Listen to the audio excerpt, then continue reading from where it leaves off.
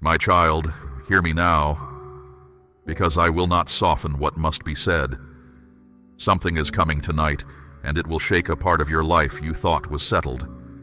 This is not a passing word. This is urgent, and it is meant for you alone. I have called to you again and again. You felt it in the quiet moments that pull inside your chest, and you pushed it away. You told yourself it was nothing.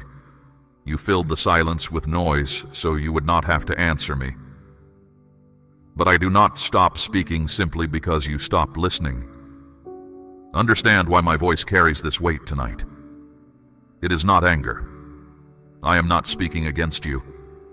I am speaking for you.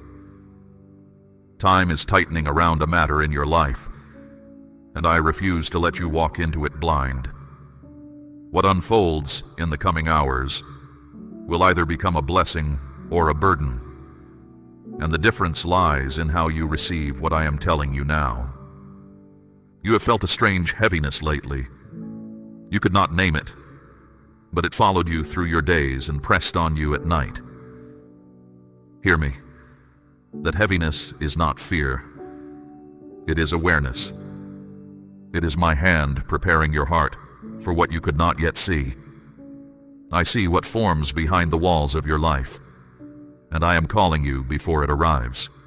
There are movements around you that you have not noticed, decisions being made where you cannot hear them, intentions taking shape in hearts you cannot fully see into. I know every one of them.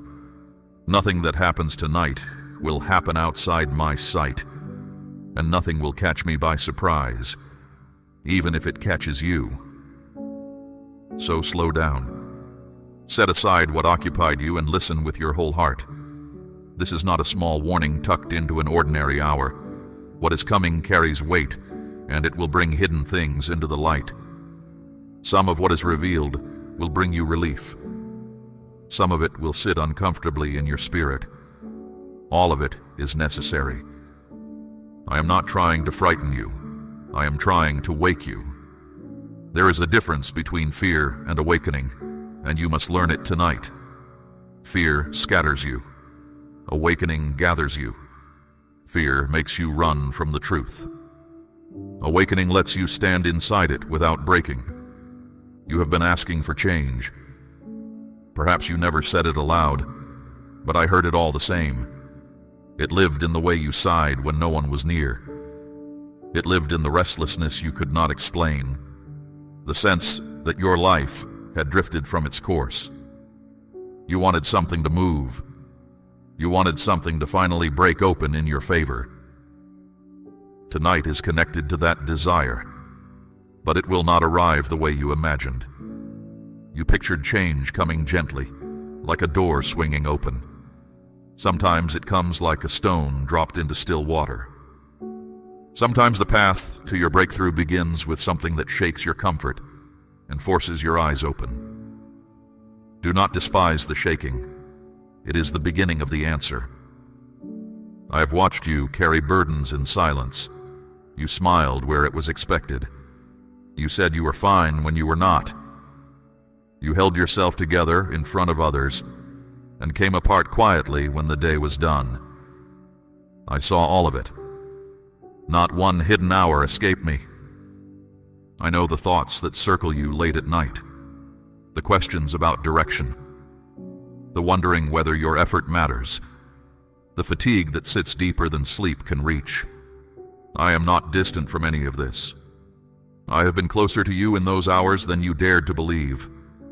That is why I am speaking with such force now. I refuse to let you meet what is coming without understanding what it means. A shepherd does not whisper when the flock drifts toward a cliff in the dark. He raises his voice. My voice is raised tonight because you are precious to me, not because you have failed me. There is a situation near you that has not been fully revealed. It may involve a person. It may involve a decision. It may involve a truth that has been kept from you, deliberately or not. Tonight, something about it comes into the light, and once you see it, you will not be able to unsee it. You may feel surprised. You may feel shocked. Let the feeling pass through you without ruling you. Remember what I am telling you in this hour. Nothing revealed tonight is outside my knowledge. I permitted it to surface now, because now is when you are strong enough to face it. Do not react out of fear when things begin to unfold. Stay calm. Stay rooted. Fear will urge you to act quickly, to speak sharply, to decide in haste. Wisdom will tell you to be still and let the truth finish arriving. Choose stillness. I am with you in it. What feels shocking is not sent to harm you. It is sent to redirect you. It is a turning of the road, not a collapse of the road. If this truth had stayed buried longer, it would have cost you far more than the discomfort of seeing it now. I am sparing you a deeper wound by allowing a smaller one. You have ignored your inner knowing before. You felt the quiet resistance in your spirit and talked yourself out of it. You let others explain away what you sensed. That is why I speak louder now. Tonight, when that knowing rises in you, trust it. I placed it in you for this very hour. Hold this close as the evening deepens. There is a blessing folded inside this moment, even if it does not look like one at first. What shocks you can also free you. What disrupts you can open a door you could never have found on your own. You are being positioned, not punished. Declare your amen out loud if you believe my word is reaching you tonight. Now let me tell you how it will begin. The first sign will seem small, almost easy to miss if you are not paying attention. A conversation that feels slightly off, a word that arrives unexpectedly, a feeling that rises stronger than it should. These are not accidents. They are signals, and I am guiding your attention toward them. Pay attention tonight. Not with anxious watching, but with a settled alertness.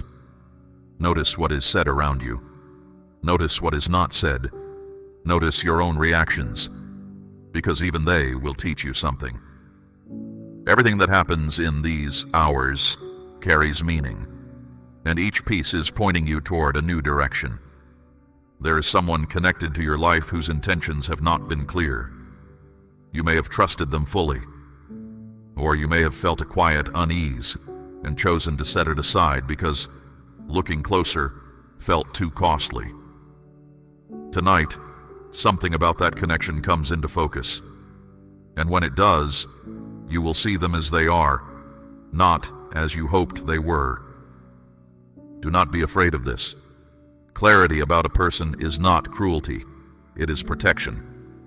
I am not showing you this to break your heart. I am showing you so that your trust can finally rest where it is deserved and be withdrawn from where it is not. I know that part of you resists this. You have grown comfortable with certain people and certain arrangements, even the ones that quietly drained you. Comfort can be a kind master and a worse jailer. It keeps you in rooms you were meant to leave. What feels shocking tonight is the sound of a lock opening, not a door slamming. I am removing what does not belong in your future. Hear that plainly. Not everything near you is meant to travel with you. Some things were given for a season to teach you, to sharpen you, to reveal you to yourself. When their purpose is finished, I let them fall away. Do not stitch back together what I am unfastening. And there is something else stirring, not around you, but within you. You have held back your voice for a long time. You swallowed your truth to keep the peace. You made yourself smaller so others would stay comfortable. Tonight will stir the part of you that refuses to stay silent any longer. That inner shift matters as much as anything happening outside you. A hidden truth revealed in the world means little if the truth inside you stays buried. Both are rising tonight. Let them rise together. When things begin to unfold, expect your emotions to arrive all at once. Confusion and relief. Fear and a strange, unexplainable peace. This mixture is not a sign that something is wrong with you. It is what truth feels like when it first lands. Truth shakes the ground before it steadies it. Do not run from these feelings. Do not pour them into distraction or bury them under busyness. Let them move through you like weather. They are guiding you toward a deeper understanding of your path, and they will settle sooner than you think. Remember this as the night continues. You are not being punished. You are not being abandoned. I know how quickly your mind reaches for those explanations when life shakes. Put them down. What is happening is a process, and the process is drawing you closer to where you are meant to stand. Even the parts that feel uncomfortable are working for your good. I do not waste discomfort. I do not spend your pain cheaply. If I allow a night like this, it is because what it produces in you outweighs what it costs you. There is a pattern in your life that breaks tonight. You have lived inside it so long that you stopped seeing it. It wears different faces, this pattern. Sometimes it looks like the same kind of person arriving with a different name. Sometimes it is the same disappointment wearing new clothes. The shape repeats, and each time it repeats, it holds you a little longer. Tonight you will see the pattern clearly for the first time, and once you see it, you cannot unsee it. That is how change truly begins. Not with effort first, but with sight. A man cannot leave a maze he does not know he is standing in. You have asked me for answers in your lost moments. You wondered why certain doors kept closing no matter how hard you pushed. Why certain feelings would not leave no matter how you reasoned with them. Why the same ending kept finding you. Tonight is connected to those questions. What is revealed will begin to answer them. The understanding will not come all at once. I rarely hand you the whole answer in a single hour, because you were not built to carry it that way. It will form gradually, the way light fills a room at dawn. But it will form, and you will know it is from me. I am asking you to trust me through the parts that do not yet make sense. Trust is not the same as having answers. Trust is believing that I see what you cannot, and that I love you enough to act on what I see. Hold that trust tonight, and you will find steadiness in hours that would once have undone you. There is also an opportunity hidden inside this moment. It will not look obvious at first, but whenever something false is removed, space opens for something true to enter. Whenever a hidden thing is revealed, ground is cleared for building. The new thing meant for you is already moving toward you. The old had to be cleared first. You have been stronger than you realize. You have faced things that could have broken you, and here you stand, still listening for my voice. That same strength will carry you through whatever unfolds tonight. You will not fall apart. I will not allow it. As the hours pass, guard your thoughts. Fear will try to distort what you see, stretching shadows into monsters. Refuse it. Stand on what is real. I am with you. I am ahead of you, and nothing tonight escapes my hand. If this word is reaching your spirit, say, I believe, and let heaven hear it. Something else is happening beneath the surface of this night. A release has begun in your life. Something you have gripped for too long is losing its hold on you. It may be a thought you kept rehearsing, a belief about yourself that was never true, a connection that stopped feeding you long ago. Tonight, that release becomes visible. Do not resist what needs to leave, even when it feels familiar. Familiarity is not the same as belonging. Your hands were made to hold what I am giving, not to clutch what I am taking. When you release what is no longer meant for you, you make room for what is. Empty hands are not a loss. They are readiness. There is a truth about your own life that you have sensed but never fully accepted.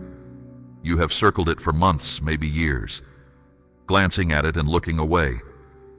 Tonight brings it close enough that looking away stops working. This is not to overwhelm you. It is to end the exhaustion of pretending. Once you accept what is real, a clarity you have been missing will settle over you like morning air. You are also approaching a moment of choice. It will not look dramatic when it arrives. It may come dressed as a small decision, a single word spoken or withheld, a step taken or refused. But it carries weight far beyond its size. Your response in that moment will shape what follows for a long time. Choose from calm, not from fear. Let your inner knowing lead, because I am in it. My child, I am asking you to place a portion of what you have, something of real weight, upon the altar of this work, as gold laid on the scales of this calling. Let it be a seed sown into deep water, an offering set on stone, not held back in fear. This is proof that your trust rests in my hand to provide, and that your heart no longer clings to lack. What you release in faith does not leave your life. It moves ahead of you into the harvest I am preparing. Now hear what follows the altar. Abraham climbed a mountain with everything he loved and came down with more than he carried up. The widow of Zarephath gave her last handful of flour to a hungry prophet, and her jar did not run dry through the whole famine. This is how my kingdom has always worked. The open hand is filled. The clenched fist stays empty, holding only what it already had. You have been conditioned to doubt yourself, especially when the ground feels uncertain. Voices from your past taught you to hesitate, to ask permission, to wait for someone wiser to confirm what you already knew. Tonight, I'm calling you past that doubt. The clarity you need will not come from outside voices. It rises from the place in you where my guidance lives, quietly waiting for you to listen. There may come an hour tonight when you feel tested. Everything in you will want to fall back into the old way, the old reaction, the old silence. That hour matters more than you know. It is not there to defeat you. It is there to show you how much you have changed. When you choose differently, even once, a cycle that has followed you for years loses its grip. I saw the effort it took to hold yourself together in seasons no one else understood. I saw the battles you fought without witnesses, the mornings you rose when rising felt impossible. None of that was invisible to me, and none of it was wasted. It built something in you plank by plank that tonight will begin to prove. Your perspective is already shifting. Can you feel it? Things that confused you are starting to arrange themselves into sense. This is not because the facts changed. It is because you are seeing from higher ground now. From the valley, a road looks like chaos. From the hilltop, you can see where every bend was leading.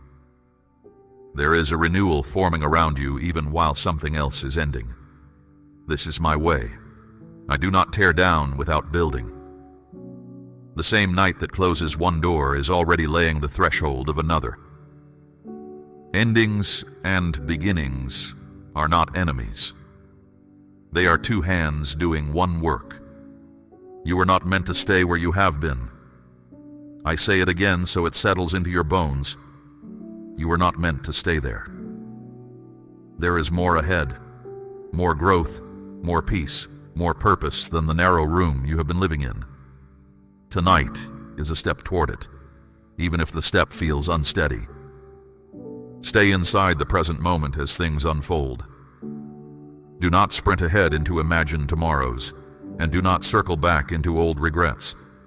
What is in front of you is enough. Respond to it with awareness, one thing at a time, and you will stay aligned with the path I am walking you down. And remember this above everything else that happens tonight. You are not alone. Not in the revelation, not in the choice, not in the release. I am with you in every moment of it, nearer than your own breathing. My presence does not flicker when circumstances shake. Tonight is not something to fear. It is something to understand. What feels shocking is only a hidden thing stepping into the light, and hidden things lose their power the moment light touches them. They can no longer confuse you, steer you, or quietly rule you. That is what clarity does.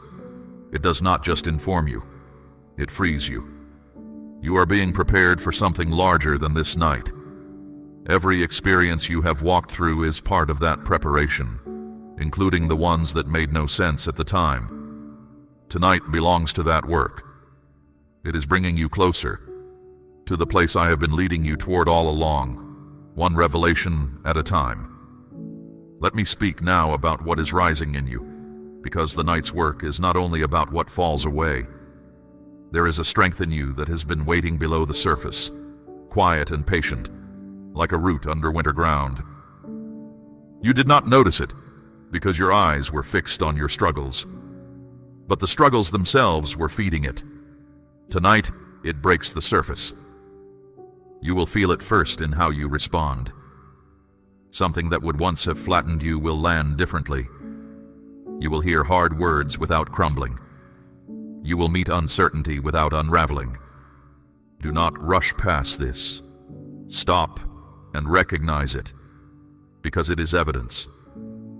You are not who you were. Your emotions will surface tonight as well, and I want you ready for them. Feelings you pressed down for months are coming up for air. Grief you never gave room to. Anger you judged yourself for carrying. Longing you were ashamed to admit. They rise not to drown you, but to leave you. What is felt fully can finally be released. You believed you had to carry everything alone. You wore that belief like a coat you never took off. Someone taught it to you long ago, that asking for help was weakness, that your weight was yours only. It was never true. I have been beside you under every load, waiting for you to hand me my share. Tonight, hand it over, not with a grand gesture, just a quiet inward letting go, the kind no one else sees.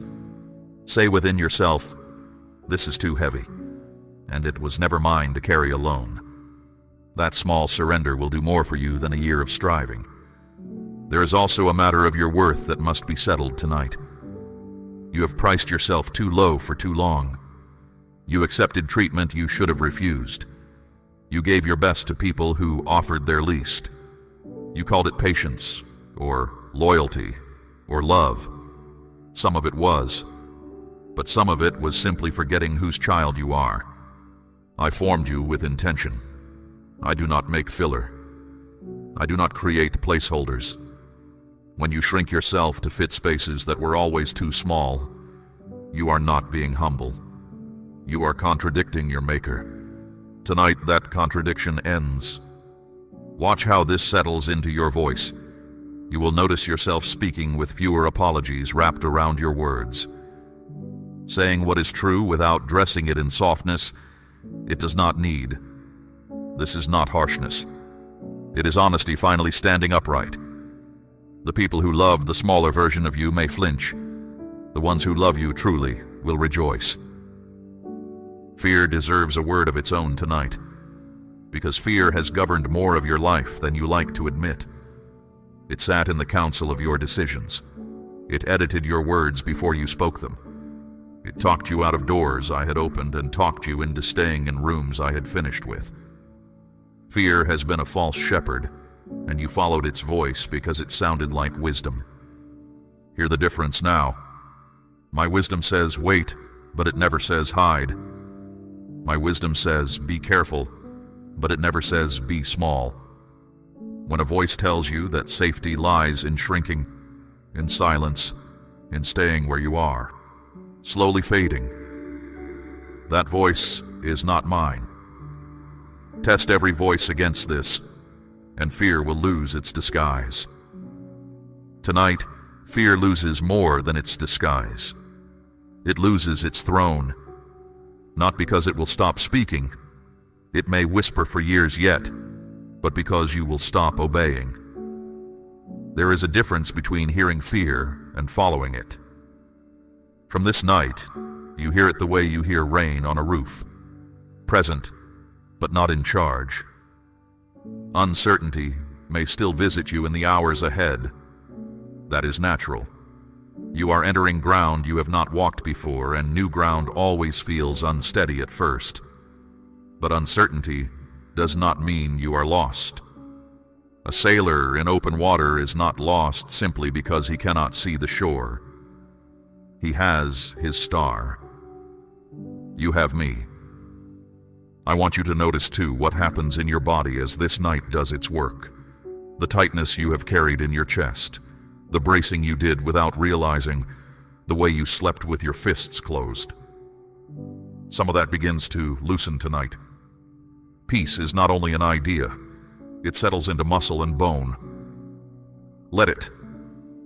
There is a peace coming that will puzzle you, because it will arrive in the middle of everything rather than after it. You expected peace to come when problems ended. Instead, it will come while they still stand. Quiet and unreasonable and real. That is how you will know it is from me. The world's peace waits for calm weather. Mine walks on the water. You have been asking for clarity without using the word. Every time you said, "I just need to know." Every time you turned a question over at midnight, you were asking. Tonight is my answer beginning. Not the whole answer. The first light of it. Receive it without demanding the rest at once. And there is something in you that is ready to move, even while another part of you reaches for the brakes. Learn to tell those two voices apart. The readiness is your strength speaking, the deep knowing I planted in you. The hesitation is old habit. When you feel that forward pull tonight, do not argue with it. It is not recklessness. It is the door standing open. You were not built for the shore you have been clinging to. There is deeper water with your name on it. More growth than you have yet touched. More peace than you have yet tasted. More purpose than you have dared to want out loud. Every realization this night gives you is a plank in the bridge toward it. So stay present. Do not manage what I am doing. Do not grip the outcome. Let each hour reveal what it carries, and answer only what is actually in front of you. That is how you walk with me through a night like this, one honest step at a time. Now I want to speak with you about time, because your quarrel with me has mostly been a quarrel about timing. You believed in my power. What you doubted was my calendar. You watched others receive what you had prayed longer for, and you wondered if your requests had been set aside in some forgotten corner of heaven. Nothing of yours was set aside. Hear this clearly. But my timing does not answer to your urgency, and there is mercy in that, though it has not felt like mercy. Fruit forced ripe is bitter. Bread pulled early from the fire is raw at the center. Some of what you asked for, had it come when you demanded it, would have arrived before you could hold it without being harmed by it. Consider the field a farmer lets lie fallow. To an impatient eye it looks abandoned, a waste of good ground. But beneath the surface the soil is mending, gathering back what years of harvest drew out of it. Your quiet seasons were not abandonment. The ground of your life was being made able to sustain what is coming, so that the next harvest does not exhaust you. Consider the river. It does not travel in straight lines, and from the bank its bends look like wandering. But the river is not lost. It is finding the one course the land will allow, moving around stone it cannot break, cutting slowly through what it can. Your path has bent the same way. What you called detours were the water finding its course. Think of Joseph in the pit, then in the prison. Between the dream and the throne stretched years that looked like a mistake. Yet the road that seemed to lead away from the promise was the only road that led into it. Pharaoh's palace could not be reached from his father's favorite sun tent. It could only be reached through Egypt. You have had your Egypt. It was a road, not a verdict. So when tonight's shaking tempts you to say, "I am too late," remember Lazarus. His sisters kept the count of days, and by their count, hope had expired. I stood at that tomb on the 4th day, not the 1st, because I wanted them to know there's no such thing as too late where I am standing. The stone rolls away when I say it rolls away. What men call finished, I call waiting. What they seal and walk away from, I visit at the appointed hour. Keep that close whenever your circumstances try to hand you a verdict I never signed. Trust the process even where you cannot trace it. A weaver's work seen from underneath looks like knots and crossed threads without reason. The pattern only shows from above.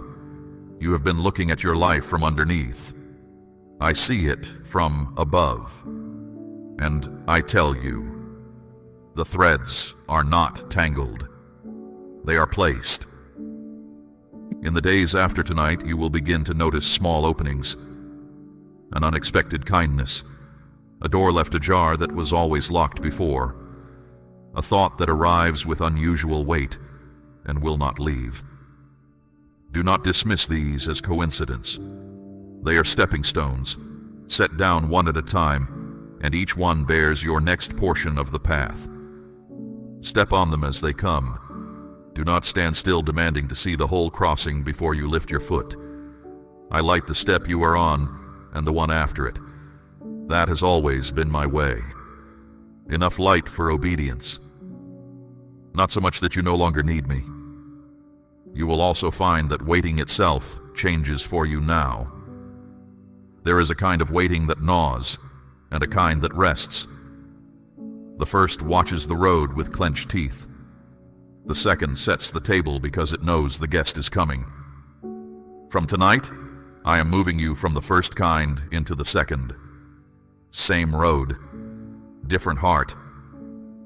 Others may not understand your calm. They will look at your circumstances, then at your face, and find the two do not match. Let them wonder. You are not required to explain a peace you did not manufacture. Some things are understood only by those who have stood in their own long night and heard my voice inside it. And do not envy another person's season. The tree that blossoms first is not the greatest tree in the orchard. Each one answers to its own appointed month. When you measure your progress against someone else's spring, you slander your own winter, and your winter has been doing faithful work. There is a harvest ahead of you, and I want you to be ready for how it arrives. Harvests rarely announce themselves. They begin with one ripe thing where yesterday there was none, then another. Then suddenly the field is heavy, and the question is no longer whether there is fruit, but whether your arms can carry it. Prepare your arms. Stretch your expectation wider than your circumstances. But understand what readiness means. It does not mean perfection. It means position. Be found where I told you to stand, doing what I gave you to do, with your heart soft toward me. The rain falls on the positioned field. It cannot fill barns that were built in some other country of wishing. Tonight is part of the positioning. That is why the shaking was allowed. Some things had to fall from your hands so they would be empty at the right moment. Some sight had to be restored so you would recognize the opening when it appeared. Everything converges. Nothing about this night stands apart from the whole. So keep walking, even in the dark stretch. The dark stretch is still road. It does not stop being road because you cannot see its edges. Feel for my hand and take the next step, and let the step after that wait its turn. This is how deserts are crossed. Not in one heroic day, but step upon step, with manna enough for each morning. State, I trust out loud if you believe my timing over your own. Now let me show you who you are becoming, because tonight is not only an ending, it is an unveiling. The person who wakes tomorrow will carry the same name and the same face, but something in the foundation will have shifted. You are crossing from one way of being into another, and I want you to recognize the crossing while it happens. The first mark of this new season is a quiet confidence. Not the loud kind that performs for a room, the kind that sits still in you like ballast in a ship, unseen but steadying everything. It will not need applause to survive. It will not collapse when someone doubts you. It is rooted in what you know, not in what others confirm. You will notice it in small ways at first. You will make a decision without polling 5 people for permission. You will let a criticism pass through you without building a house for it. You will hear no and remain whole. These small moments are not small. They are the new foundation bearing weight. Your priorities are already rearranging themselves. Things that once consumed your attention are quietly losing their flavor. Conversations you used to chase now feel like eating air. Places that once drew you now leave you restless to go home. Do not mourn this. Nothing is wrong with you. The appetite changes when the person changes. What is fading makes room for what is arriving. You will find yourself hungry for depth where you once settled for noise. Hungry for what is real where you once accepted what was convenient. Hungry for my presence in ways that surprise you. Feed that hunger.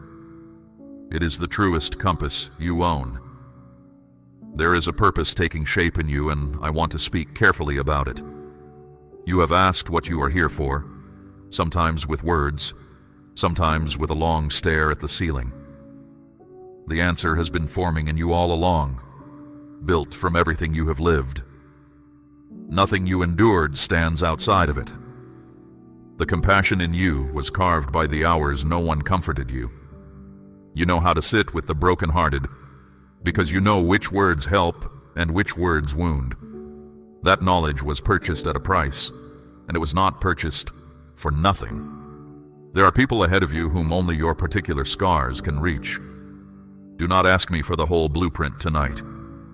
Purpose is not handed over like a map unrolled all at once.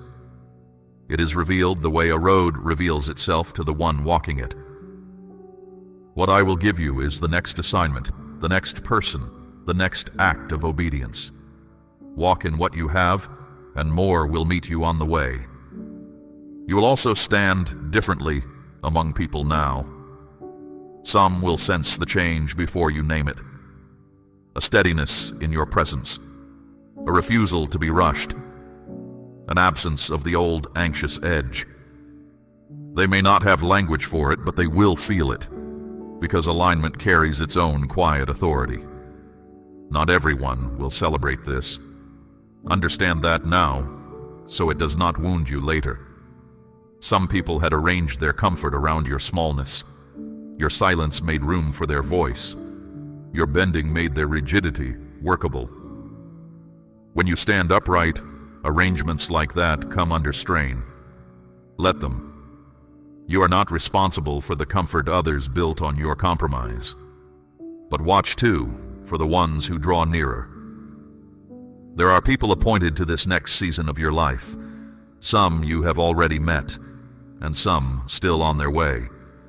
They will recognize what you carry, and you will recognize them by a certain rest you feel in their company. Iron meeting iron, without injury. Give those connections your best attention. You are also done from tonight with begging for reassurance. That constant checking, that need to be told again and again that you are enough, that it will be all right, that you have not been forgotten. It came from an old wound, and the wound is closing.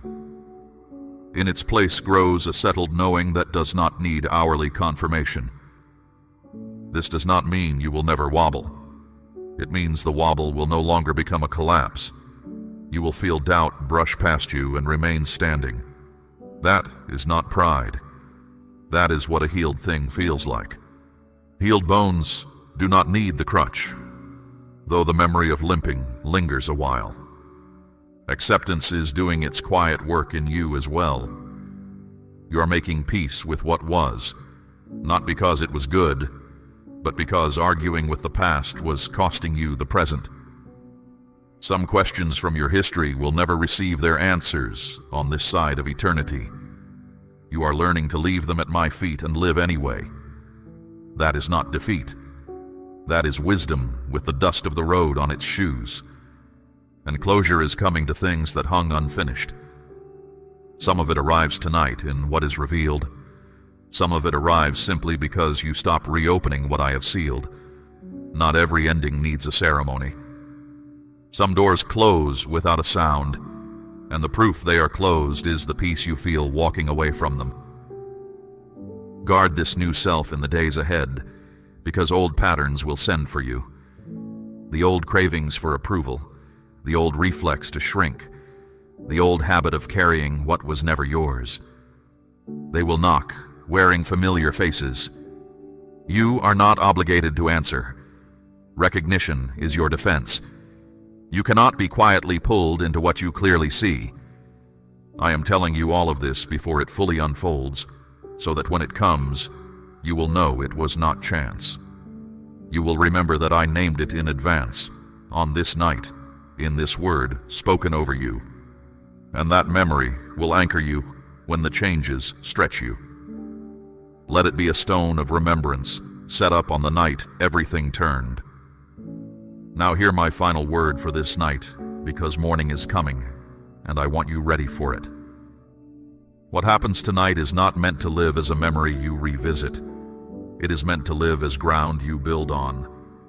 Many receive a word and are moved for an evening. Few let the word move them for a lifetime.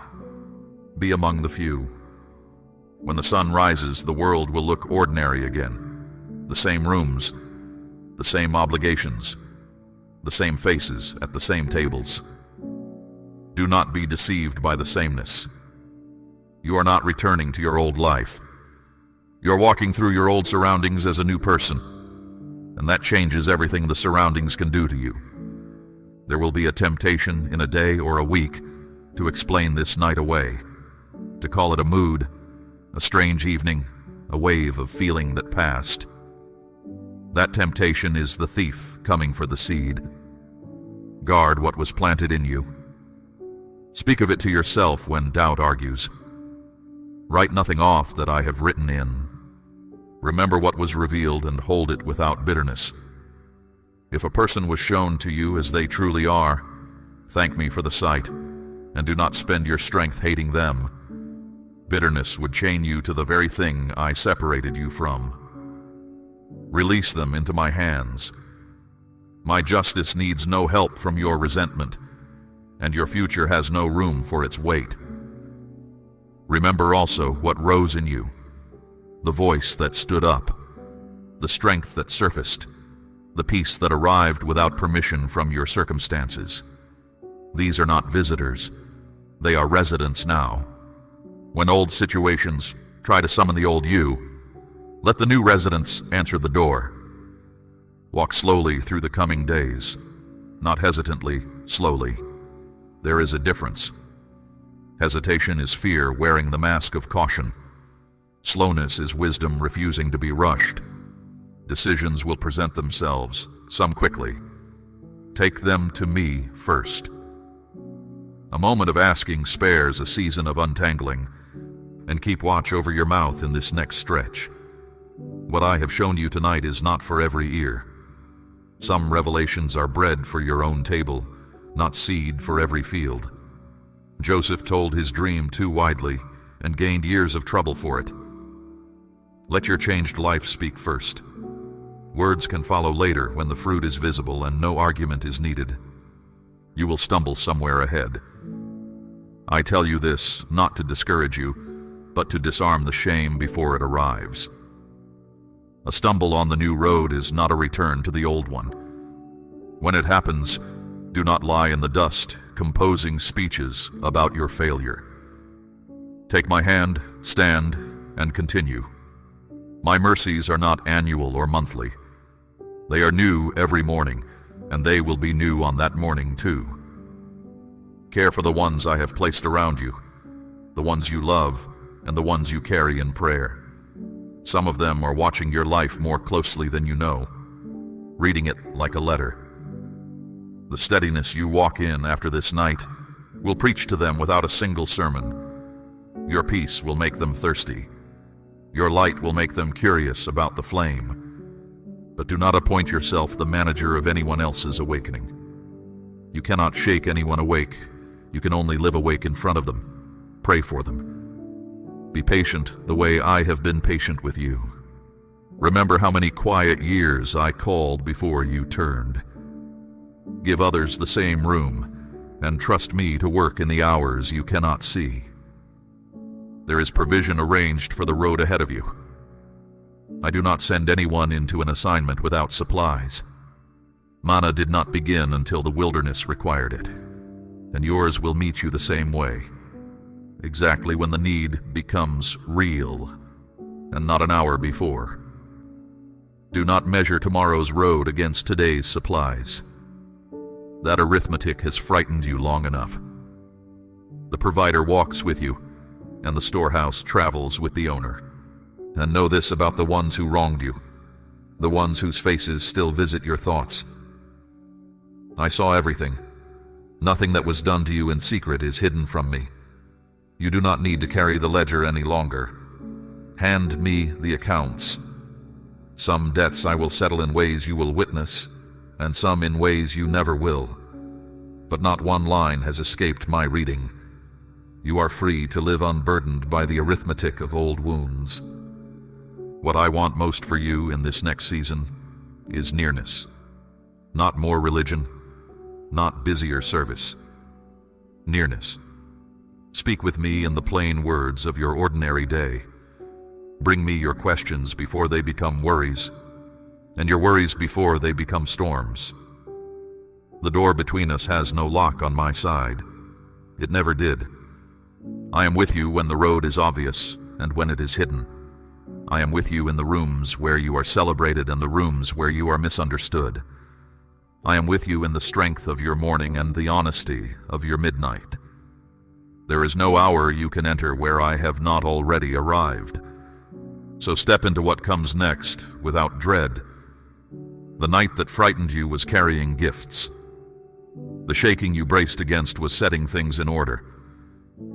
You will look back on this evening further down the road and recognize it as a hinge on which your whole direction turned. And you will be glad you did not turn away from my voice when it called. My child, we have walked a long road together to reach this night, and the road ahead is brighter than any stretch behind you. Lift your head, loosen your grip on what is finished, open your hands to what is beginning. The old has served its purpose, and the new is already at the door. Go now toward your rest, and let sleep come without guarding against the dark. Nothing prowls this night that has authority over you. My watch does not end when your eyes close. I will be awake over you until morning, and in the morning I will still be speaking. Listen for me in the light, the way you listened in the dark. Receive my peace now, not as an idea, but as a covering. Let it settle over your mind, your body, your home, and everyone under your roof. What was spoken over you tonight is sealed, and no hand can unseal what I have closed. You are known. You are kept. You are mine.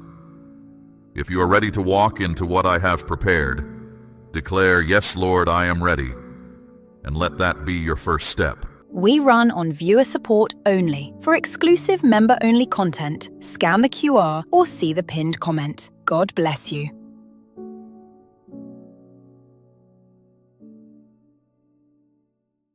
My dear child, stop whatever you're doing right now and let these words reach the deepest part of your heart. What I'm about to say is not just a message. It is a letter from my heart to yours, spoken so you can hear it, feel it, and carry it for the rest of your days. I have been waiting to tell you this, and today is the day you need to hear it clearly. You didn't find this moment by accident. You were not led here by chance. I drew you here because I have something to say to you. and I need you to listen with your whole heart open. Let the noise of the day fall away. Let it be just you and me for a little while. You are not alone. You have never been alone. Not on your hardest day. Not in your loneliest night. Not in those quiet hours when you sat in the dark and wondered if anyone in this universe cared about you at all. I was there. I am there still. I will never stop being there. This is not a comforting thought to help you sleep. This is the absolute truth, and I want it to sink into your soul like water soaking into dry ground. Let it settle. Let it stay. I want you to walk in my light today, not tomorrow. Not when things get better. Not when you feel more ready or more worthy. Right now, exactly as you are. Lift your head as you walk. The one who set the stars in their places, who paints the sunrise morning after morning, who breathed life into everything that lives, is walking beside you. That is not a small thing. That is everything. I want you to feel it in your bones. Hear this about your home. You and the ones you love are safe under the cover of my love. I have set a shield around your walls, around your loved ones, around every person you carry in prayer. There is no darkness strong enough to break through what I have built around you. There are battles being fought for you that your eyes will never see. I fight them myself. I stand guard over your life while you sleep, and I win wars on your behalf before trouble ever reaches your door. The enemy plans, and I overturn his plans before they take a single step toward you. So let go of the fear that has been gripping your heart. You are not exposed. You are not defenseless. You are covered by the strongest force in all of existence, and that force is my love for you. Nothing gets past it. I know fear has been loud lately. It has whispered to you at night and followed you through your days. It has told you that the worst is coming, that you cannot cope, that you are one bad day away from falling apart. Fear is a liar. It always has been. I do not speak to you the way fear speaks. Fear pushes and panics. I steady and strengthen. When you hear a voice that crushes you, that is not my voice. When you hear a voice that calls you higher while holding you close, that is me. My precious one, I see how hard you have worked to hold everything together. I see the weight you carry that no one else knows about. I see the smile you wear when your heart is heavy. You do not have to perform for me.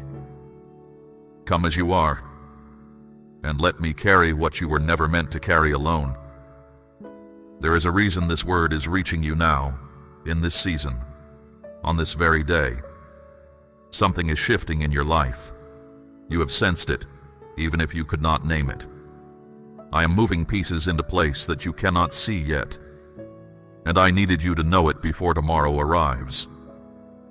Before tomorrow arrives, I need you to know this. You are mine, not because of anything you did, not because you earned a place in my heart. You are mine because I chose you, and my choice does not change with your moods, your failures, or your fears. Tomorrow does not belong to your worries. It belongs to me. I am already there, standing in it, arranging it, preparing it for your arrival. When you step into it, you will not be stepping into the unknown. You will be stepping into a day I've already walked through on your behalf. So do not spend tonight rehearsing everything that could go wrong. Spend it resting in the one who holds everything that will go right. I have never once been surprised by your circumstances. I have never once run out of answers. And I am not about to start with you. Listen closely now, because I want this to go deep. The hard road you have walked did not disqualify you. The mistakes you made did not cancel my plans. The delays you endured did not mean I forgot you. I have been with you through every mile of it, and Every mile has mattered. You are standing at the edge of something new. I will not tell you every detail, because I want you to walk with me, not just with a map. But I will tell you this much. What is ahead of you is good. It is worth every step it takes to reach it. I know you have questions. You wonder why some doors closed and why some prayers seem to hang in the air unanswered. You do not need every answer tonight. You need to know that the one who holds the answers also holds you. And I do. Firmly, gently, and without ever letting go. So breathe, my child. Let your shoulders come down from around your ears. Let the tension you have carried all day loosen its grip. This moment is safe. I made it safe so that you could finally hear me without the world shouting over my voice. If your heart is open to receive this, declare your amen now. Come near to me and let me tell you what happens when you do. When you quiet the noise of the world and sit still in my presence, I pour something into you that nothing on this earth can give. I fill you with peace that makes no sense to your mind. I fill you with wisdom no teacher could hand you. I fill you with strength that will surprise even you. I do not ask for your worship because I need it. I ask because of what it does in you. When your heart turns toward me, something opens. The weight redistributes. The fog thins. You begin to remember who you are, because you're standing near the one who made you. Every word I speak carries life in it. Not pleasant sounds, not empty comfort. Real, living power that changes things. When my word takes root in your heart, your whole world begins to shift. You begin to see differently. You begin to think differently.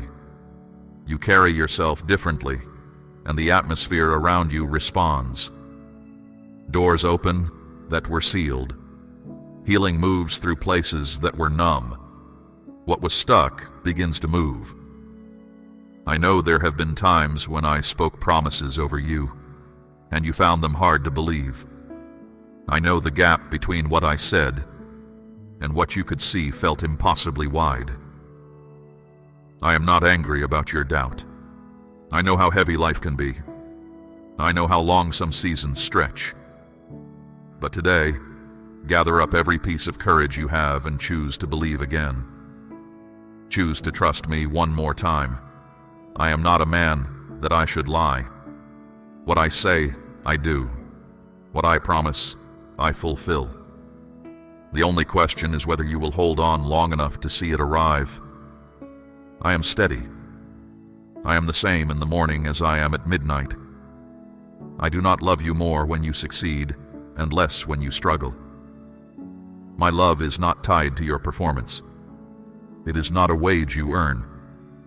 It is a river that keeps flowing, whether you feel worthy of it or not. I see everything inside you, every hidden thought, every secret longing you have never spoken aloud. I know the dreams you buried and the prayers you stopped praying because the silence wore you down. None of it makes me love you less. Knowing it all only makes me lean in closer. I am not a God who watches from a distance. I am a father who bends down to listen.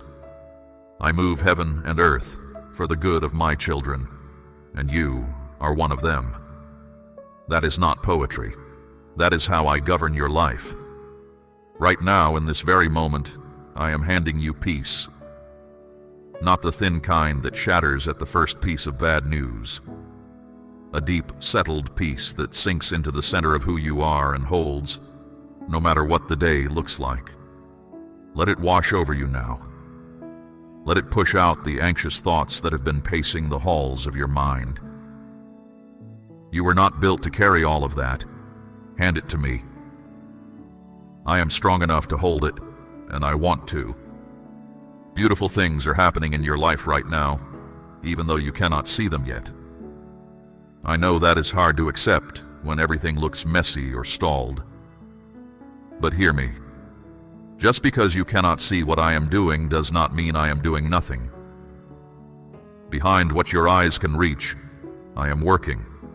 I am arranging. I am setting things in order. I am moving people and circumstances into position. I am preparing things for you so good that if you saw them now, you would not be able to take them in. So keep going. Keep trusting. Keep your heart open with expectation. What is coming is worth every day of the wait. Say, I believe, if this word is reaching the deepest part of your spirit.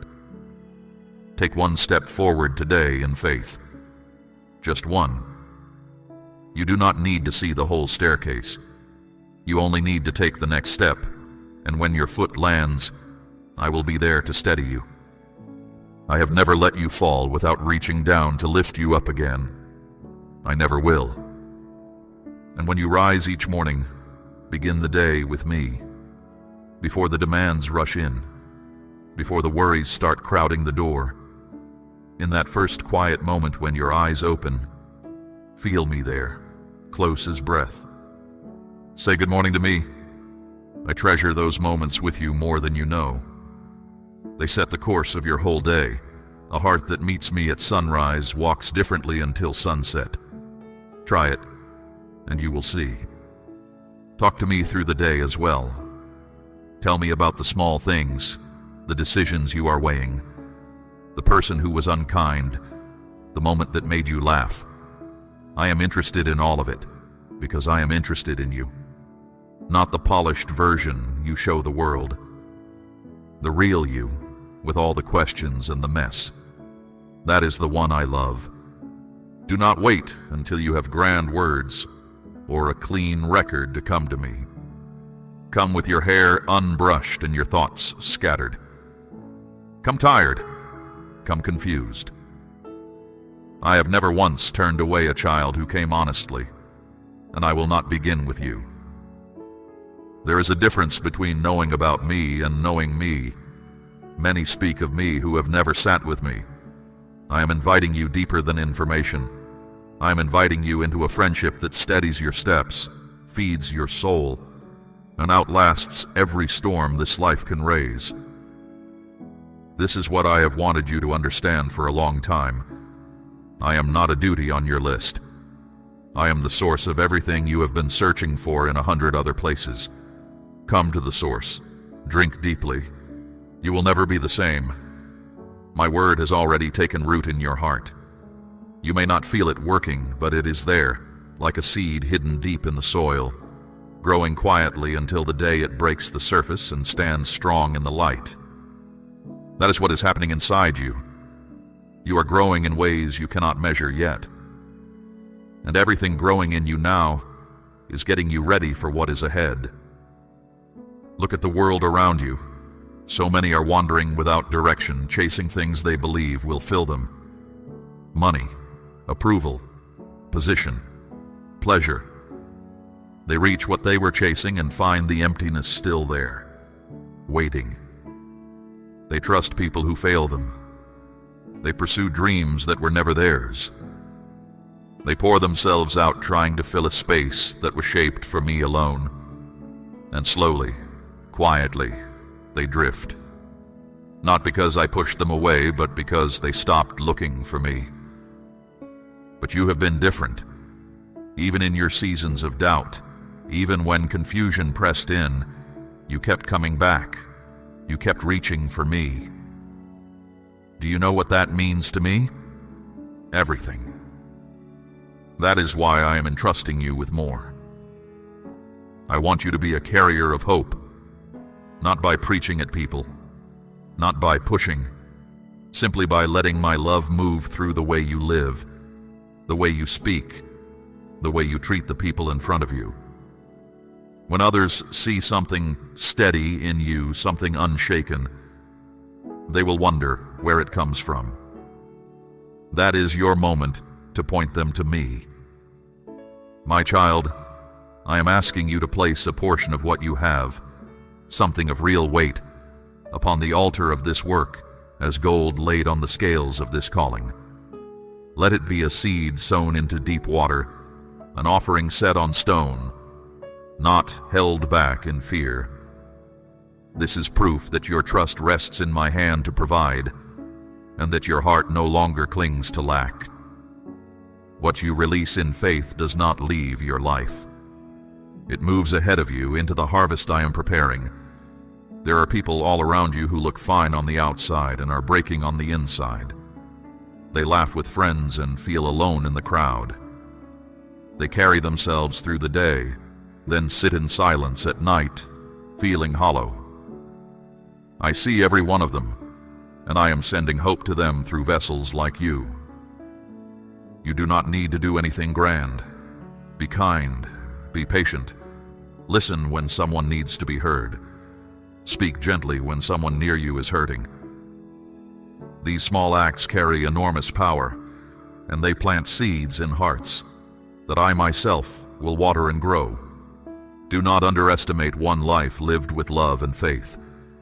You have no idea how far the ripples of your kindness travel, but I do.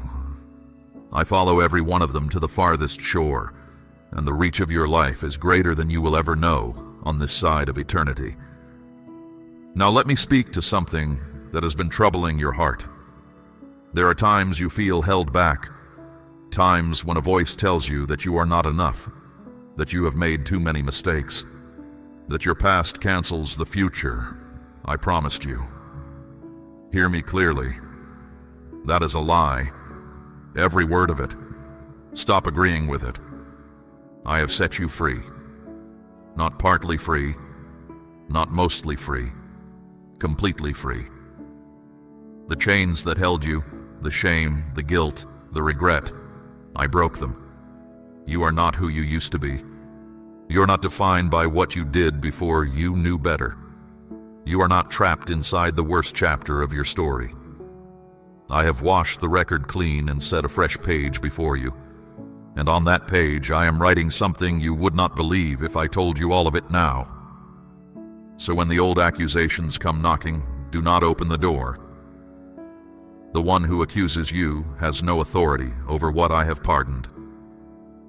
My verdict stands above every other voice, and my verdict over you is forgiven, free, and mine. Be careful then what you allow into your mind and heart, the things you listen to, the conversations you keep, the thoughts you entertain. All of it either builds you or wears you down. Guard your inner world. It is the field where your future is growing. When a fearful thought arrives, answer it with what I have said.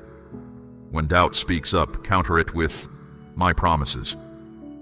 When bitterness looks for a place to settle, fill that place with gratitude before it can unpack. You have the strength to do this because my spirit lives in you, and my spirit has never lost a battle. And when the day is done, do not carry its weight to bed. Lay it all down at my feet. The frustrations, the words that stung, the things that did not go the way you hoped. Give them to me before you sleep. I will trade you rest for your burdens. Real rest. The kind that repairs you from the inside, so you wake with strength you did not go to bed with. This exchange is always available. Come to it every night. Some nights the surrender will feel unfinished, and the same worry will try to climb back onto your shoulders by morning. Lay it down again. This is not failure. This is practice. A tree does not apologize for needing water every day, and you do not need to apologize for needing me every day. Come as often as the weight returns. My feet will never be too crowded for your burdens, and my patience with you has no floor beneath it and no ceiling above it. You are learning what it means to live unburdened, and I am pleased with every step. The lighter you travel, the clearer you hear me. The clearer you hear me, the straighter you walk. This is how a life gets rebuilt. One surrendered evening, one guarded thought, one act of quiet kindness at a time.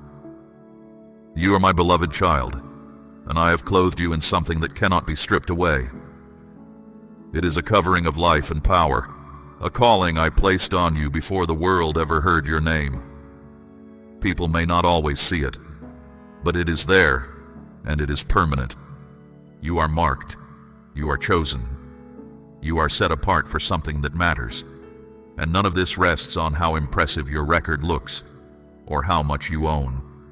It rests on my decision, and my decisions do not expire. I am personally involved in every corner of your life, your work, your relationships, your health, your home.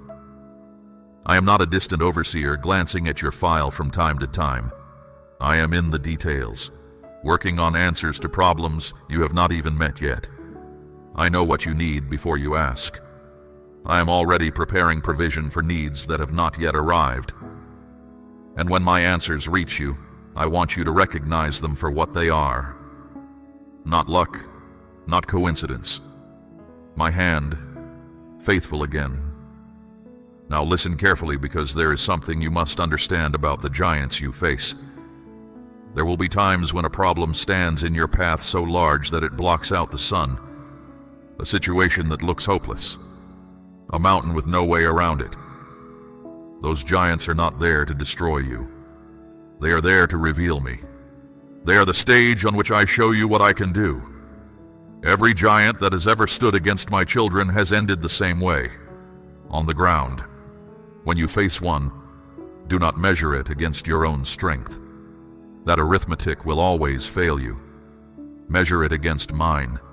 Remember who I am. Remember what I have already done in your life. Think back. Remember the time things looked finished and then suddenly shifted. Remember the prayer I answered after you had almost stopped praying it. Remember the door that opened when every other door had closed. Let those memories feed your faith today, because the God who did that has not changed. My power has not weakened. My commitment to you has not cooled. I am exactly who I have always been, and I am standing with you now, in this fight, in this season, in this very hour. And hear this about fear. Fear is not your friend, and it is not harmless. Fear is a thief. It creeps into your heart and steals your peace. It clouds your judgment and makes every problem look twice its true size. It whispers that the worst outcome is the most likely one, when I have written otherwise. Fear has no real power over you unless you hand it the keys. Today, take them back. Say it aloud. Fear has no place in my life. I am not led by dread. I am led by faith, because that is exactly who I made you to be. When you walk with me, you walk with the one before whom every darkness retreats. Nothing that rises against you can win, not because you are strong in yourself, but because I am your shield. And when the enemy looks at you, he must also look at me. That is why he cannot touch the core of who you are. Now, I want to speak to the part of you that has been waiting a long time. You have prayed for something, maybe for years, and it has not come. You have held on through disappointment after disappointment. You have kept believing when everything visible told you to stop. I see that. I honor that. And I tell you now, your waiting has not been wasted. Not one day of it. While you waited, I was building. While you wondered, I was arranging. What is coming is not only the thing you ask for, it is a fuller version of it than you knew how to ask for. My timing is not your timing. You see one small piece of the picture. I see the whole of it, from the first line to the last. And from where I stand, I can tell you with complete certainty, the wait will make sense. There are people who let go just before the answer arrived. They grew tired and walked away while I was setting the final pieces in place. I do not want that for you. Hold on. Keep asking. Keep showing up. What looked like a delay was never a denial. I was working. You could not see it, but I was arranging everything. The answer you have carried in prayer is not lost. It is not forgotten. It is being completed, and it will arrive at the appointed hour, not one moment late. Do not read my silence as absence. Some of my deepest work happens in the quiet, the way roots deepen in soil that looks still from above. When I am quiet, I am not gone. I am concentrating on something that concerns you. And when the answer comes, you will understand why it could not have come sooner. You will see what had to move first, who had to be readied, what had to be cleared from the road. Trust me with the schedule. I have never been late to anything I promised. While you wait, keep doing the small, faithful things. Tend what is in front of you. Keep your word. Pray for the people around you. These quiet acts are not filler between now and your breakthrough. They are part of it. Kings are shaped in fields before they stand in palaces, and the shepherd years are never wasted years. I watched David guard sheep no one else counted, and I was preparing a throne the whole time. What you do in hidden places, I see.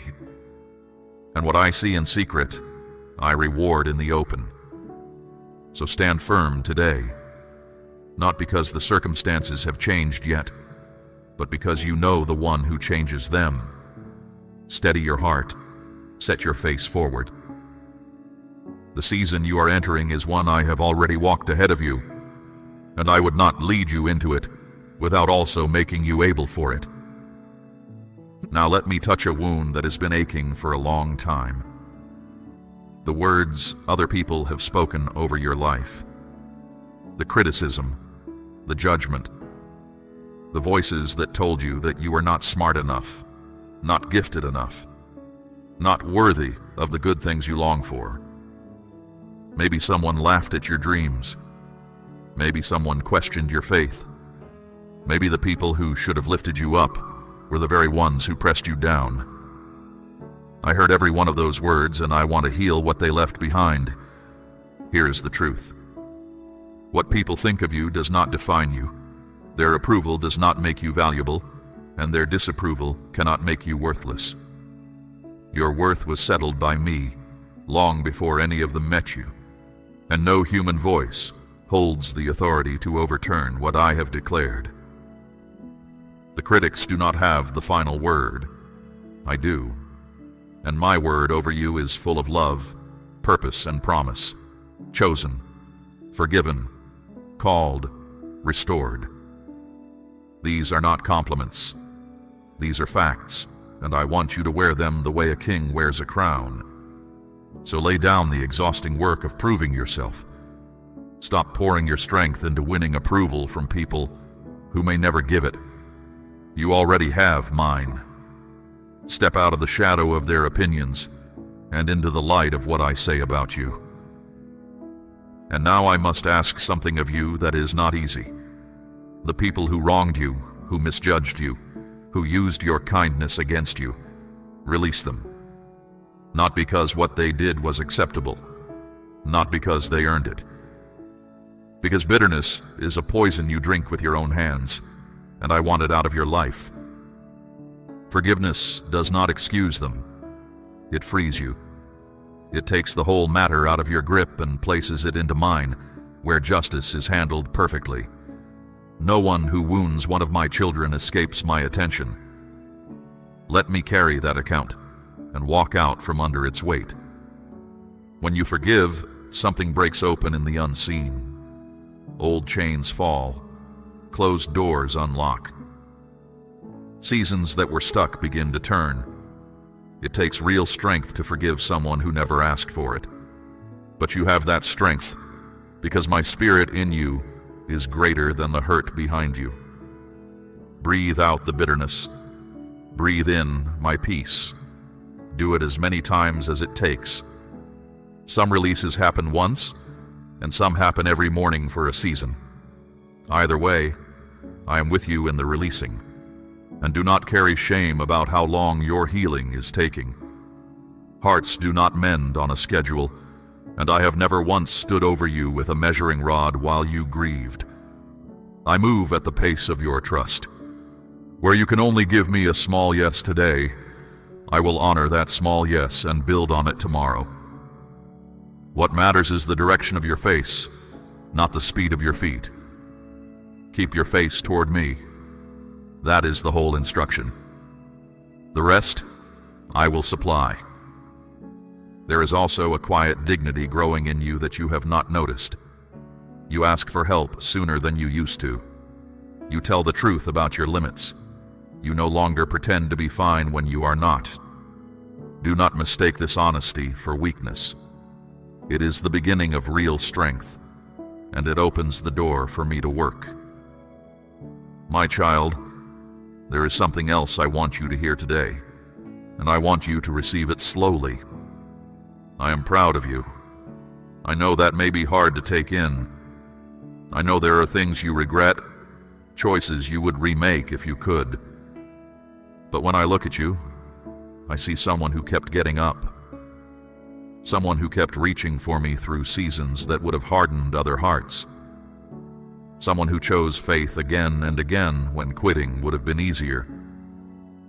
That kind of perseverance is rare, and it has not gone unnoticed by me. The road you walked did not only cost you, it formed you. You understand the weary now because you have been weary. You are gentle with the broken because you know what breaking feels like. That understanding in you is real treasure, and I will use it in ways you cannot yet imagine. You are not simply a person moving through days. You carry an assignment that belongs to you alone. The blend of your story, your gifts, and your scars fits a purpose that no one else on this earth can fulfill. I did not make a general design and stamp your name on it. I built you for this, deliberately. So do not compare yourself to anyone. Comparison will either puff you up or press you down, and both are lies. My plans for you are custom-made. My timeline for your life matches no one else's, and it was never supposed to. Run your own race. When a runner keeps looking sideways at the other lanes, two things happen. He slows down and he stumbles. Keep your eyes on the path I set before you, and you will keep both your speed and your footing. Run with endurance, not with panic. Some things I am building in you can only be built slowly, the way an oak grows, ring upon ring, year upon year. Do not despise the slow seasons. They are adding strength where you will need it most, and run with joy. Joy is not the same as happiness. Happiness depends on what happens. Joy depends on who I am, and who I am never changes. That is why joy can sing in a hard season. It is drawing from a well the drought cannot touch. There's a finish line ahead of you, and I am not neutral about whether you reach it. I am for you. Every step of your race matters to me, and I am running alongside you the whole way, closer than your own heartbeat. When you stumble, and you sometimes will, a stumble is not a disqualification. Get up, fix your eyes forward. The race was never won by the ones who never fell. It is won by the ones who rise, and rising is something you have learned well. Speak. I trust you, if you are ready to walk in what I have spoken over you. Now I want to speak over your home. Not just the walls and the roof, but the life that happens inside them. I want your home to be a place of peace. Not merely the absence of arguments, but a warm, living peace that people can feel the moment they cross your threshold. I am blessing your home even as my voice reaches you. I am filling the room where you gather, the table where you eat, the corners where laughter happens, and the quiet places where tears have sometimes fallen. I am in all of them. I am making your home a shelter where masks come off and healing begins. And for those you love who are still far from me, do not lose heart. I have not given up on them, and I see them more clearly than you do. Keep praying. Keep loving them without lectures. Your love is a seed, and seeds grow in seasons you cannot always watch. I will do what only I can do in their hearts, at the hour I know is right. Bring all of this to me in prayer, and let prayer be bigger for you than a list recited at bedtime. Prayer is you and me, speaking heart to heart. I already know every fact of your situation. What prayer changes first is you. It lines your heart up with mine, and from that alignment, power moves. When you pray with faith, things shift. Heaven leans in. Situations that stood frozen for years begin to thaw. Do not think of prayer as the last resort when your effort runs out. It is the first move of the wise, and the strongest position you can take in any battle. Build your life on my word as well. Let it be the ground floor of your thinking. The wisdom of the world changes with every generation. What it praises today, it mocks tomorrow. My word has outlasted empires, and it will still stand when every other voice has gone silent. When you are confused, my word gives clarity. When you are afraid, it puts courage back in your chest. When you feel unworthy, it tells you the truth about who you are. Store it in your heart the way a wise household stores grain, and you will have bread in every famine. Now let me speak to the worry that follows you around money and provision. I know it is one of the heaviest weights my children carry. Hear me plainly. I am your provider. That is not a title I wear. It is a role I actively fill every day in your life. I know what you need. I know what those under your roof need. My storehouses do not run low, and my ability to provide for you does not rise and fall with the times. I open doors no one can shut. I place the right people in your path. I plant ideas in your mind that become provision in your hands. I am not promising a life without lean seasons. Some of them teach trust in ways abundance never could. But I am promising this: you will not be abandoned in any of them. Keep bringing your needs to me. Keep handling what I give you with an open hand, and watch what I do with what you release. Now come away from the noise for a moment, because I want to teach you about stillness. The world has trained you to fill every silence, sound upon sound, hurry upon hurry, until the soul cannot hear itself, let alone hear me. But silence is not your enemy. Silence is where I speak most clearly. In the quiet, things rise to the surface. Old memories, unanswered questions, feelings you have pressed down for years. I know that can be uncomfortable, but what rises in my presence rises to be healed. Do not run from those moments. They are the doorway to your freedom. When you choose to be still before me, you are saying with your posture what words cannot say. You are saying, I trust you enough to stop. And to that kind of trust I always respond. Find small pockets of stillness in your day. Even a few unhurried breaths with me can change the hours around them. I live in the present moment, my child. Not in your yesterday with its regrets. Not in your tomorrow with its unknowns. Here. Now. When your mind races constantly between guilt behind you and worry ahead of you, you miss me. And you miss the good I have planted in this very hour. Look for me in the ordinary, the warmth of sunlight through a window, rain on the roof, the laughter of someone you love, the first quiet minutes of the morning. These are not small things. Every good thing in your day, no matter how plain, carries my signature on it. Watch, too, for the people I place along your path. Some encounters that look like chance are appointments I arranged long ago. Some will arrive to strengthen you at the exact moment you are ready to quit. Others will arrive needing what only you can give. Be generous with both. And be discerning as well, for not every hand extended toward you comes in kindness. Ask me, and I will show you who is sent and who is not. And let gratitude become your weapon. Not a polite habit, but a weapon. When you give thanks in a hard season, you are declaring that I am still good even when circumstances are not. You are announcing that your faith does not depend on comfort.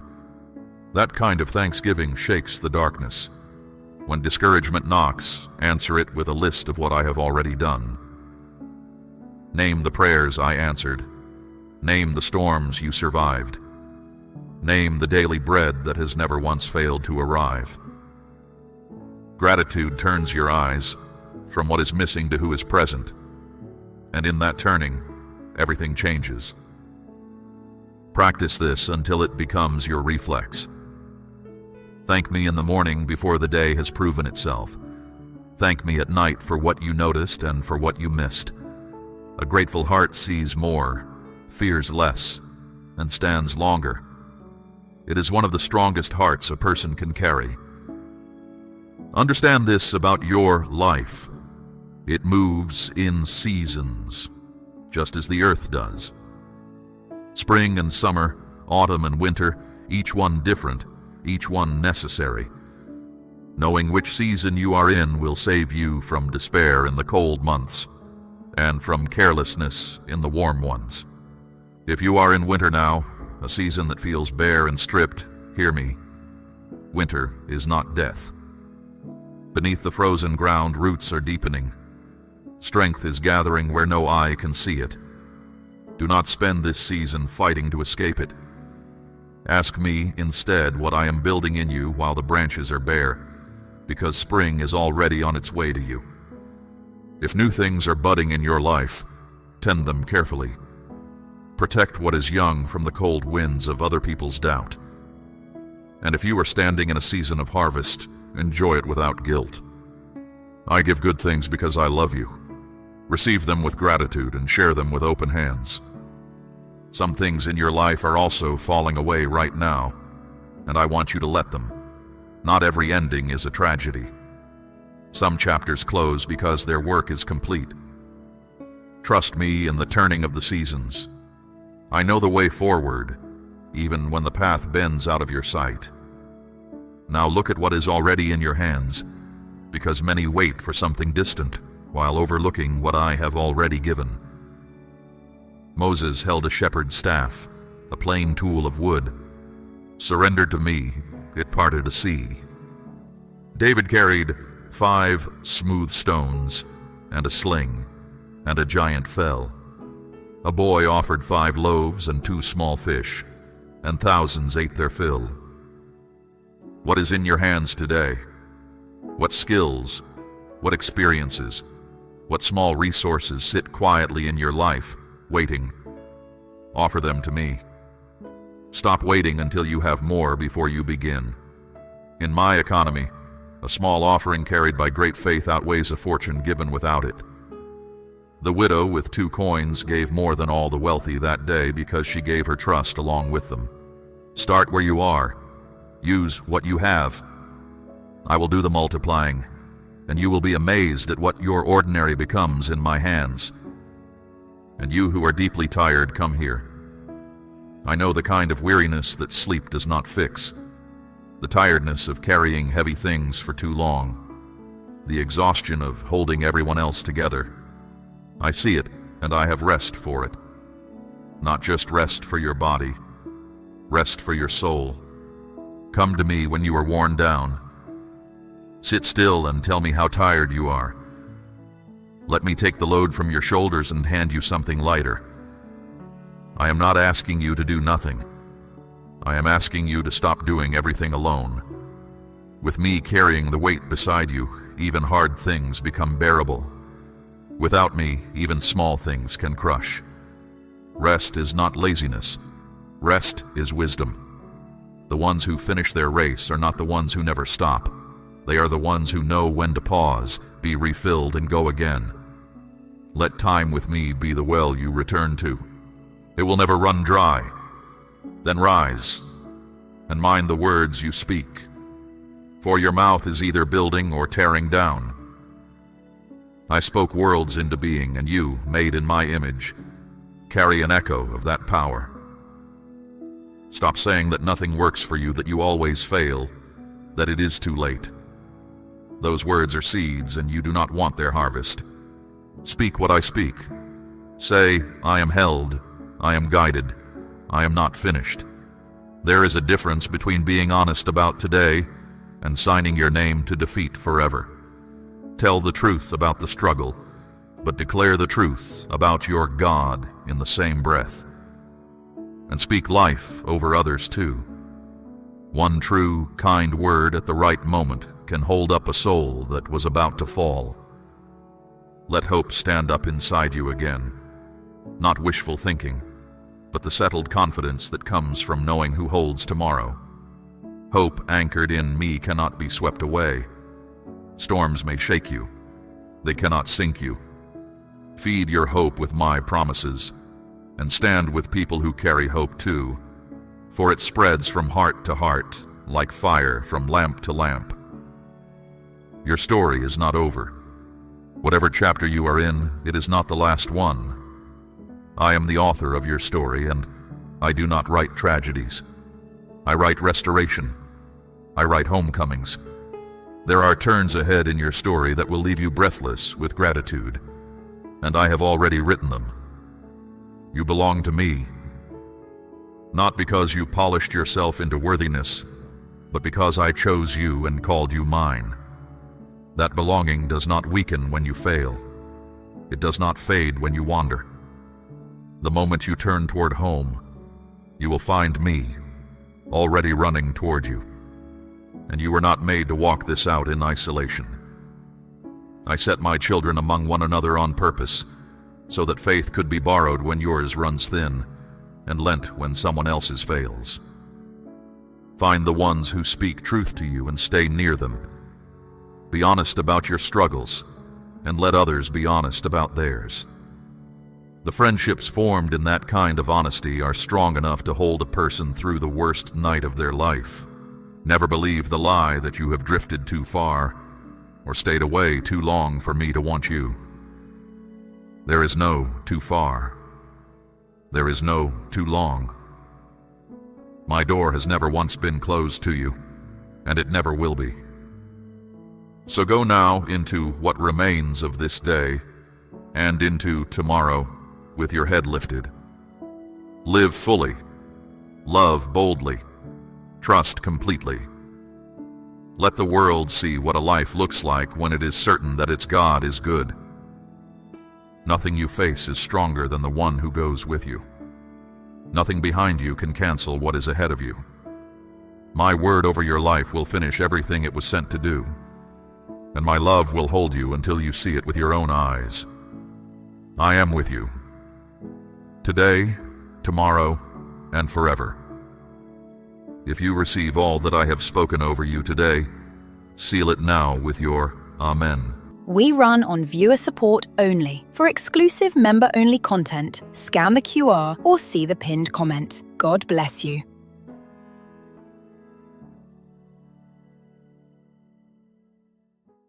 My child, I am asking you with all the weight of heaven behind my words. Do not turn away from this moment. Do not let your eyes grow heavy, and do not walk away before I have finished speaking. I know you are tired. I know you have heard many promises before, and I know how long you have waited until even hope itself began to feel like a burden. But you cannot skip this. What I am about to speak into your life is too important to miss. Something is happening around you right now that you cannot yet see. Two things are moving toward you at the same time. One is the answer you have been crying out for in the early hours when no one could hear you. The other is a danger, quiet and unexpected, that has been forming at the edges of your life. I am speaking now because of both. If you stay with me, you will receive the one and be guarded from the other. This is not a small matter. I am not talking about an ordinary blessing, the kind that comes and goes with the seasons. I am talking about the one you have been asking for, the one you have carried in your chest like a stone, the one you stopped mentioning out loud because it hurt too much to keep saying it. Hear me clearly. That answer is not lost. It has not been forgotten on some high shelf of heaven. I have been holding it, and I have been arranging every detail around it, every circumstance, every person, every open door, so that when it arrives, nothing can take it from you. The timing was never careless. It was exact. But I need something from you in this hour. I need your attention. I need your faith to be awake, not drowsy, not half-hearted, not divided between 100 worries. An answer that is not received with faith passes by like rain on hard ground. It falls, but nothing grows. I do not want that for you. I want the ground of your heart soft and ready. The enemy of your soul understands what is at stake tonight. He sees what stands ready in the unseen world, and it terrifies him. That is why your mind keeps wandering. That is why sleep is pulling at you. That is why a voice inside keeps whispering that this can wait until tomorrow, that nothing will change, that you have heard it all before. That voice is not mine.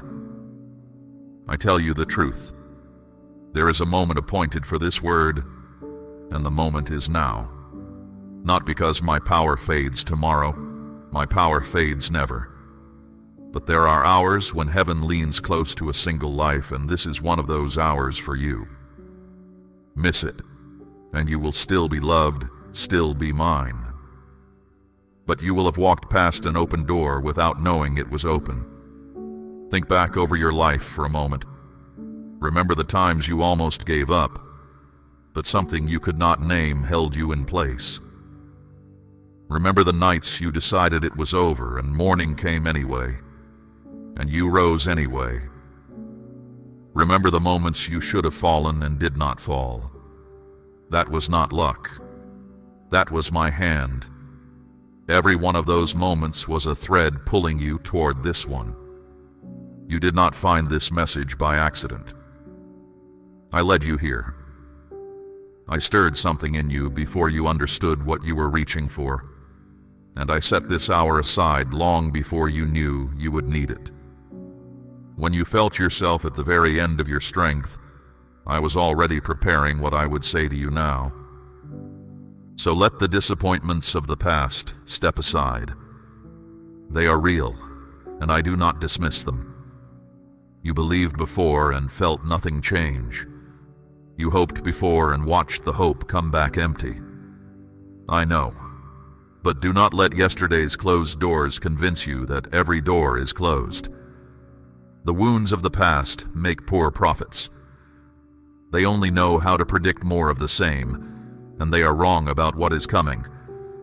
I see the exhaustion behind your eyes. I see how heavy your heart has grown from carrying questions no one could answer. You have prayed and fasted and wept, and it seemed the sky was silent. You have asked in secret, "Is any of this real? Will anything ever actually change for me?" And I answer you now with all the authority of my throne. Yes, it is real. Yes, it is worth it. Yes, something is about to change. There is a reason you feel the way you feel, and I will show it to you before this word is finished. The heaviness you carry is not weakness, and it is not proof that you have been abandoned. Some of it is the weight of a long road. Some of it is a warning I have been sounding inside you, a signal you have not yet learned to read. Tonight I will teach you to read it. Stay with me then. Keep your heart open and your spirit still. In the moments ahead, I will show you what I have been doing in secret while you thought nothing was happening. I will show you why certain prayers seem to go unanswered. I will name the barriers that have stood between you and what I prepared, and I will break them. And I will warn you, plainly and in love, about what is quietly approaching. so that it never touches you. You are not here to be entertained. You are here because I called you, one soul, by name, into a meeting I arranged. Heaven is not speaking to a crowd right now. Heaven is speaking to you. Let that settle over you like a covering. Let it quiet the noise in your mind. The answer is closer than it has ever been. The warning has come in time. Nothing about this hour is random, and nothing about it will be wasted if you remain. Declare your Amen right now if your heart is awake and ready to receive. Now let me show you what you could not see. While you were living your days, facing your battles and holding yourself together in front of people who never guessed how hard it was, I was working, not resting, not delaying, working. Behind the curtain of the visible world, I was moving piece after piece into position, so that at the right moment, everything would align for you at once. I have been moving people. The help you need is already alive, already walking the earth, already carrying the answer that belongs to your situation. You have not met them yet, but I have been steering their steps and yours toward a single crossing point. The right person, the right place, the right hour. When your paths meet, you will call it chance. It will not be chance. I have been loosening provision. Resources that sat locked for years are being released. Streams of supply you never knew existed are being turned toward you. You will receive from directions that make no earthly sense, and you will know it was my hand because no other explanation will survive. I am the God who brings water out of rock. Lack does not intimidate me. I have been changing circumstances that looked permanent, problems that outlasted your prayers, situations so old you stopped bringing them to me, doors that stayed shut for years no matter how you knocked. I am dealing with them now.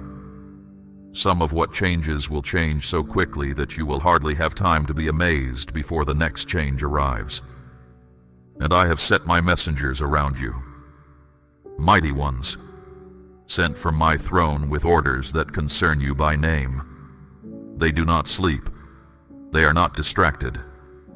They fight battles in the unseen world that you will never have to know about, removing obstacles you never saw, closing off paths that would have harmed you, holding open the way I have chosen.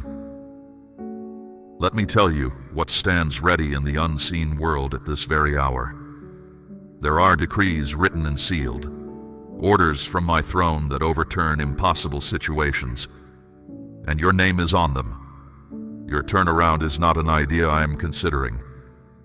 It is a command I have already given, waiting for the appointed moment of delivery.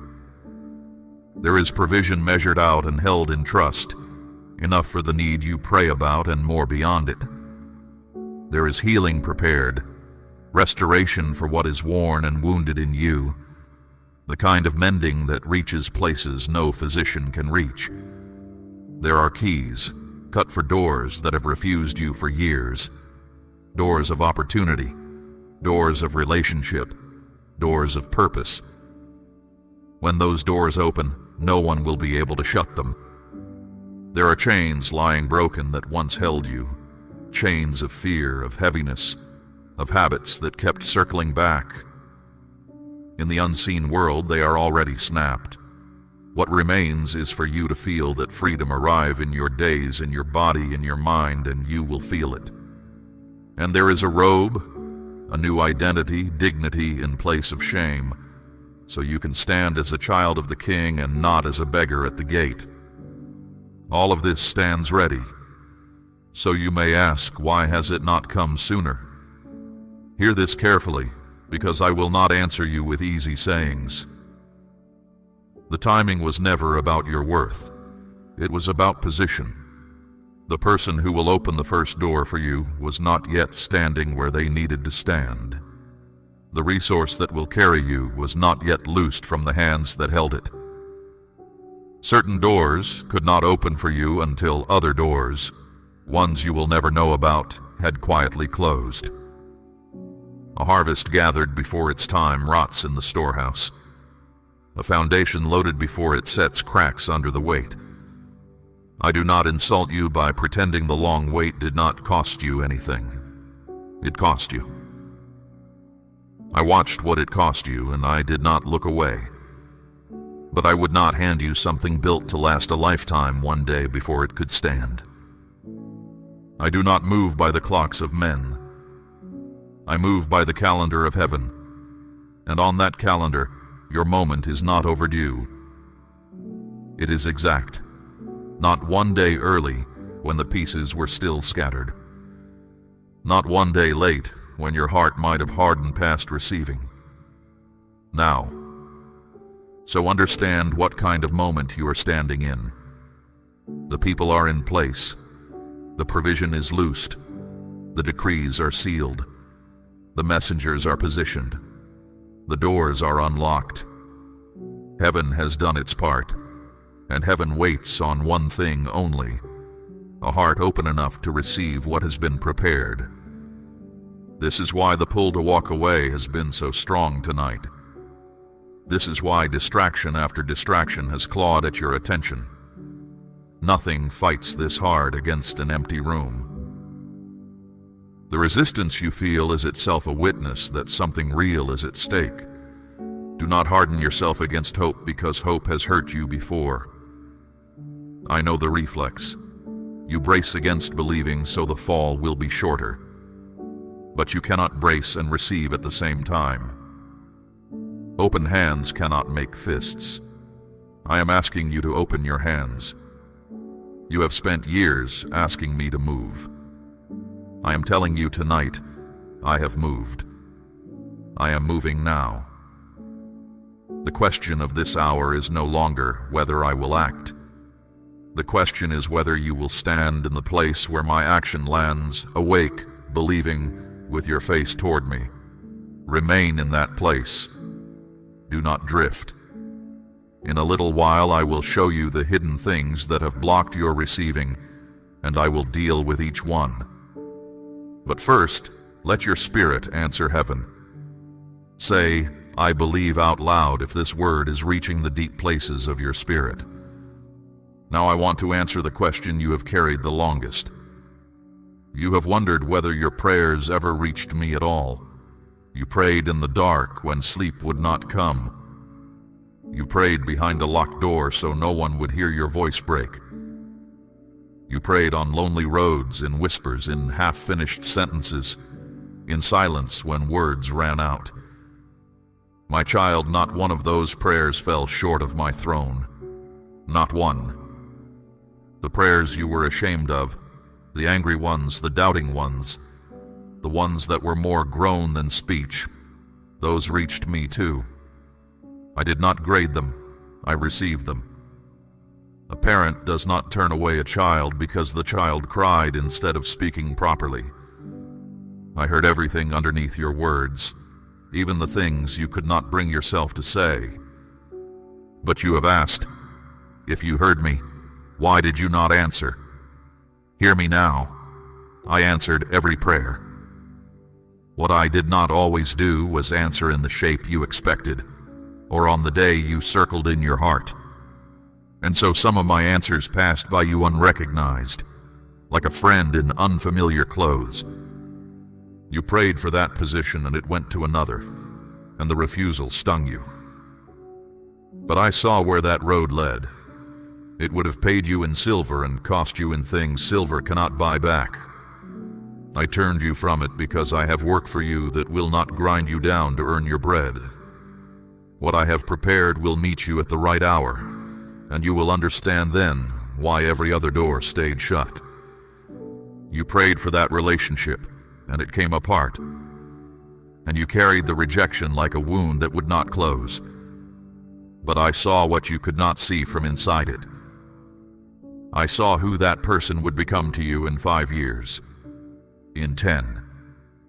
My love for you would not let you build a life on that ground. The loneliness that followed was bitter, I know. But bitter medicine is still medicine. You prayed for healing, and the sickness lingered, and you began to wonder whether I had the power or simply did not care. I have the power. I do care. And restoration is moving toward you, in the body and deeper than the body. Some mending I do in a moment, and some I do the way spring thaws a frozen field. Slowly, thoroughly, past all argument. Yours is coming. Do not let its pace convince you of its absence. You prayed for provision, and the numbers would not add up. And you sat with your accounts and your fear in the small hours. I watched you carry that weight, and I never once carried it lightly myself. But I was teaching you where your security lives, not in a sum, not in a harvest that can fail, in me. The one who learns that lesson can be trusted with plenty, because plenty will never own them. My child, I am asking you to place a portion of what you have, something of real weight, upon the altar of this work, as gold laid on the scales of this calling.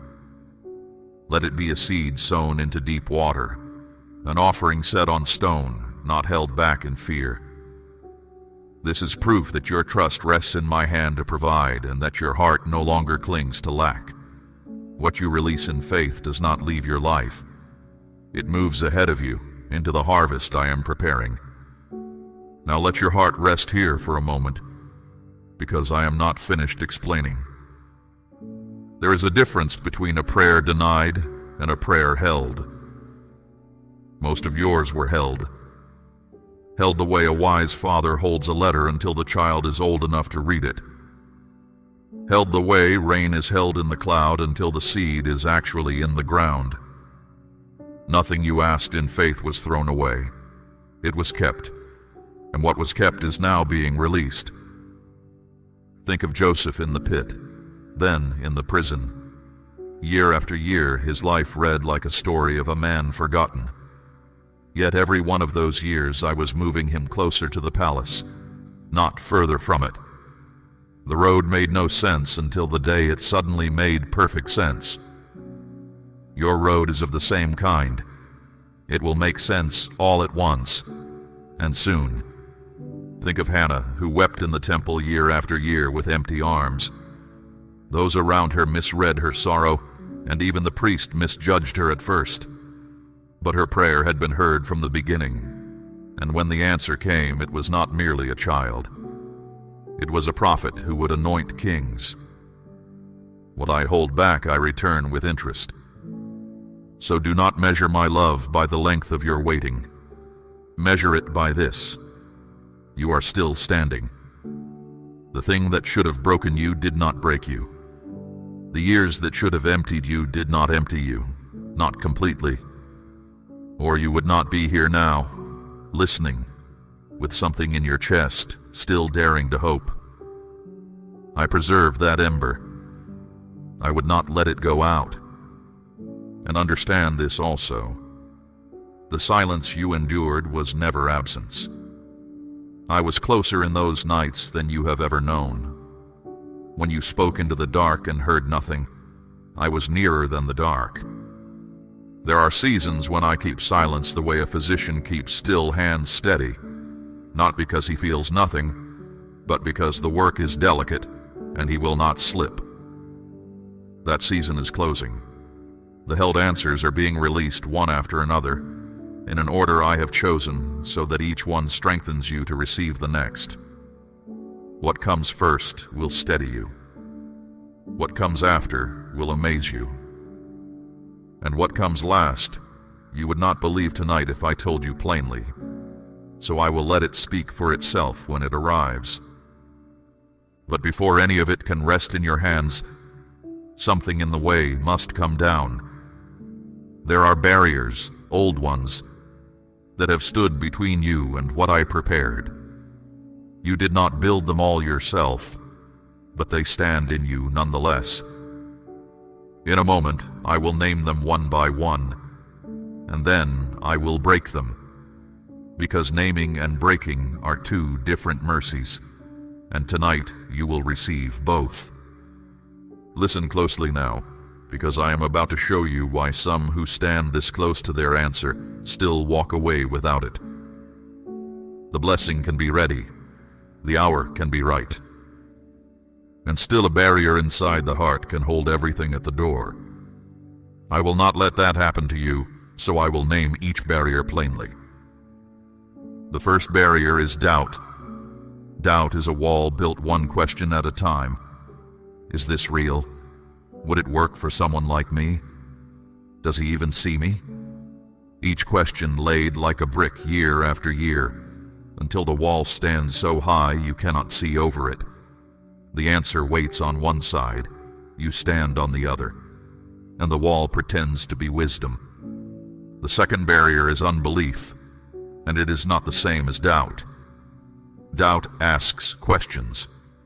Unbelief has stopped asking. Unbelief says flatly, "This is for other people. It works for them, never for me." I tried once and I know how it ends. When you speak that way, you are not protecting yourself from disappointment. You are sending the answer away at the gate. The third barrier is fear, the fear of hoping again. You have been let down and now hope itself feels dangerous, like a ledge you once fell from. So you keep your expectations low and call it being realistic. But hear me, that fear has never once protected you from pain. It has only made sure that when the blessing came near, your hands were already closed. Fear is not a shield. It is a lock, and you are on the wrong side of it. The fourth barrier is passivity. There are those who want the blessing but will not rise to meet it. They wait the way a stone waits, wishing without asking, wanting without declaring, hungry but never reaching for the bread. My kingdom does not move for the passive. It moves for the ones who knock until the door opens, who reach for the hem of the garment, who call out even when the crowd tells them to be quiet. The fifth barrier is distraction. Of all five, this one has grown strongest in your generation. The enemy has learned that he does not need to destroy you if he can simply keep you occupied. Scattered attention receives nothing, not because heaven withholds, but because the moment of receiving needs a heart that is present. Even tonight, he has tried again and again to pull your mind elsewhere. Notice that. It tells you what he fears. Now, my child, I will not name these barriers and leave them standing. Naming was mercy. Breaking is greater mercy. So receive what I do now. I break the barrier of doubt. Every brick of every unanswered question, I pull it down. In place of that wall, I set certainty. Not the certainty that you will never suffer, but the certainty that you are seen, held, and not forgotten. From this night, when the old questions rise, they will find the wall gone, and my voice standing where it stood. I break the barrier of unbelief. The lie that said this is for others and never for you, I strike it at the root. Who told you that you were the exception to my promises? That word did not come from me. You are not the one soul in all the earth my goodness passes over. The blessing is for you, not because you earned it, but because you are mine. I break the barrier of fear. The flinch in your heart that pulls back from hoping, I take it from you now. In its place I set courage, the kind that dares to expect good again. You will not be ashamed for having hoped. Write that down in your heart. You will not be ashamed for having hoped. I break the barrier of passivity. I set hunger in you where numbness lived. From tonight you will find yourself praying with an edge you had lost, asking with boldness, standing up on the inside. You will not sit at the edge of your own life watching to see what happens. You will step into it, because what I prepared must be taken hold of, and you will take hold. And I break the barrier of distraction. I give you back your focus. The scattered pieces of your attention, I gather them like a torn flock and bring them home. You will find quiet easier to enter. You will find my voice easier to hear. The noise will still exist, but it will no longer rule you. Feel what has shifted while I spoke. Something in your chest sits looser than it did. Something that pressed down has lifted its hand. That is not imagination. That is what it feels like when old walls come down after long years. Dust settling, light entering rooms that had forgotten light. Now the way between you and what I prepared stands clear. Nothing of the old blockade remains, and what heaven held in readiness begins to move toward you tonight. Some of it will reach you quickly. Some will arrive in steps, each one on time. But the direction is set, and it will not be reversed, because I do not tear down walls in order to rebuild them. Guard what I have done in you tonight. When doubt tries to lay its first new brick, refuse it out loud. When fear whispers that hoping is foolish, answer it with what you have heard from me this hour. The barriers fell by my hand, but keeping them down is work we do together. You watching, me strengthening day upon day. And now I must change my tone with you, not from love to anger, never that, but from comfort to warning. For I told you at the beginning that two things were moving toward your life. The first was the answer, and you now stand ready for it. The second is a danger, quiet and patient, and the hour has come for me to show it to you plainly, so that it never lays a hand on what I have just set free. Hear this as a father's warning, spoken not to frighten you, but to cover you. There is a danger moving quietly toward your life, and its quietness is its power. It does not announce itself. It does not arrive with thunder. It comes in small decisions, in moments of distraction, in the hours when you believe nothing important is happening. That is exactly why I am speaking of it now, while there is still time to step aside. You have felt it already, though you gave it other names. A pull you could not explain. A small unease in a familiar place. A thought you pushed down because it seemed ungrateful or unkind. Those were not moods, my child. Those were my signals. I've been reaching for your attention through them for longer than you know, and now I am setting aside signals and speaking plainly. Understand how this danger hides. It does not wear a stranger's face. It hides behind comfort and routine, inside habits you no longer examine, inside places where you feel most at ease. What is familiar is not always what is safe. The net is never laid in front of the bird's eyes. It is laid where the bird has landed 100 times before and stopped looking. There is a person near your life whose influence is not aligned with your good.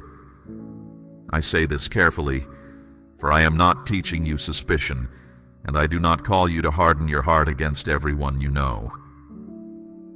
But notice how you feel after certain company. Lighter or heavier, clearer or more confused, closer to me or further away. That trace they leave behind them is a truer report than anything they say. Weigh the trace, not the words. There is also a pattern in you that this danger depends upon. You know the one. The way you trust too quickly when you are lonely, the way you rush when you feel pressure, the way you silence the small warning inside because you do not want to seem difficult, or because you fear losing what you might need to lose. The snare is shaped to fit the habit. Break the habit, and the snare closes on nothing. And mark this above everything else. A decision is approaching you. It will not look like danger. It will look like an opportunity. And it may even look like the answer to your prayers arriving at last. Something about it will press you to move quickly, and that pressure is precisely how you will know. What I send does not chase you with a whip. My gifts do not spoil in an afternoon. Learn the difference between two kinds of urgency, for one is mine and one is not. When I stir you, there is speed with peace in it, clarity that gathers as you move. When the other presses you, there is speed with confusion, a fog that thickens the faster you go, a voice hissing now or never. I am never in the fog. Anything that cannot wait for you to pray about it has already told you where it comes from. So when that moment arrives, and it will arrive looking ordinary, do this. Pause. Step back from the noise of it. Ask me openly and then be still long enough to notice what rises in you. If there is a quiet resistance underneath the excitement, a small, steady no beneath the loud yes, honor it. That resistance is not fear.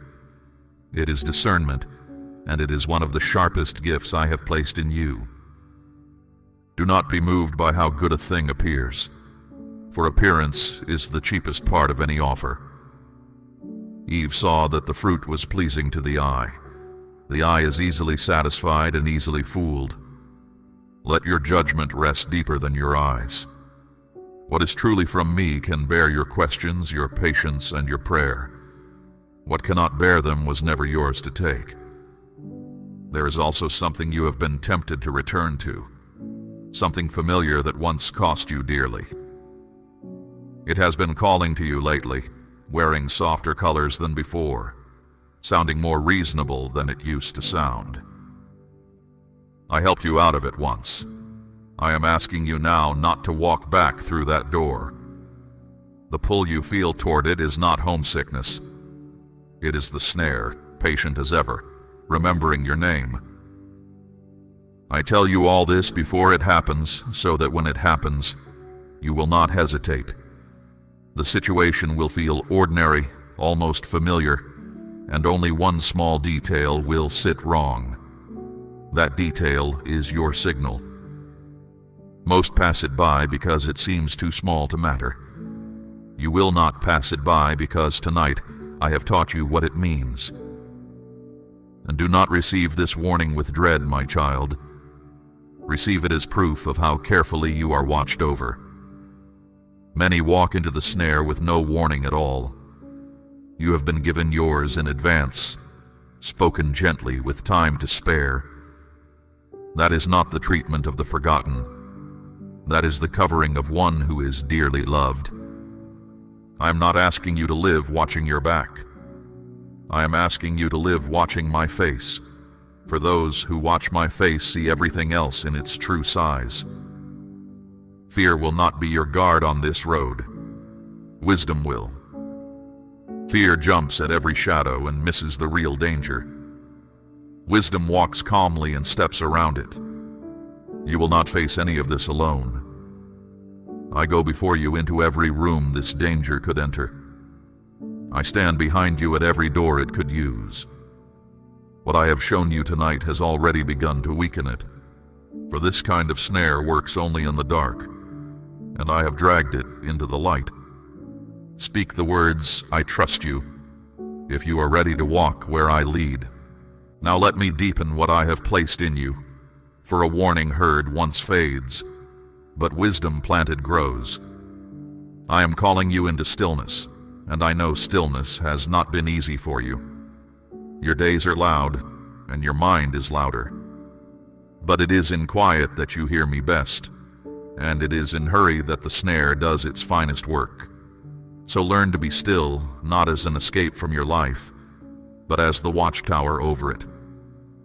When you slow down, you begin to notice what speed conceals. The small detail that sits wrong, the word that does not match the eyes that speak it, the offer that shines a little too brightly for what it claims to be. None of this is visible at a run. The still heart sees what the rushing heart walks past, and from tonight, yours will be the still heart. Learn also to tell your emotions apart from your knowing, for they are not the same voice. Emotions are weather. They rise and fall. They are stirred by a word, a memory, a poor night's sleep. But beneath the weather there is ground. a steady knowing I have set in you that does not shift with the sky. When a choice stands before you, do not ask only what you feel. Ask what you know beneath the feeling. The weather lies sometimes. The ground does not. This is the difference between reacting and responding. The one who reacts is moved by whatever moves, like a gate swinging in wind. The one who responds stands, considers, prays, and then moves once in the right direction. You have spent years reacting, and it has cost you. From this season on, you will respond. Where you once rushed, you will pause. Where you once ignored the whisper within, you will lean toward it and listen. Now hear me about the doors that have been closing in your life, for you have grieved some of them as losses. Not every closed door is a theft, my child. Some doors I close the way a father locks a gate at the cliff's edge. You stood on one side, pounding, asking why. I stood on the other side, holding the bolt, knowing what lay beyond. One day you will see what certain doors held back, and you will thank me for every one that would not open, and not everything that entered your life was meant to remain in it. Some people, some places, some works were given for a season, and their season has ended. Holding them past their time turns blessing into burden, the way manna kept overnight bred worms by morning. Release what is finished. You are not being stripped. You are being lightened for the road ahead, and the road ahead is long enough to be glad of it. Watch your surroundings as well, for places shape souls more than souls admit. There are rooms where your spirit settles and hears clearly, and rooms where it scatters like startled birds. There is company that leaves you stronger, and company that leaves you strange to yourself. In this season, choose deliberately. Go where your clarity increases. This is not isolation. It is stewardship of the one heart you have been given to guard. Your relationships will shift as you grow, and I want you prepared for it so it does not wound you. Some who walked with you will feel far away, not through quarrel, but because you are no longer walking in circles, and they still are. Others, new ones, will draw near, sent by me, recognizable by their fruit. Peace where there was tangling. Clearness where there was fog. Do not cling to the departing or bar the arriving. Let the shift happen. I am in it. Some will not understand you in this season, and you must make peace with that. They will ask why you stepped back from what you stepped back from, why you no longer run at the old pace, why you weigh things now that you once seized. You do not owe the whole world an explanation for obeying me. A tree does not argue with the wind about why it grows toward the light, and release once and forever the need to please everyone. That need has bent more souls off their path than open evil ever did, for it wears the face of kindness, while it quietly hands your life to other people's expectations. You can honor others without obeying them.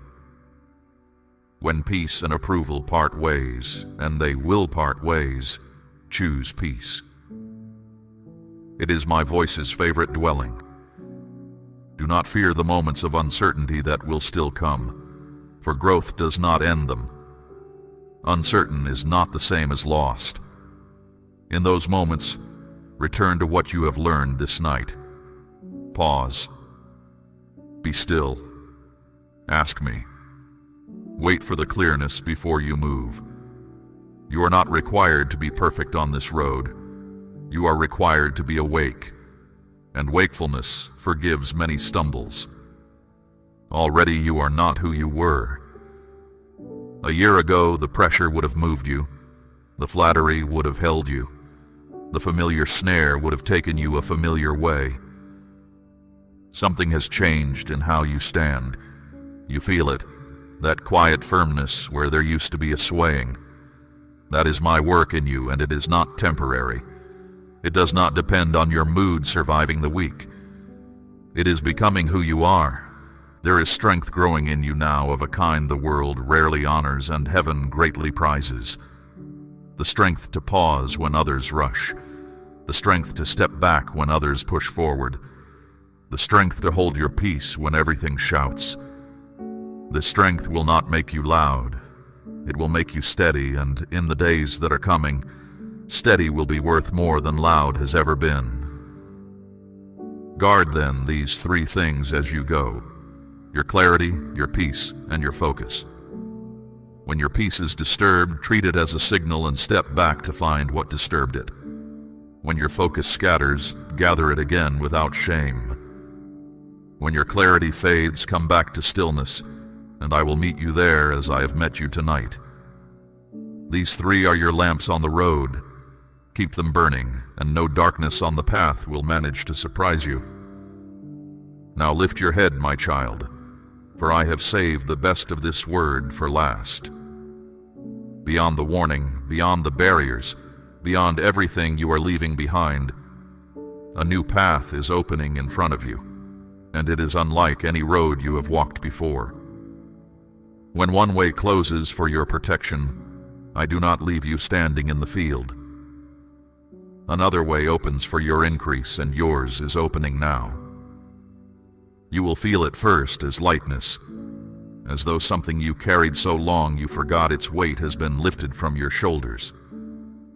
Then you will notice your thoughts running clearer, your decisions coming easier, the fog thinning from questions that once kept you up at night. This is what alignment feels like, not fireworks, rightness, the quiet turn of a key in a lock that was cut for it, a life settling at last into its intended place. New opportunities will come to you in this season, and they will not feel like the ones you were warned about. What I send arrives with peace, even when it is large, even when it is new. It will not corner you or count down at you. It will bear your prayers and your patience, and it will still be standing there solid and open after you have tested it. That is how you will know my hand on it. Take those doors boldly when they come, for hesitation has no more claim on you. What you avoided and what is coming are not alike, so do not let the memory of the snare make you slow toward the blessing.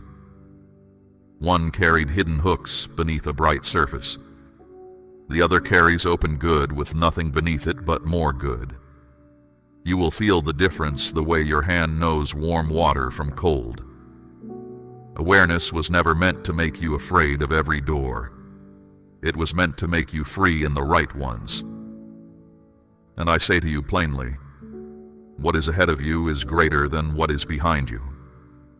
The best chapters of your story are not the ones already written.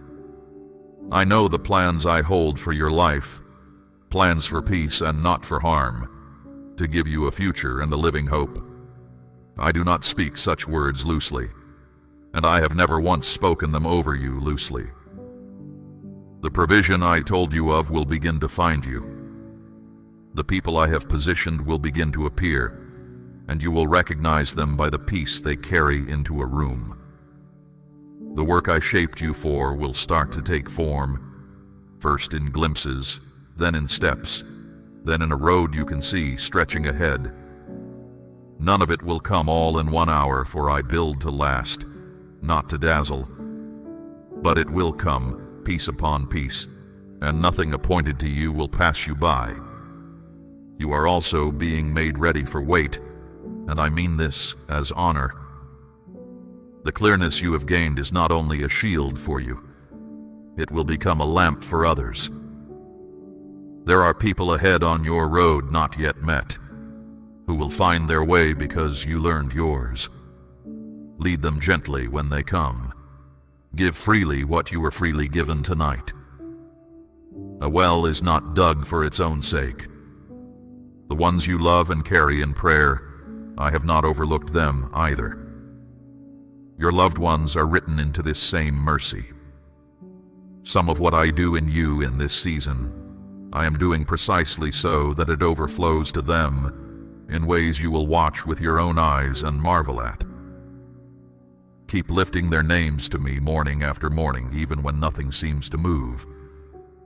Not one of those prayers is idle, and some are closer to their answer than you would dare to guess. Walk in consistency now, for this is how everything I planted tonight becomes a way of life.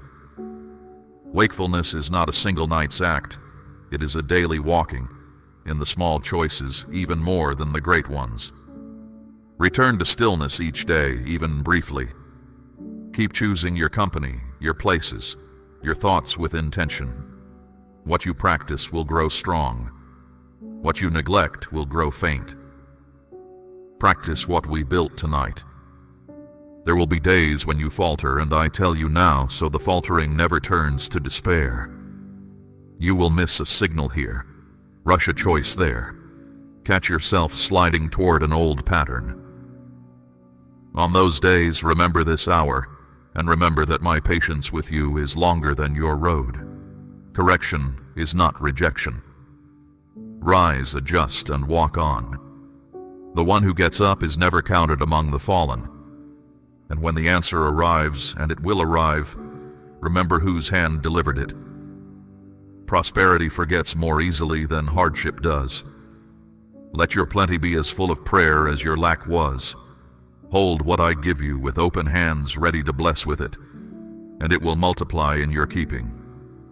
Held tightly, even a blessing withers. Held openly, even a little becomes enough, and then becomes more than enough. So go from this hour changed. You came to it weary, carrying questions, braced against hope. You leave it with the barriers broken, the warning received, the way cleared, and my words settled over your life like a covering that no season can wear through. Nothing that has been spoken tonight will fall to the ground. I watch over my word to perform it, and I have never lost a promise yet. I am with you. Not near you sometimes, with you always. In the decision that approaches, I am with you. In the doors now opening, I am with you. In the quiet mornings and the difficult afternoons and the nights that once felt endless, I am with you. And the nights will not feel endless much longer. Go now in peace, but go awake. Go gentle, but go strong. Let what you heard tonight walk with you into every room you enter, and let it be to you exactly what I intended it to be. Protection behind you, provision ahead of you, and my presence closer than your own breath, all your days. If you receive everything I have spoken over your life today, let your amen rise now as the final word. We run on viewer support only. For exclusive member-only content, scan the QR or see the pinned comment. God bless you.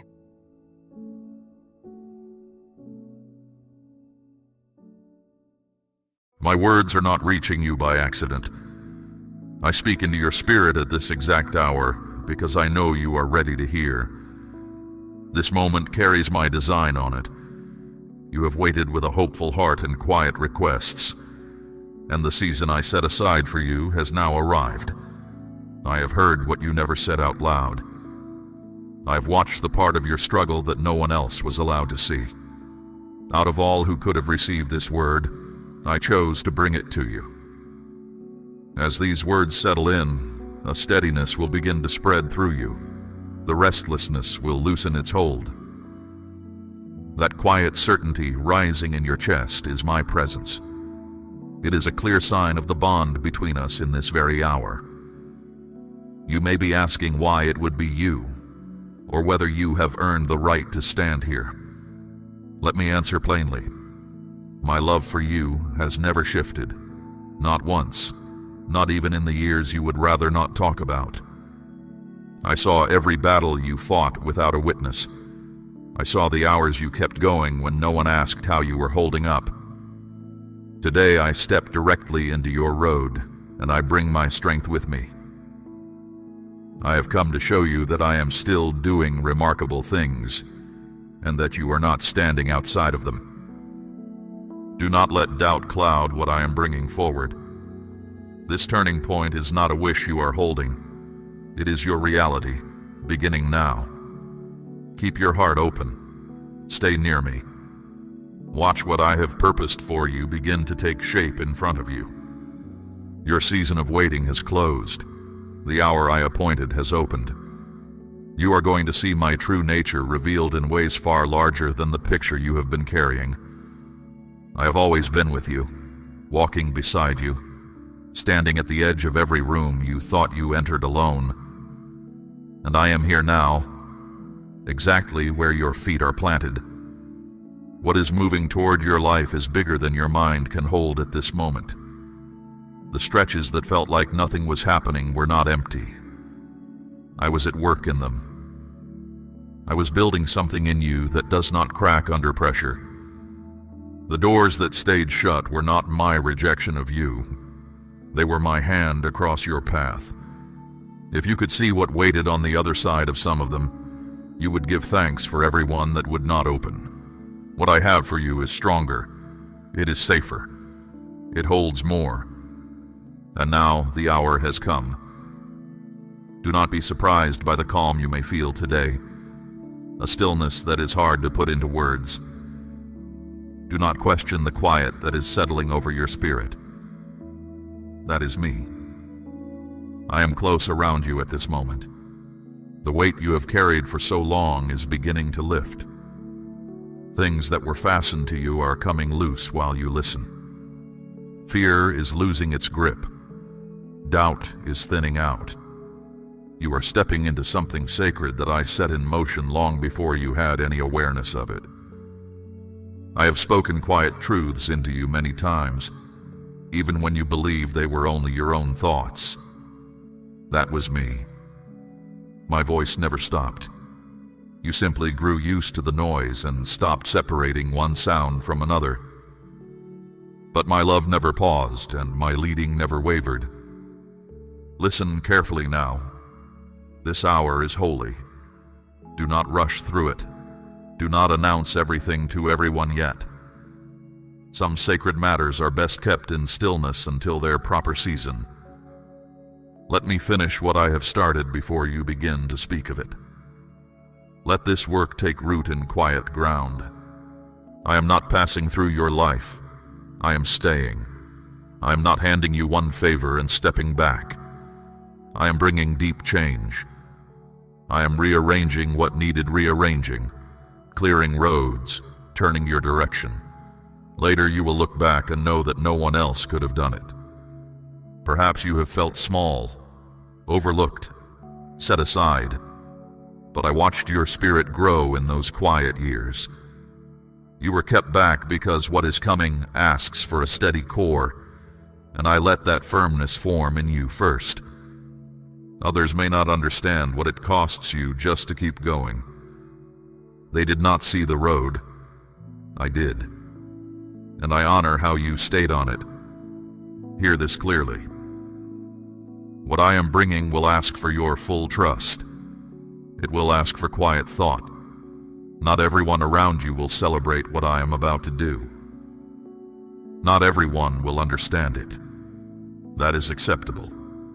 You are not walking this road for the approval of people. You are walking it with me.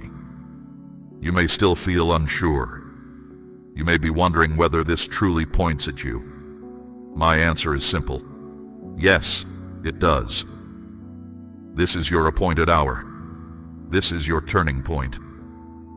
The long season of barely getting by is closing behind you, and a season of favor is opening in front of you. New openings are showing themselves. Answers are becoming clear. Help is being provided, and nothing can hold it back. Not your past, not your mistakes. I have spoken it, and what I speak always stands. Your part now is to guard the peace inside you. Stay in conversation with me. Keep your heart ready and your spirit quiet. Let me finish this work. Do not run ahead of it. Do not try to force what I am showing you into being. This is not something you have to chase down. It is something I am carrying to you. You have hauled weights that were never assigned to you. You have kept a steady face on so that others would not worry. But I see the real thing underneath, my beloved, and I value it far above the performance.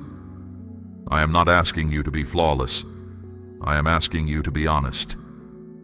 Come to me exactly as you are and let me handle everything else. I am not disappointed in you. I am pleased with you, with your steady faith, with your effort in the years when giving up would have been easier. If you believe me, say your amen now. Now let me speak to the fear you have not put into words. The fear that this is one more hope that will thin out and disappear. The fear that if you let yourself believe again, you will be standing in the same disappointment by the end of the month. I know that argument well. I have watched it run through you. But this season is not built like the ones behind you. I am directly involved in it. Your expectation is not foolish. You are leaning on the one who does not fail, and what I have promised is already in motion. There is something I want you to release, and I am asking for it now. Release the idea that good things arrive only so they can be taken back. That is not how I deal with you. I do not hand you something with one hand and reach for it with the other. What I give gladly, because you are mine. Let your heart open all the way again. I know you have kept parts of it closed to keep from being hurt twice. You have real reasons. But I am not entering your life to add to the pile. I am here to make you whole. Let go of the bitterness, including the kind you keep hidden and well managed. Release the quiet resentment toward the ones who wounded you and never came back to make it right. Hand those names to me. I will deal with what needs dealing with. You stay free. Bitterness is a locked door on the inside of your own house. I'm not asking you to pretend nothing happened. I'm asking you to put the memory in my keeping so it stops taking rent from your spirit. You will be surprised by how much room this makes. Your breathing will come easier. You will laugh again. Not because every circumstance turned perfect, but because you finally let me restore what was worn down. Something is coming back to you that hardship tried to dim. A steadiness. A settled kind of gladness that does not rise and fall with the news of the day. It has already started. Even now my presence is resting on you gently, and if you notice a warmth or a quiet loosening in your chest, that is my spirit confirming that I am near. Now let me answer the question you have asked me more than any other. How much longer? There were stretches when nothing appeared to move at all, and you began to wonder if I had stopped listening. Understand this. My timing is not set by what you want soonest. It is set by what will actually hold. I have been working on things you could not see. What looked like a full stop was my hand across the road. What felt like silence was my hand at work in rooms you had no way to enter. Every quiet request reached me. Not one has been misplaced. I have been nearer than you understood, holding your path steady, making certain that when the hour came, the pieces would meet the way they were meant to. And now let me answer the other fear, that you have missed your chance, that your mistakes stacked too high, that my commitment to you finally wore thin.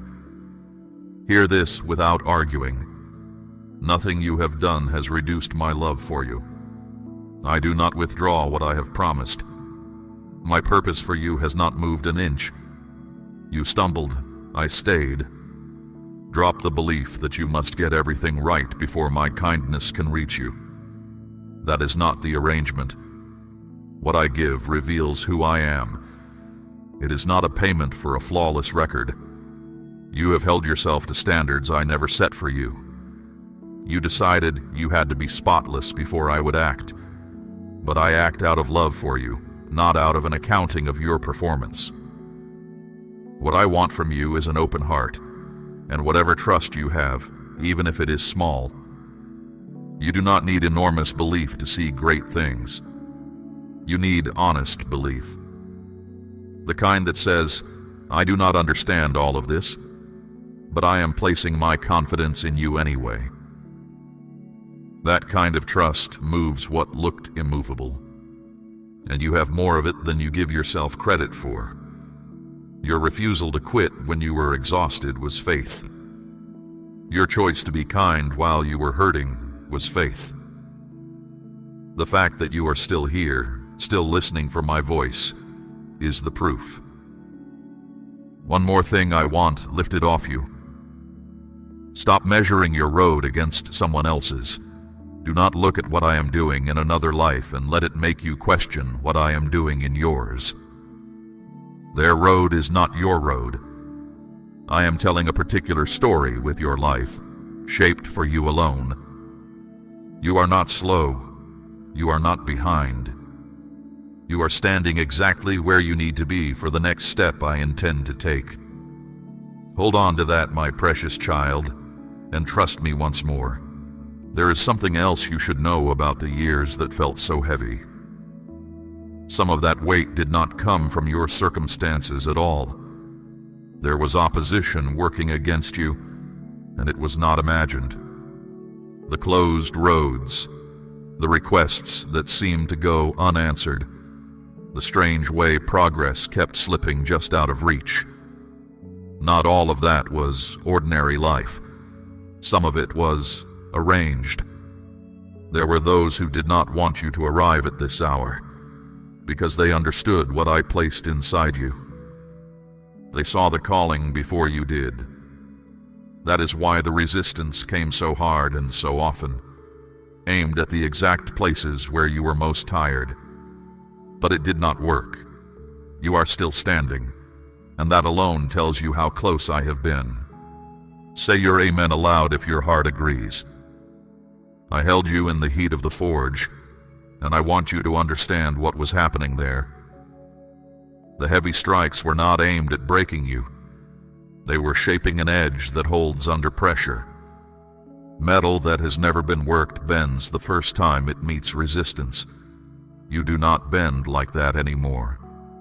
I was not standing at a distance during those years. I was at the anvil. I was making you ready to carry the weight of what I am now placing in your hands. While everything around you was loud, a steady current was moving underneath, and it carried you to this shore. I have set something like iron in the center of your chest. It is a foundation that will not split when the demands of your calling begin. You felt the friction. You have the marks. But the reservoir is unsealing now, and my strength is moving, and you will not be swept away by it. There is a step I am asking of you here, and I ask it plainly, because trust that stays inside the mind has not yet become trust.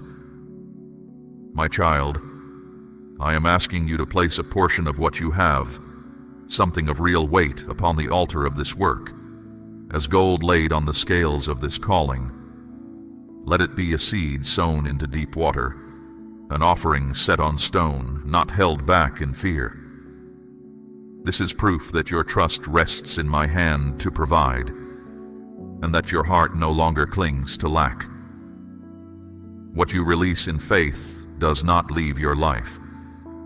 It moves ahead of you into the harvest I am preparing. Now let me return to what I am doing in you. The work of the forge is finished, and the season of simply enduring has ended.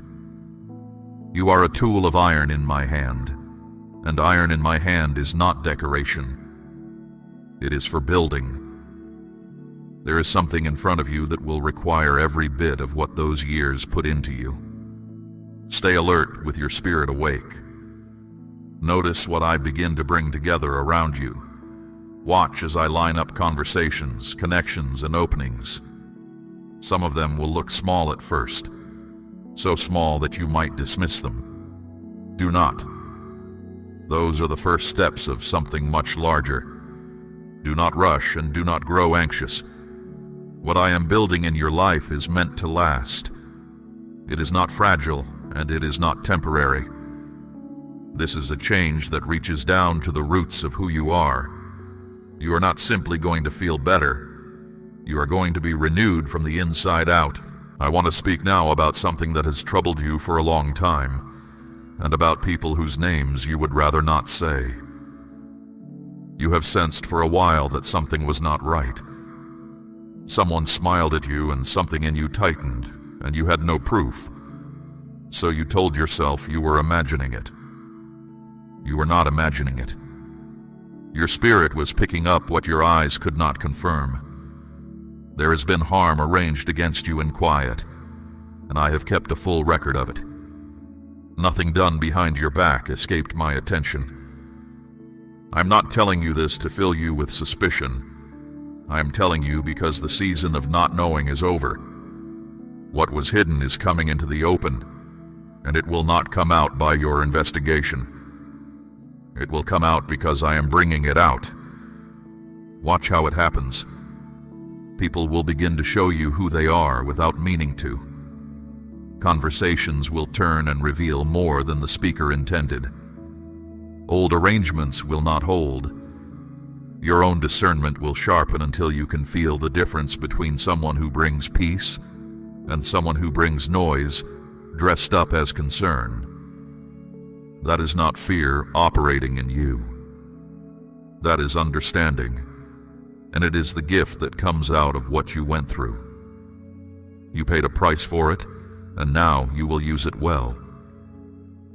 There is a particular ache in learning that someone close to you was working against you. It is not only the loss of a person. It is the loss of the version of your life you thought you were living. I know that ache, and I am not asking you to move past it before you have felt it. But do not build a house there. The revealing is not the end of the story. It is the clearing of the ground. Once the false thing is named, the space it occupied belongs to you again, and I intend to fill it with something real. Do not go looking for a fight. Do not spend your strength trying to explain yourself to those who have already decided against you. Do not argue your case in the street.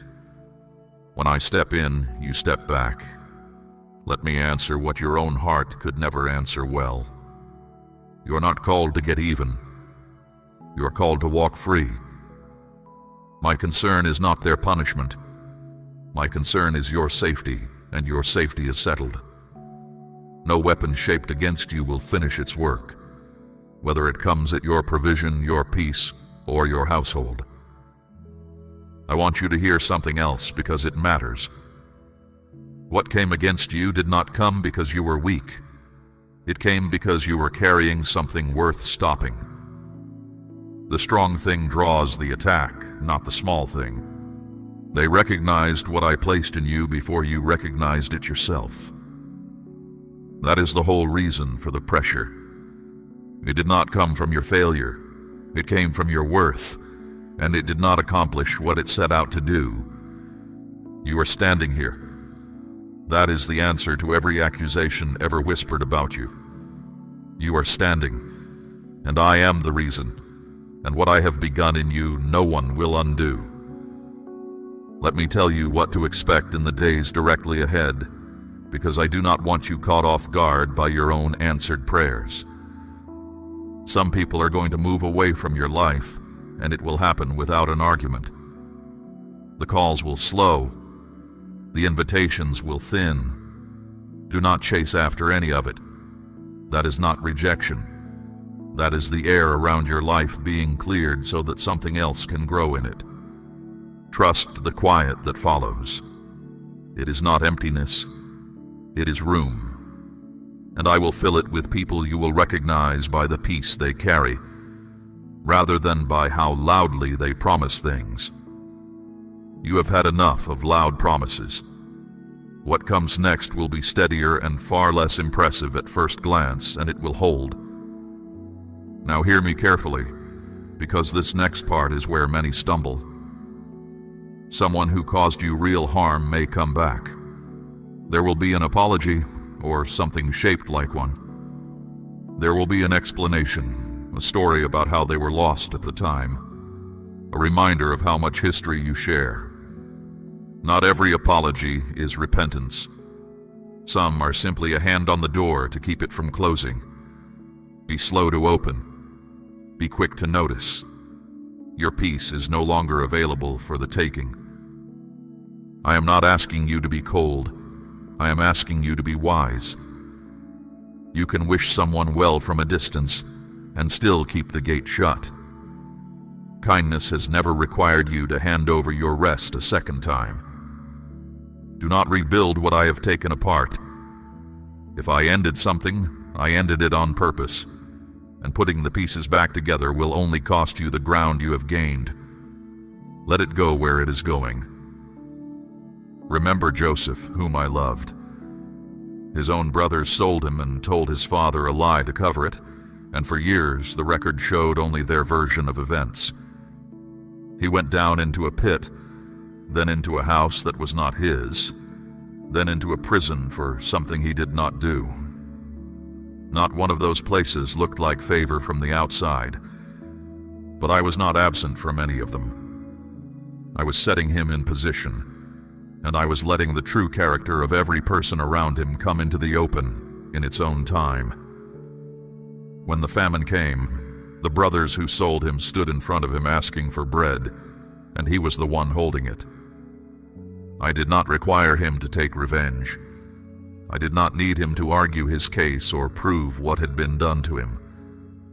The years spoke for him. His life became the evidence, and their own words condemned them without his help. That is how I work, and I have not changed my methods. What was done to you in the dark will be answered in the open, and you will not have to lift your hand to make it happen. You are not the same one who used to plead to be loved. The part of you that made room for disrespect and called it patience is gone. You are not the one who stays quiet so that everyone else stays comfortable. That season is behind you. Now I want to speak to your thoughts, because that is where the next fight will be, if there is one at all. There are thoughts that rise in you that did not begin with you.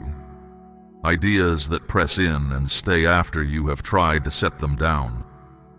They tell you that you are less than you are, that this will not last, that you should not have hoped. They are not yours, and you do not have to keep them. There is a real difference between noticing a thought as it goes by and giving it a chair by the fire. Many take in ideas they should have turned away at the door. The part of you that is joined to me cannot sit peacefully with thoughts that cut down your worth. So take part in this deliberately. When a thought arrives that brings dismay, hold it up against the truth of who I am. When guilt returns for something already settled between us, say plainly that your peace is secure with me. When hardship reaches for your throat, call for my nearness, and I will come close. Let go of the belief that some thoughts are simply unavoidable, that you are stuck with a certain kind of mind. That is not true. When you take up this work with understanding and reliance on me, you will find your quiet coming back. And understand my aim in it. I'm not only clearing burdens out of your thinking, I intend to make my dwelling in the exact place those burdens used to sit. Where I live, there is freedom. The part of you that is set loose does not only get quiet, it gets ready for what I have prepared. You are not promised a life without difficulty. Hold that steady so no one can shake you with it later. I never told you the road would be smooth. I told you I would be on it with you, and I have kept that word in every hard season you have survived. The peace I give does not depend on your troubles disappearing. It comes from my presence in the middle of them. That kind of stillness does not rise and fall with the weather. It holds as long as your attention holds. Where you fix your attention changes everything. A spirit that chooses to rest on me, even in a situation that makes no sense, does not get knocked over easily. When your mind takes hold of the truth of who I am, whatever is trying to unsettle you loses its grip. The one who opposes you knows this. That is why the attack is aimed at your feelings rather than your circumstances. He raises questions. He points at possible disasters. He stirs the water so you cannot see the bottom. But as you learn to keep your spirit turned toward me, no wave of feeling can steer you. Your strength deepens each time you choose to trust while the road is still unclear. That is not a mood. It is a decision, made again and again in small moments no one else sees. Honoring me is not a feeling that arrives on good mornings. It is a choice made inside your spirit, and when you make it, the things holding you captive begin to lose their claim. This firmness is built in ordinary days. Connect yourself to the truth of my presence daily, not to gather information but to feed your spirit. Say out loud what is true about me. Let your inner life be a place where you remember who I am rather than a room where you rehearse old wounds. When sorrow comes, let your voice give thanks anyway. When you are unsure, bring the question to me instead of turning it over alone at night. On the days when your feelings are too much to carry, stop everything and rest your heart with me. You do not need to understand every part of this to trust me. You only need to keep turning toward my voice. Your strength will not lift you out of your life. It will hold you steady as you move through it. When your thoughts are set on me, even the hard hours become places where something in you is set free. That quiet inside you also makes you able to see. It clears the air enough for you to recognize the gentle understanding I send, which reaches only those who are not weighed down by constant doubt. My way of seeing goes far past what makes sense to you. When I speak, my aim is not only to hand you instructions, it is to change how you look at everything. Human thinking holds tightly to what it already knows. My leading does not. I loosen old patterns. I soften beliefs that have hardened into walls. I lead you down roads you had written off as impossible, not to confuse you, but to grow you. There will be times when I ask you to do something that looks wrong from where you stand and is right from where I stand. I will ask you to release what someone did to you. I will ask you to be gentle with those who walked away. I will ask you to begin again in a place where beginning looks pointless. What matters is not that you understand every step at the moment I ask. What matters is that you take it. In daily terms, this means you stop resisting the change I am working in you. It means saying, I do not fully grasp this, but I will move the way you are showing me. It means letting go of thoughts and habits that keep your spirit small. I am inviting you into a closeness with me deeper than anything you have known. That deeper connection begins the moment you set down your own vantage point and take up mine. Only in that yielding does your thinking gain real wisdom, because it stops leaning on limited human reasoning and starts to echo the truth of who I am. When your thoughts line up with my leading, my presence becomes unmistakable. There's no room left for the endless questioning that has worn you out.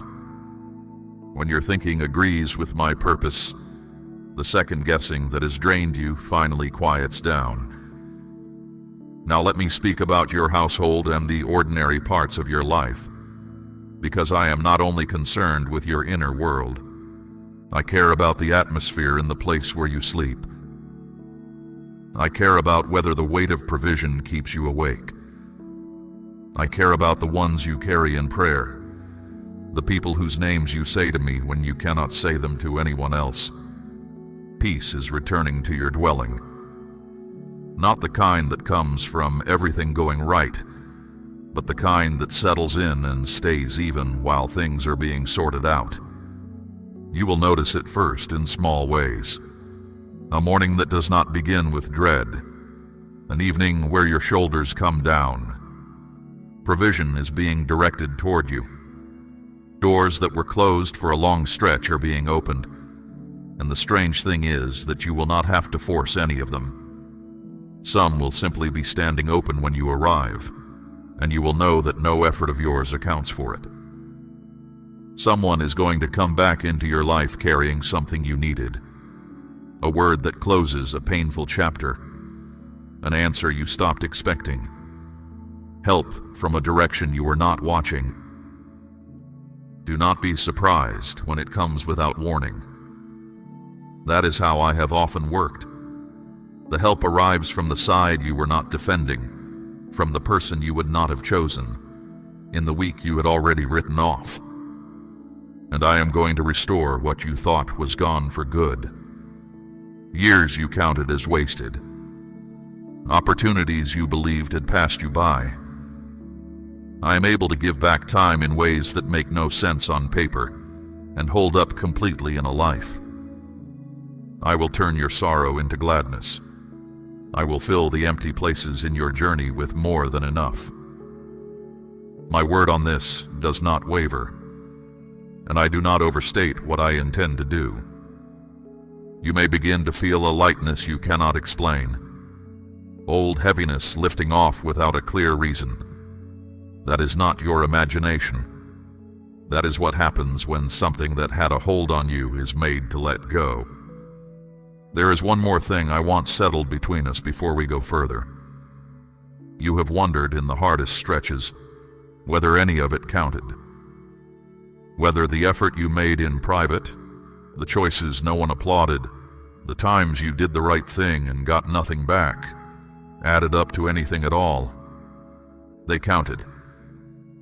Every one of them is on my record, and my record is the one that decides outcomes. Nothing you did in faithfulness has been lost, misplaced, or overlooked, and I am not a poor keeper of what is entrusted to me.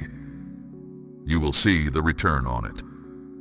Not as a wage handed over grudgingly, but as a father who has been waiting for the right moment to hand his child what he has been holding.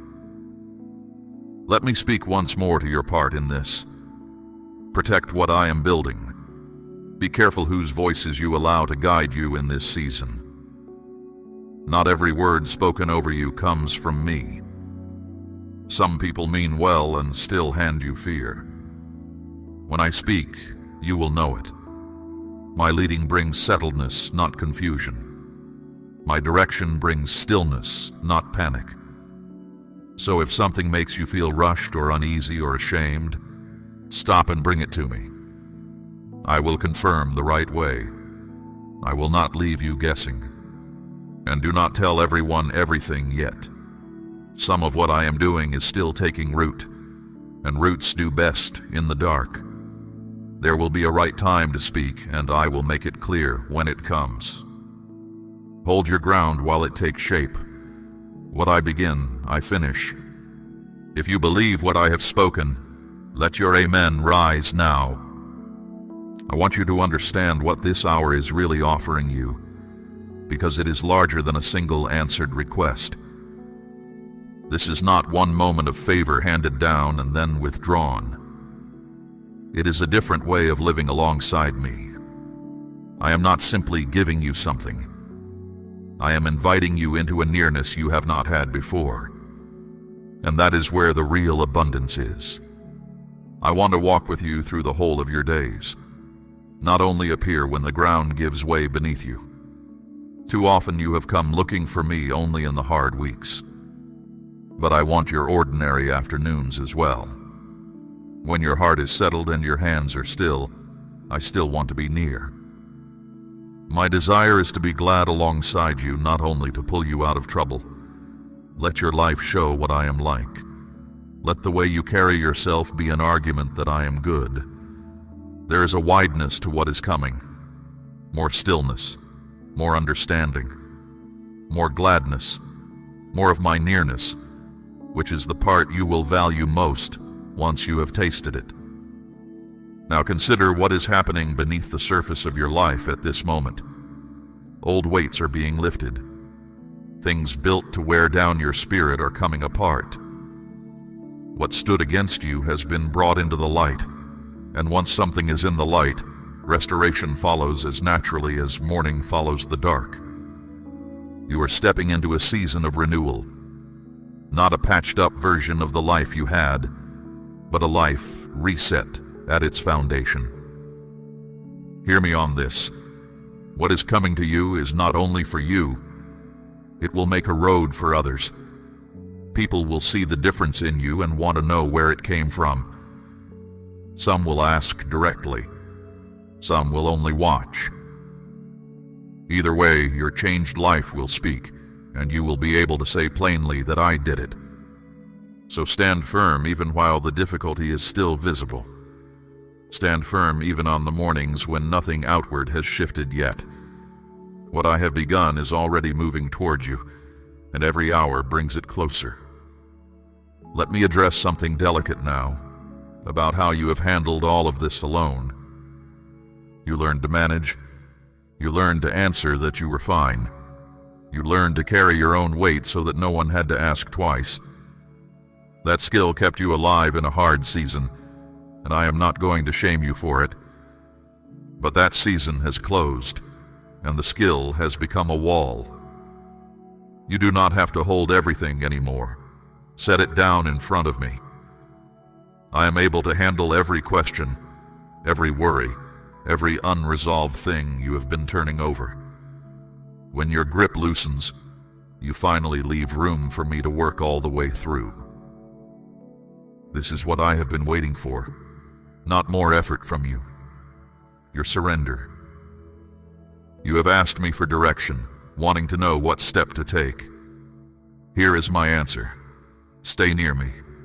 Do not pull back when the quiet comes. Do not doubt me when the timeline runs longer than you planned for. I keep working in the silence, and the silence is not absence. I have never asked for a flawless record from you.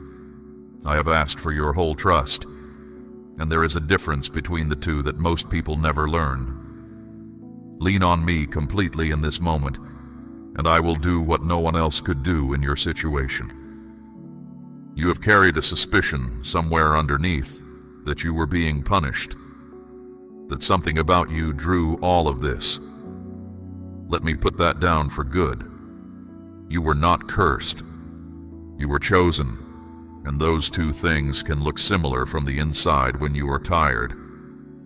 Being chosen does not exempt you from difficulty. It never has.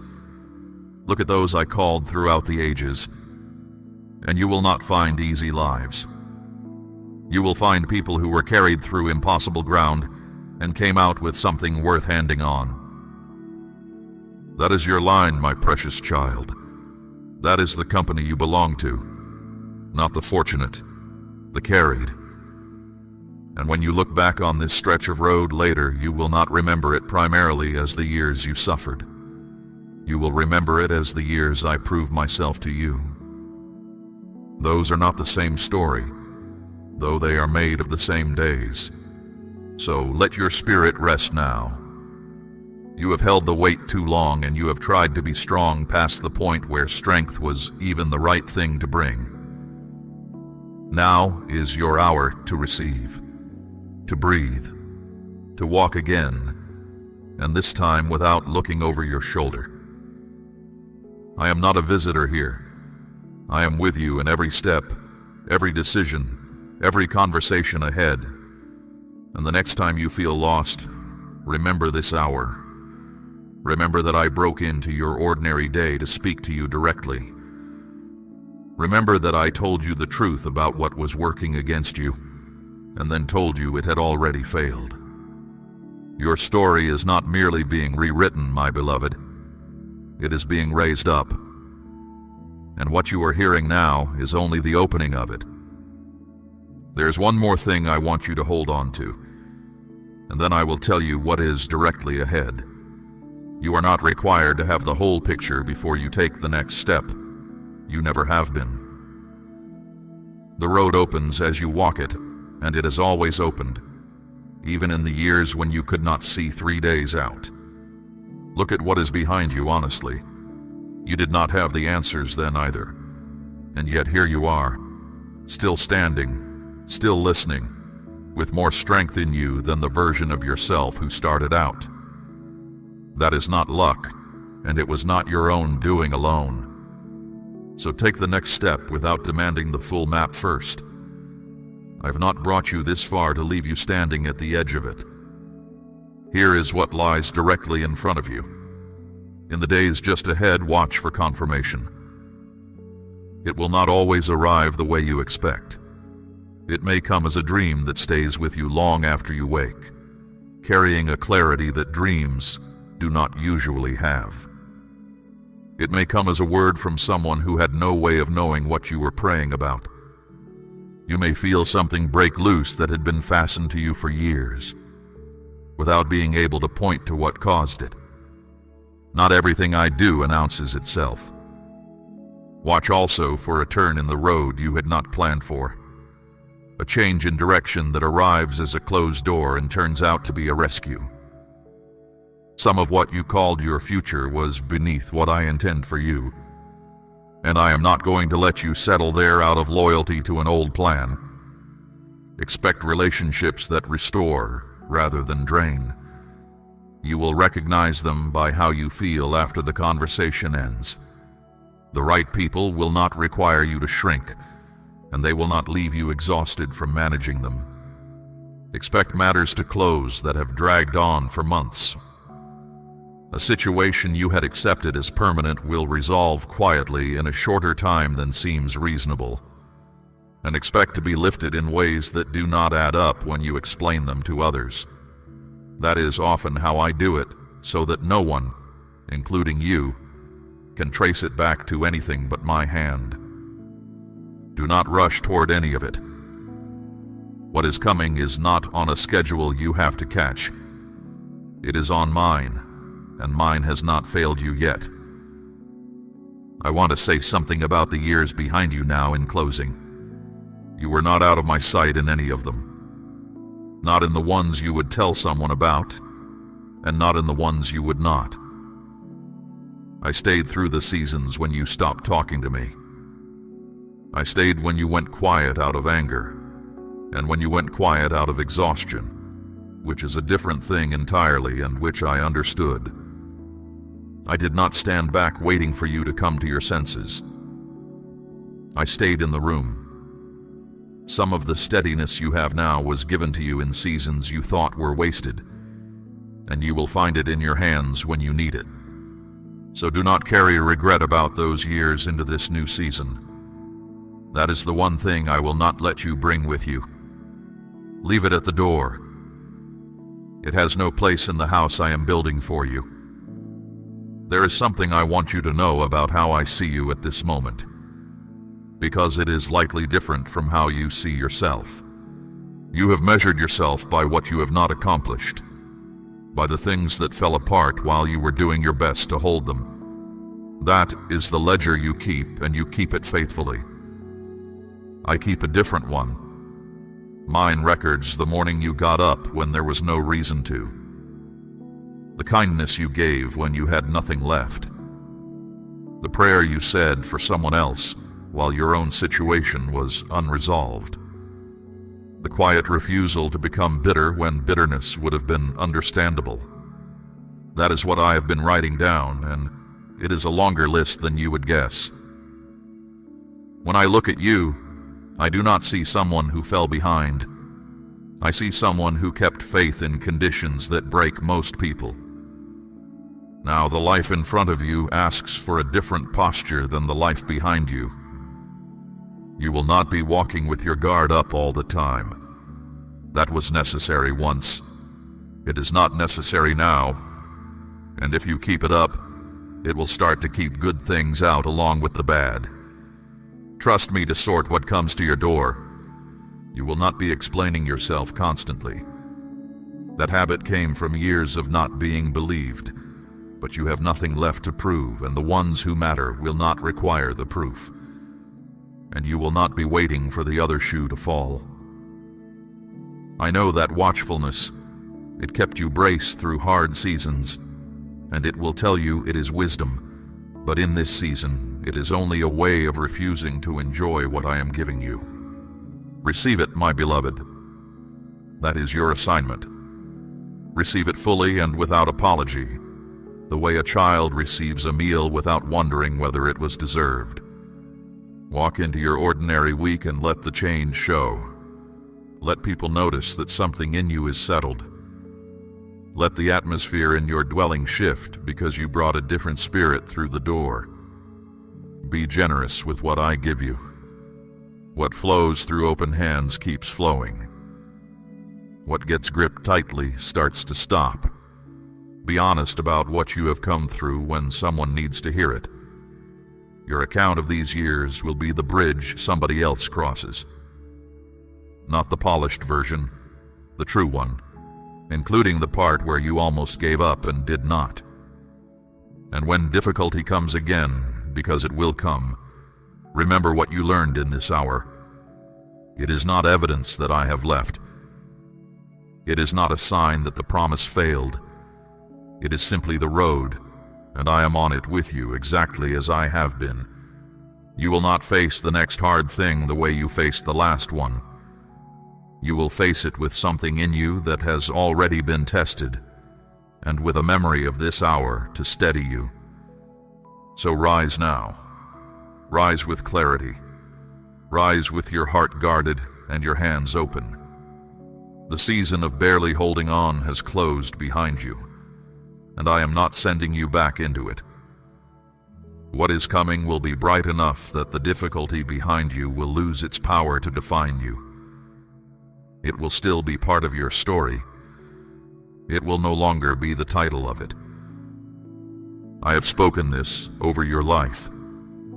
I do not speak in order to fill the silence. What I say, I do. You are held. You are seen. You are known completely, and you are loved without condition. And none of that depends on your performance tomorrow. Go and live it, my precious child. I am ahead of you, behind you, and beside you on the road. And now, before you go, let your amen be the seal on everything I have spoken today. We run on viewer support only. For exclusive member-only content, scan the QR or see the pinned comment. God bless you.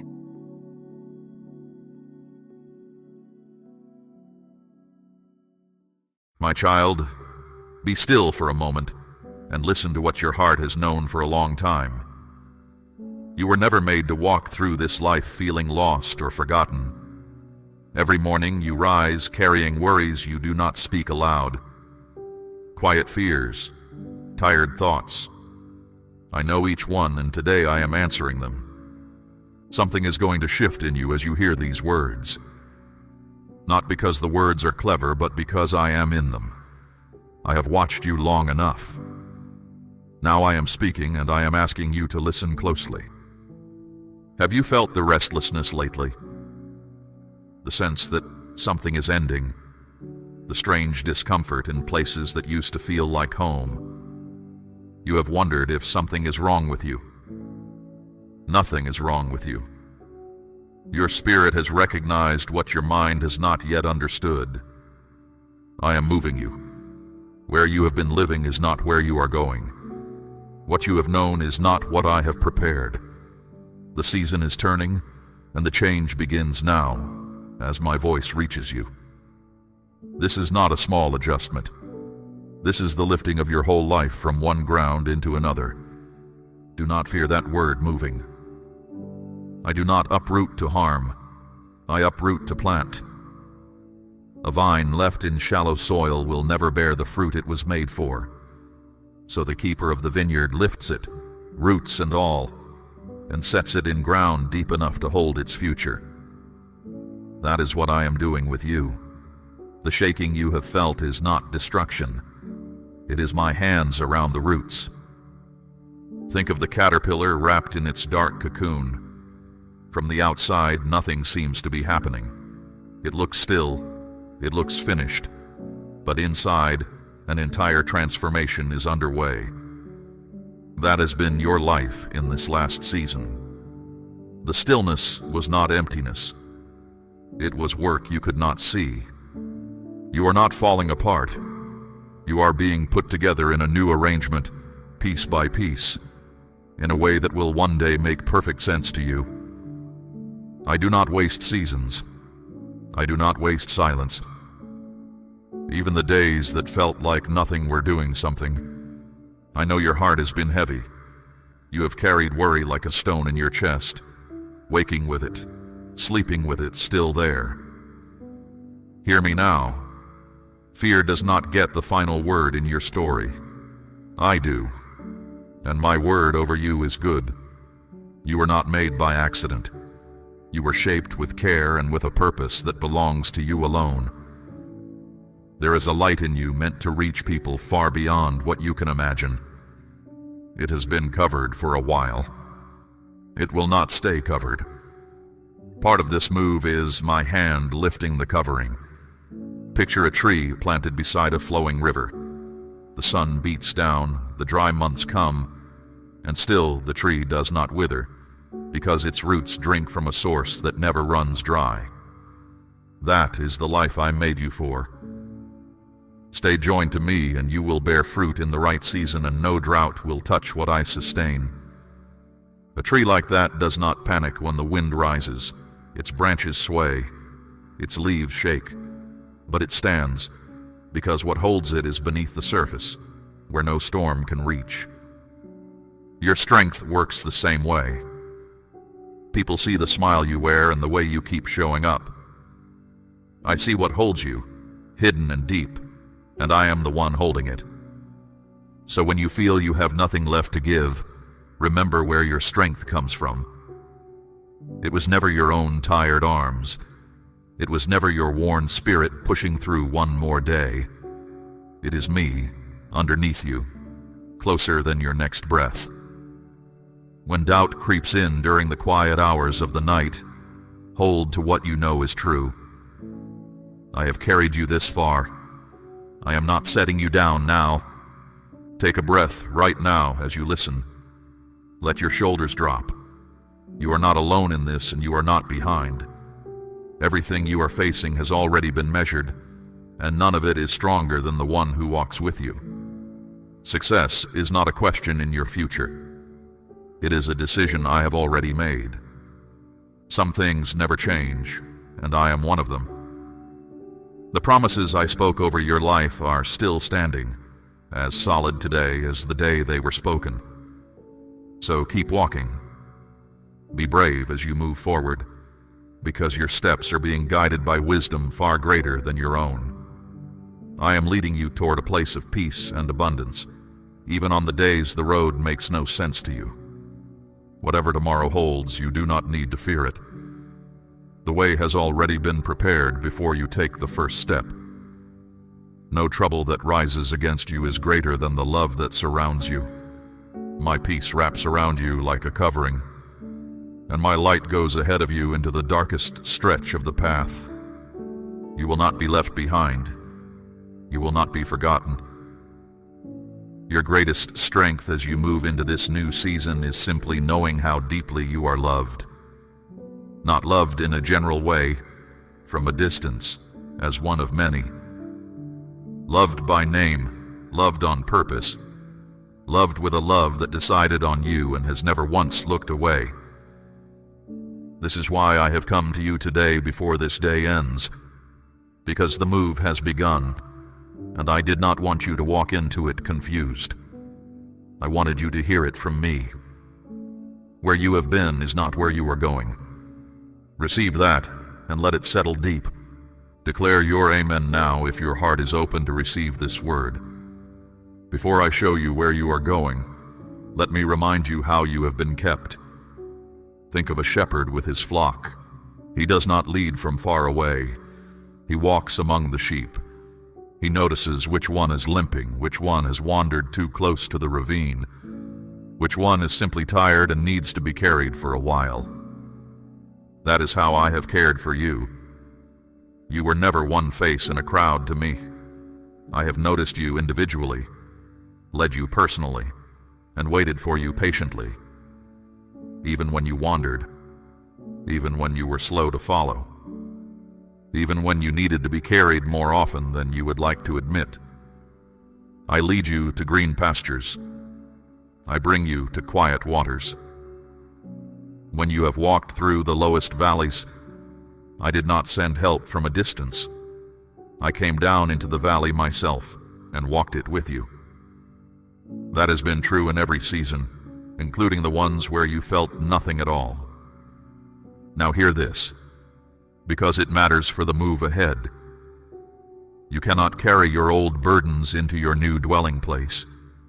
You were never meant to haul the heaviness of your past forever. The old pain, the old guilt, the memories that weigh you down more than they teach you. I dealt with all of it long ago. It is finished business. Picture yourself walking along a shore, a heavy sack over your shoulder, filled with stones you picked up along the way. Each stone a mistake, each stone a regret, each stone a moment you wish you could take back. Every step is harder because of that weight. Now picture setting the sack down at the water's edge and watching the tide pull it out farther and farther until it disappears. That is what my forgiveness does. It does not lighten the load. It removes it entirely. As far as the east is from the west, that is how far I have carried your failures from you. So you do not need to defend yourself to people who only want to remind you of who you used to be. Those who judge you for things long buried are usually avoiding a look at their own hearts. Do not let their opinions shape how you see yourself. I have spoken over you, and my voice outranks theirs. Some days the same old struggles will return wearing different faces, hoping to wear you down. When that happens, do not run to noise and distraction. Come to me instead. Sit in stillness. Let your heart speak honestly about what it carries, and let me answer. That is where your strength gets rebuilt. And do not let worry about provision steal your peace. Look back for a moment. Remember the times you did not know how you would make it through, the debt you could not pay, the news that frightened you, the door that seemed shut forever. And yet here you are. A way appeared that you had not planned, more than once.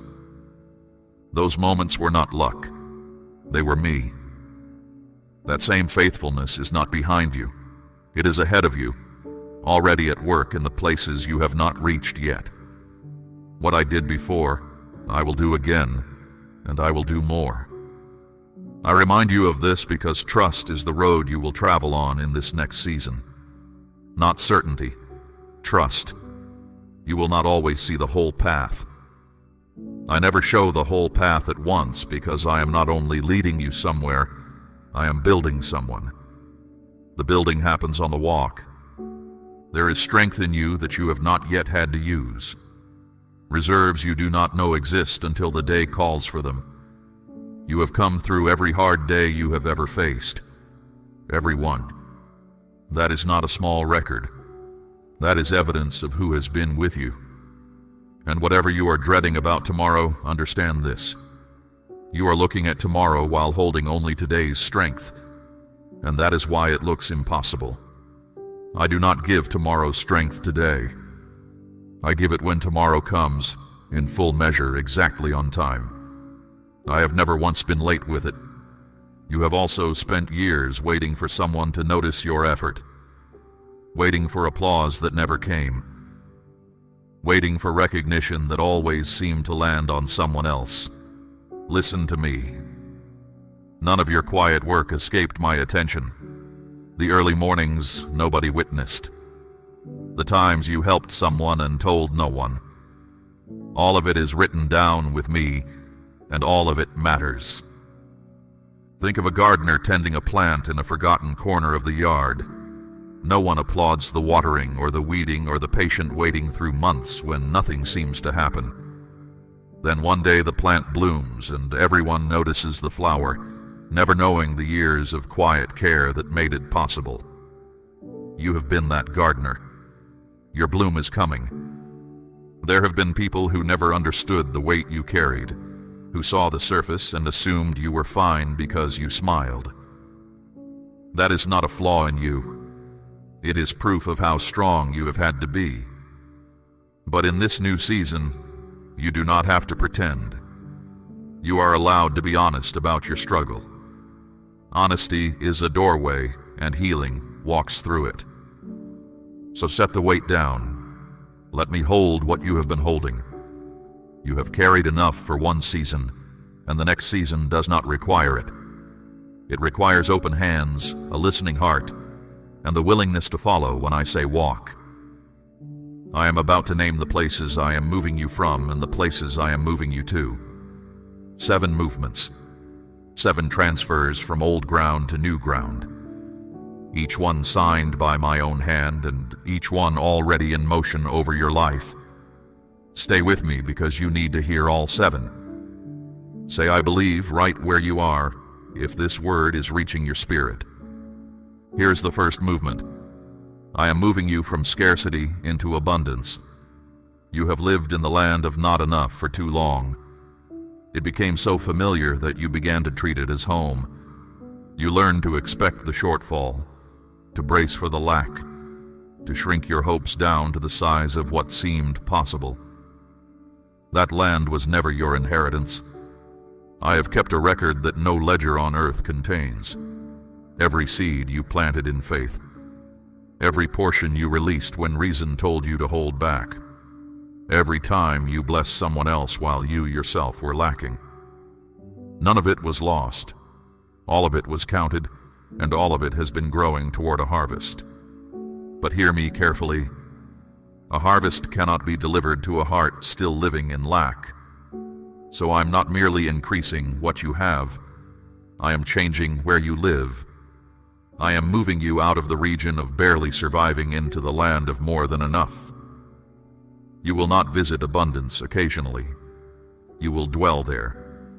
I will supply all your needs according to my riches, not according to your wages, not according to the economy of men, according to the wealth of my glory. That is the measure. Watch for it. Provision will begin arriving from directions that make no sense on paper. Doors will open that you did not knock on, and you will know the ground under your feet has changed. There is a part you play in this movement, and it is the same part the sowers of old have always played. Faith that stays in the heart and never reaches the hands is only a feeling. Trust becomes real the moment it costs something to express.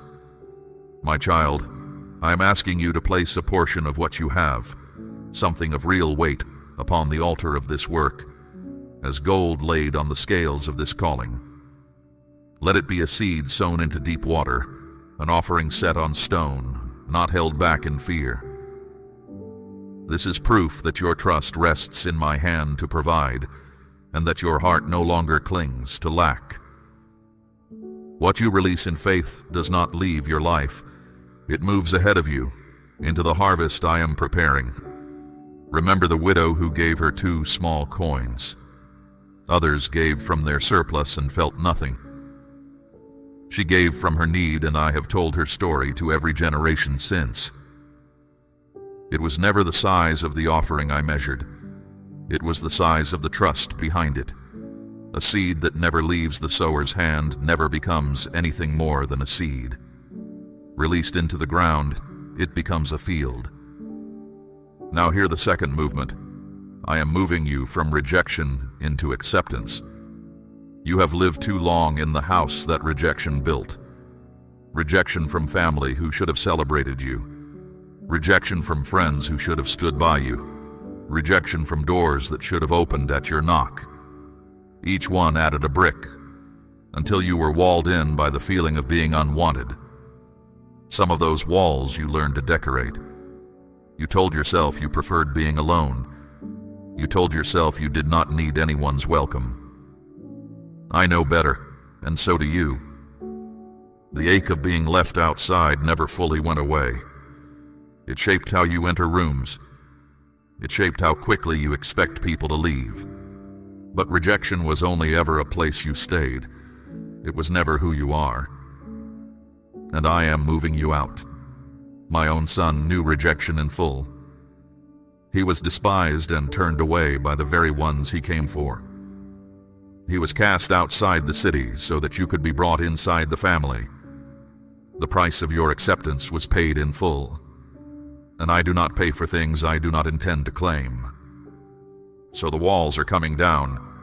I am bringing you into a place of belonging. People will welcome you who have no earthly reason to. Rooms that once closed to you will open at your approach. A community will receive you that you thought would never make space for you. And slowly the flinch in you will soften, because your heart will learn its new surroundings.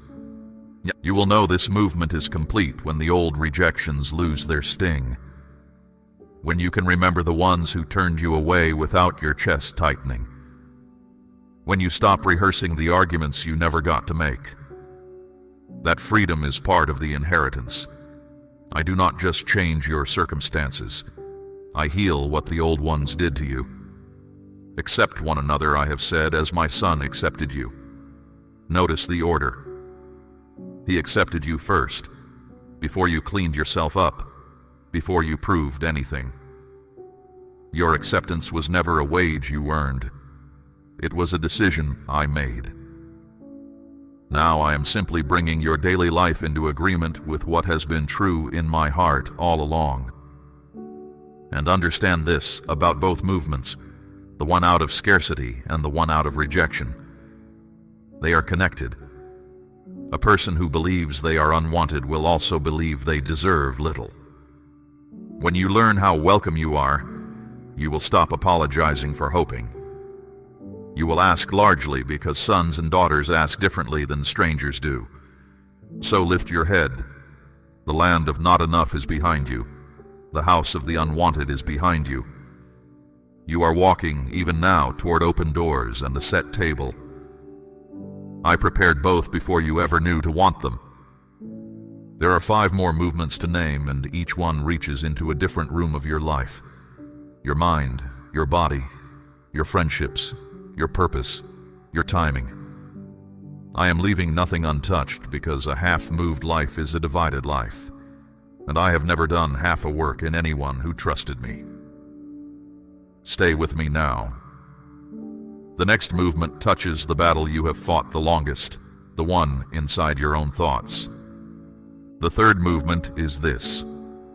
I am moving you from confusion into clarity.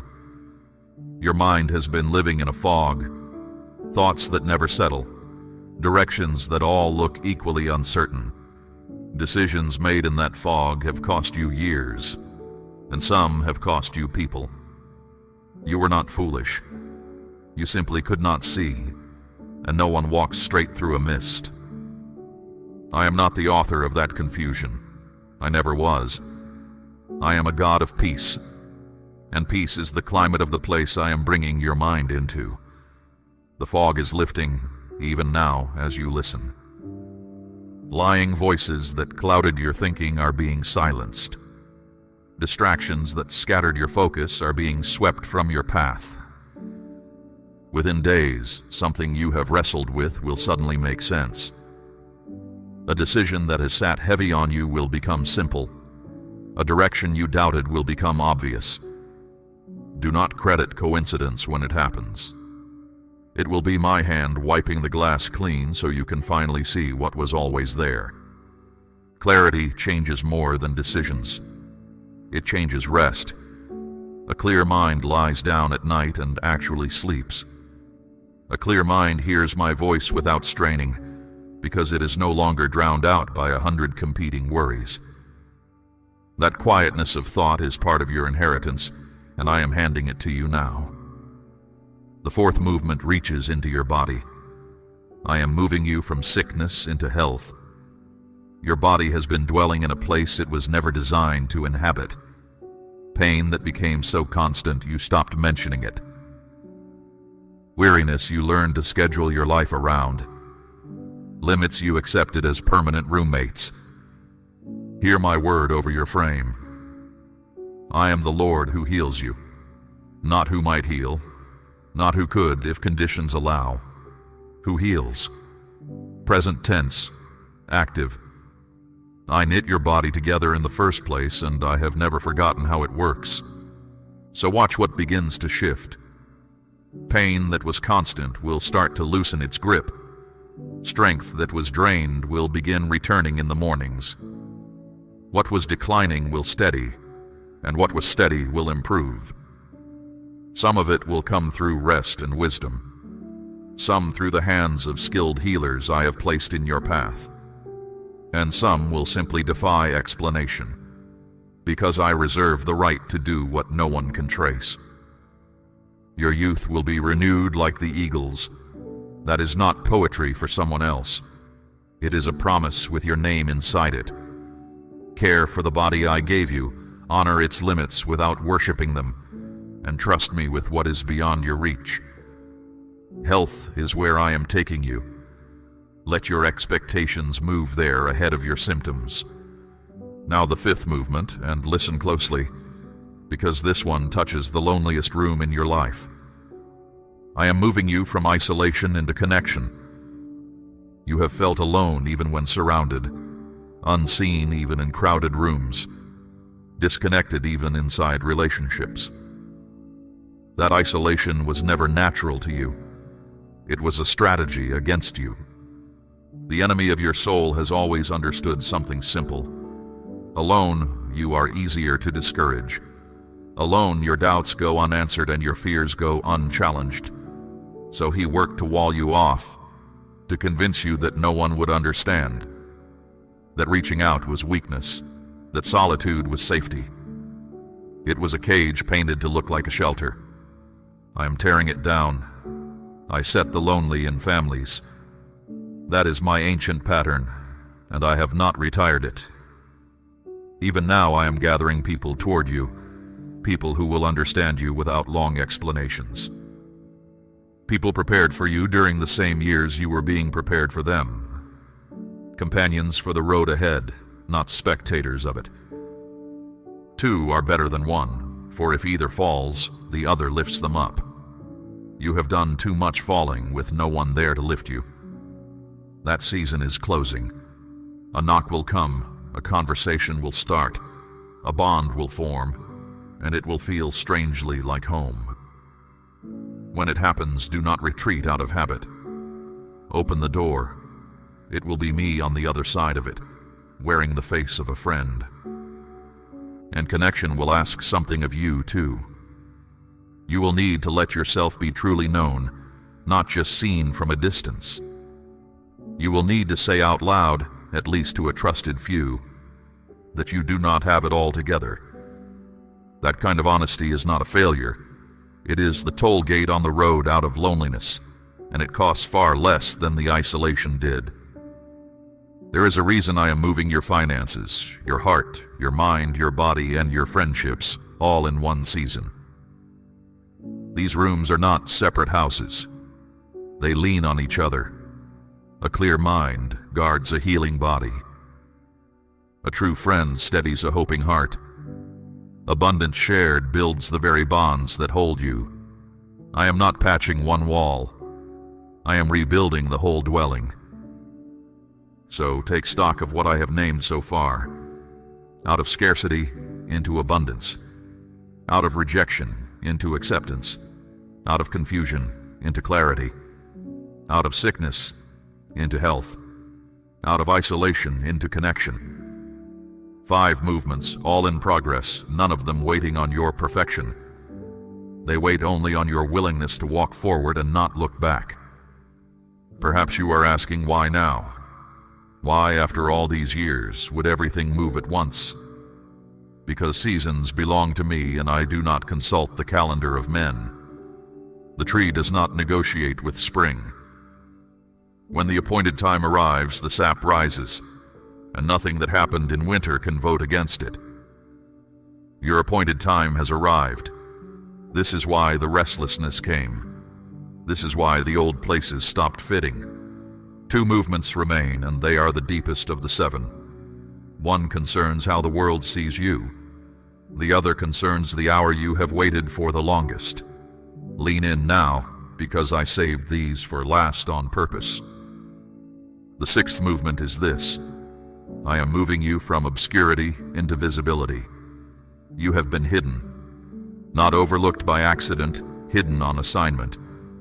There is a difference, and you need to understand it, because misreading this season has hurt you more than the season itself ever did. Your gifts were passed over. Your work went uncredited. Your voice was talked over in rooms where you had the most to offer. You concluded that you did not matter. That was the wrong conclusion. A treasure is not worthless because it is buried.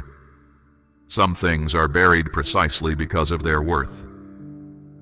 I hid you the way a swordsmith keeps a blade in the forge, not because the blade is forgotten, but because it is not finished.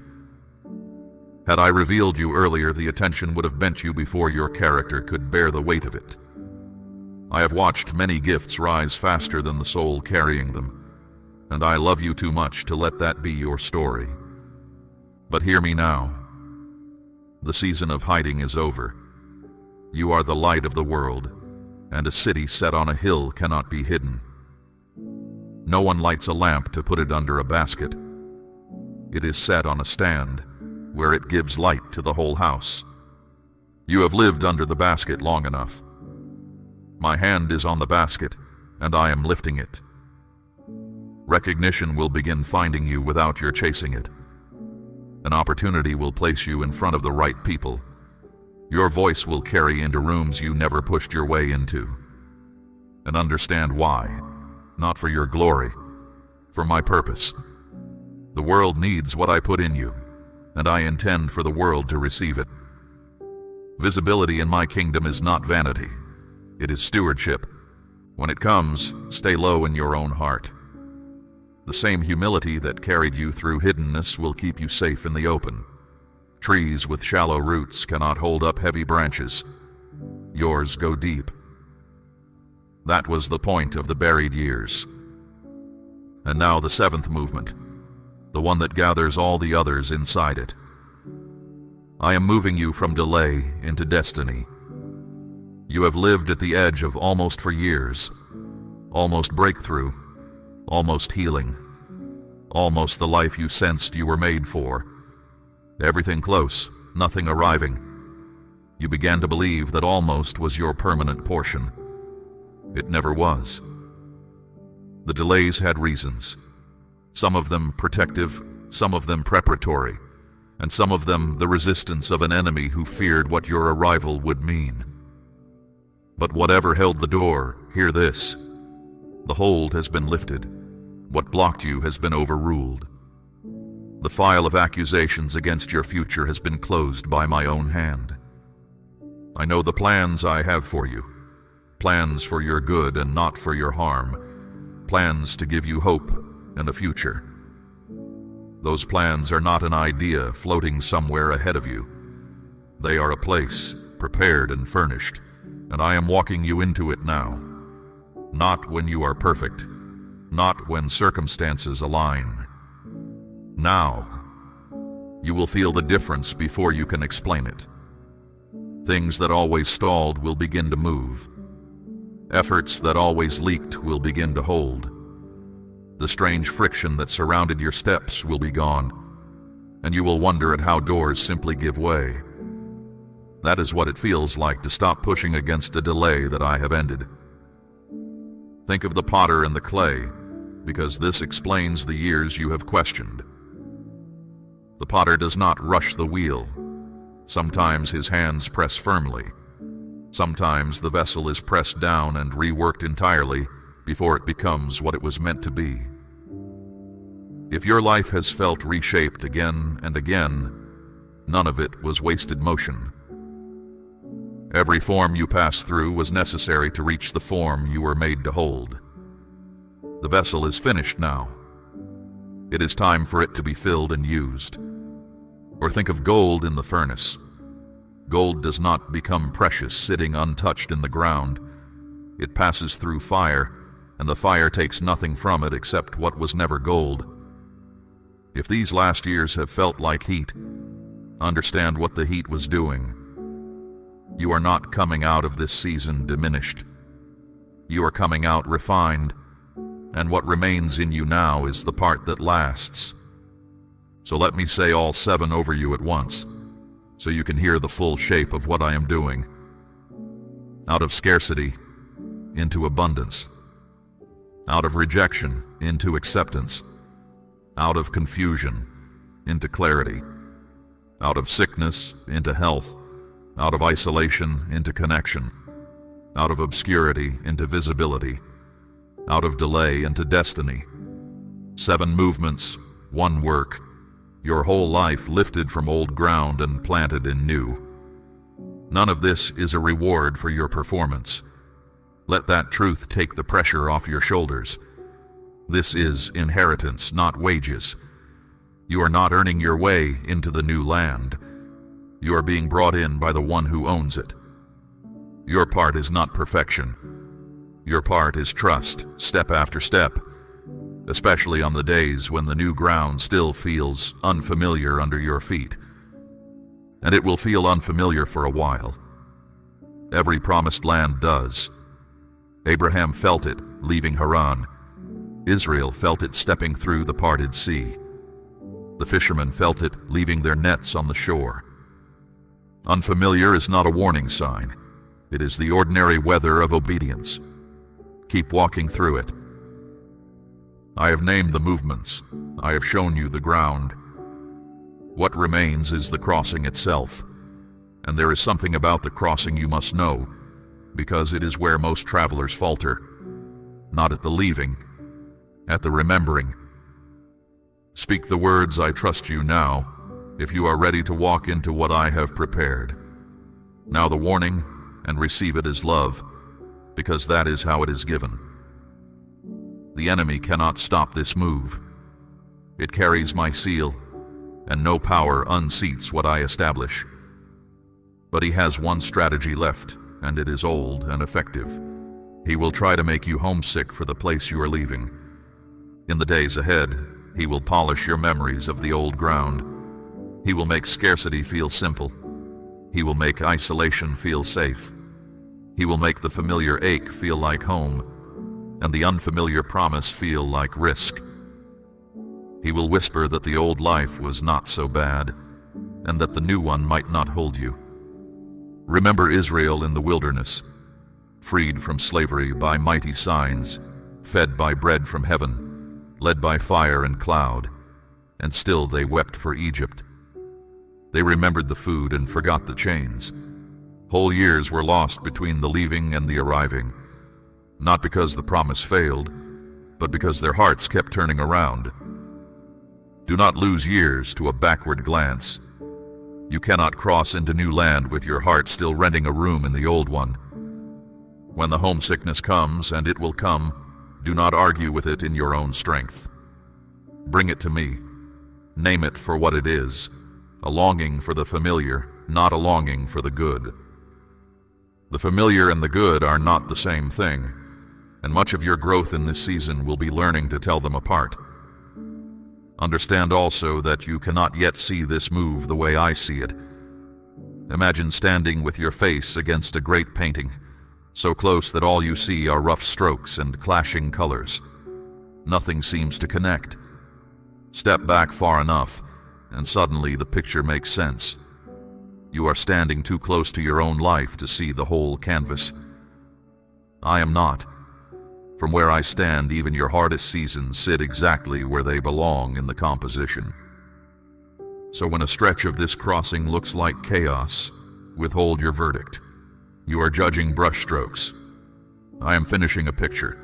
One day you will step back, and your breath will catch at how deliberately it was all placed. And if the crossing includes a stretch that looks like nothing at all, do not panic in the stillness. Winter looks lifeless. The ground seems locked, the branches bare. But beneath the frost, roots are drinking deep and buds are forming in secret. Nothing about winter is idle.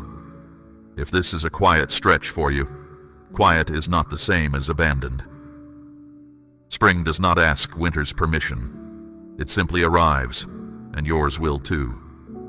Some things you will need to leave at the border. Old versions of yourself, first of all. The serpent sheds its skin when it has outgrown it, not in shame, but simply because the old skin no longer fits. You are allowed to shed old habits, old fears, old names you answered to that I never gave you. That shedding is not loss. It is growth making room for itself. Certain connections may need releasing too. Some people are given for a season, and their part in your story ends naturally, without villains. Honor what they taught you. Release them without guilt. Other bonds that drifted may be ready for mending, and it is not too late to reach out. Ask me which is which, and I will show you. Not every open door behind you is an invitation, and not every closed one is final. Leave comparison at the border as well. It has no visa for the new land. Looking sideways at another's harvest convinced you that your ground was failing, but no one else's field was ever your measure. Look at the stars. Each one burns in its own place at its own distance, and none grows dim because another shines nearby. There is room in my sky for every light I have kindled, yours included, yours especially in the place I set it.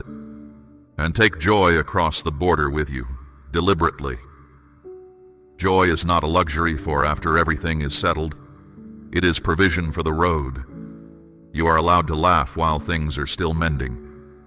You are allowed to celebrate small mercies in the middle of large uncertainties. A child can play in the morning and face hard lessons in the afternoon and feel no contradiction. Recover that freedom.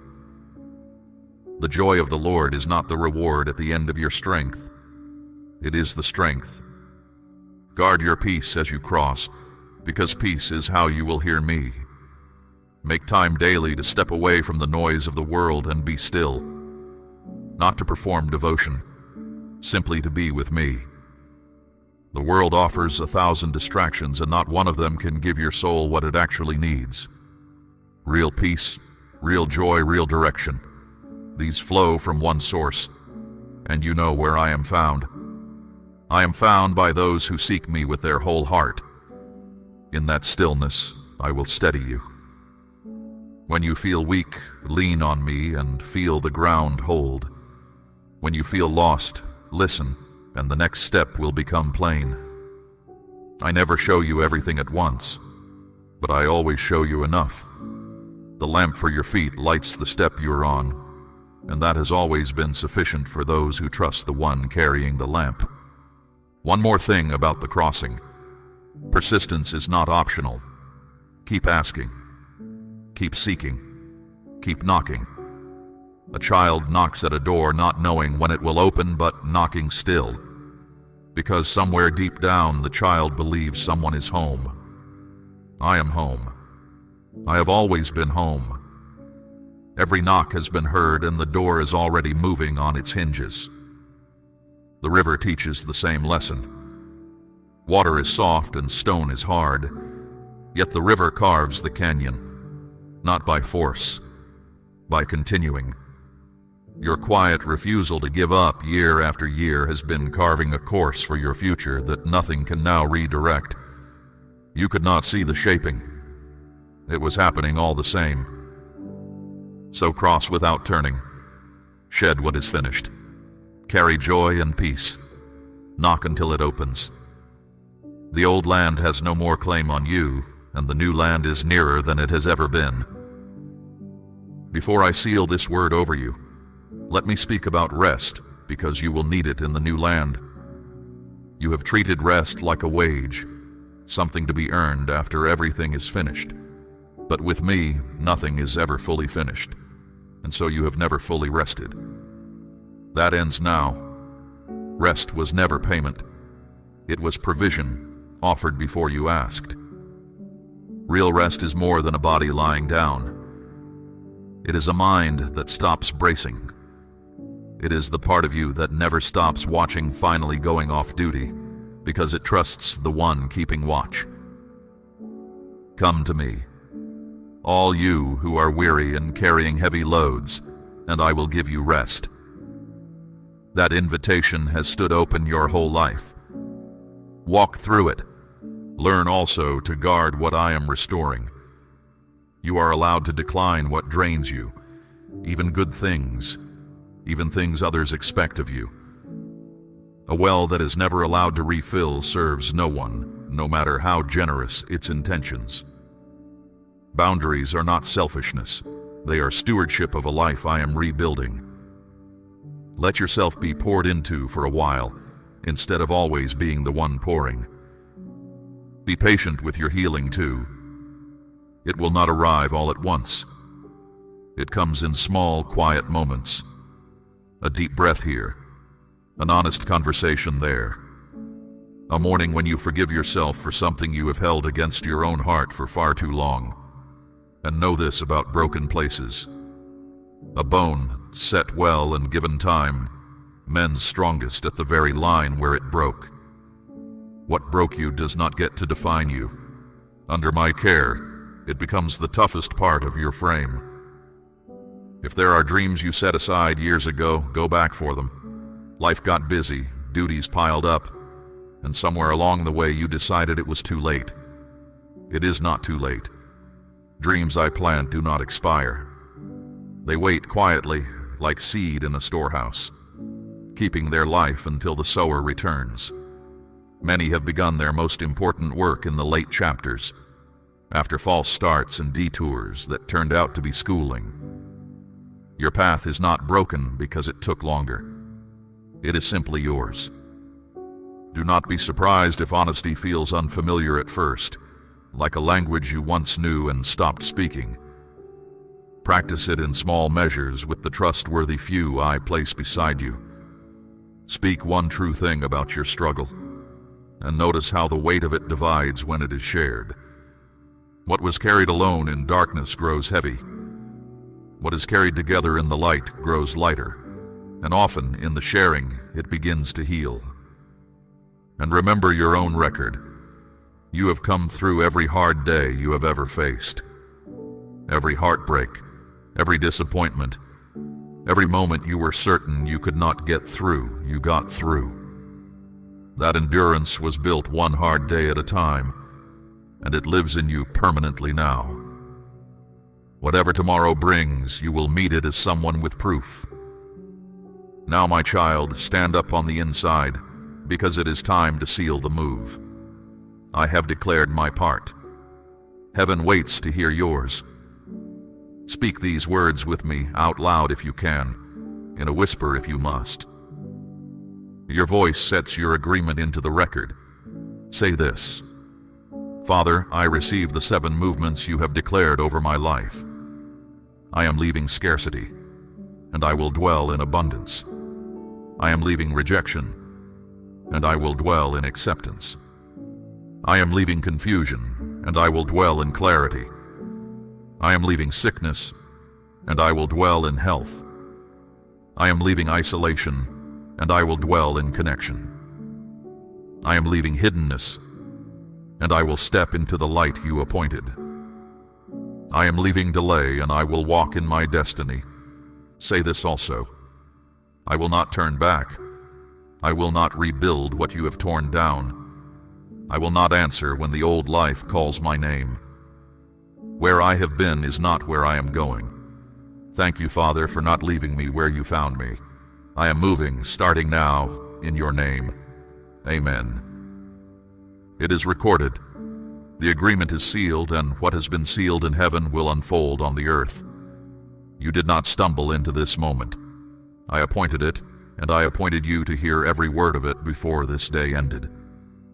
So let me tell you what your days will look like now. You will wake with purpose where you used to wake with dread.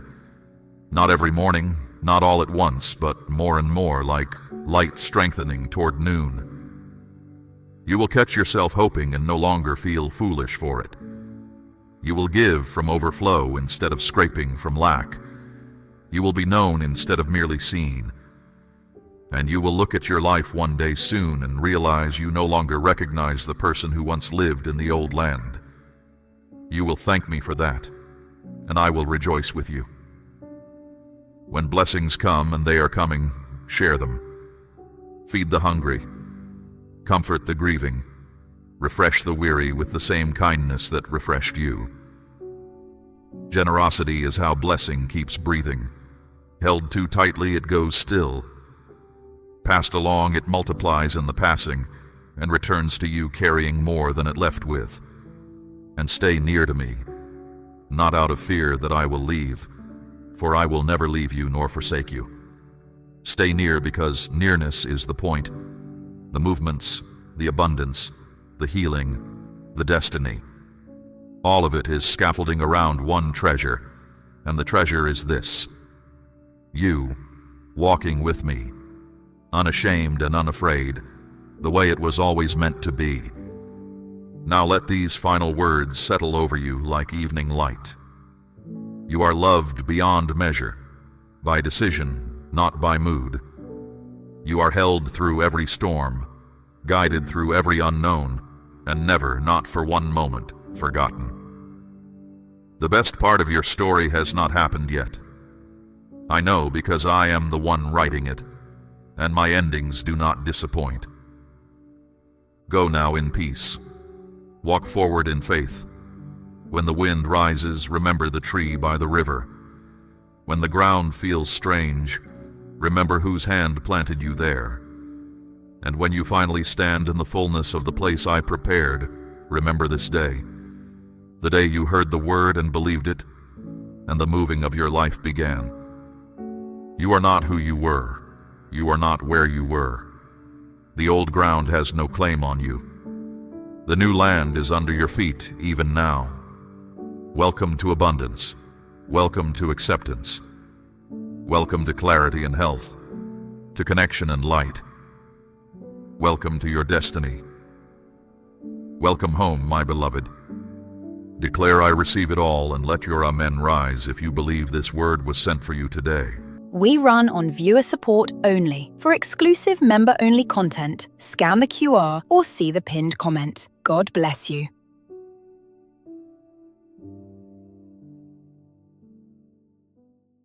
Stop. Right now, wherever you are, whatever is pressing against your mind, stop. I am not asking you to pause because your situation is ordinary. I am asking you to stop because you are closer to a wrong turn than you realize. This moment reached you for a reason. If you walk past it without truly listening, the days ahead may carry pain you did not have to feel. So stay with me. Give me your full attention, not just the surface of it. I'm not speaking to your convenience right now. I am speaking to the deepest part of you that still knows the sound of my voice. You may feel like today is no different from yesterday. Another heavy morning. Another list of problems sitting on your chest before you have even risen from your bed. But I see what is in front of you, and it is more than you're weighing right now. I see what your eyes cannot reach yet. I see what is forming just ahead, outside your line of sight. And I am choosing to speak now, because silence would not be love. It would be abandonment.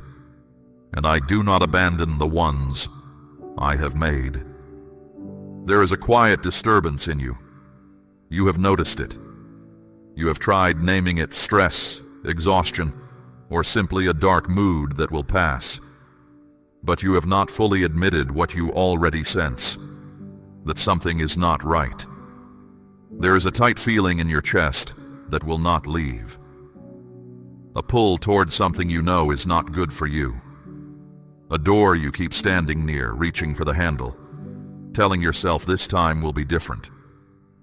I want to speak plainly about that door. I want you to understand why I'm asking you not to open it. I'm not speaking to you from a distance.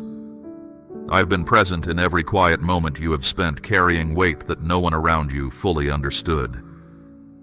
I've been there in the long nights when your strength ran thin and no one was watching. I have seen the smiles you wore over real pain. I have seen the choices you made when your heart was starving for some kind of comfort.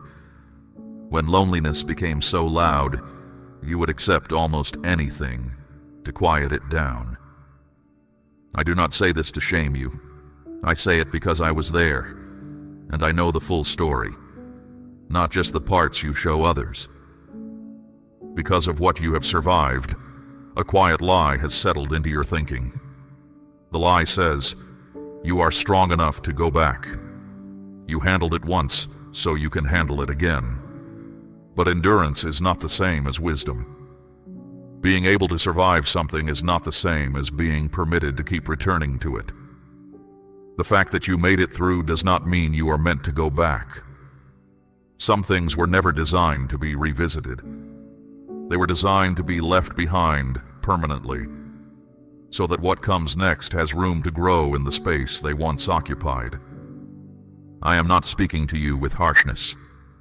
I am speaking the way a watchman speaks when he sees something approaching that the person inside cannot yet see.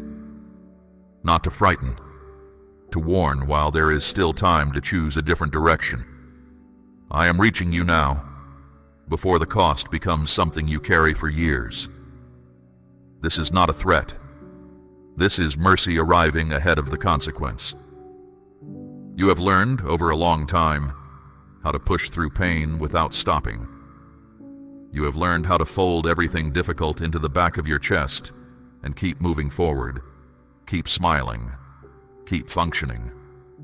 That capacity has served you, but it has also trained you to ignore signals your spirit is sending you, signals that are meant to protect you, not punish you.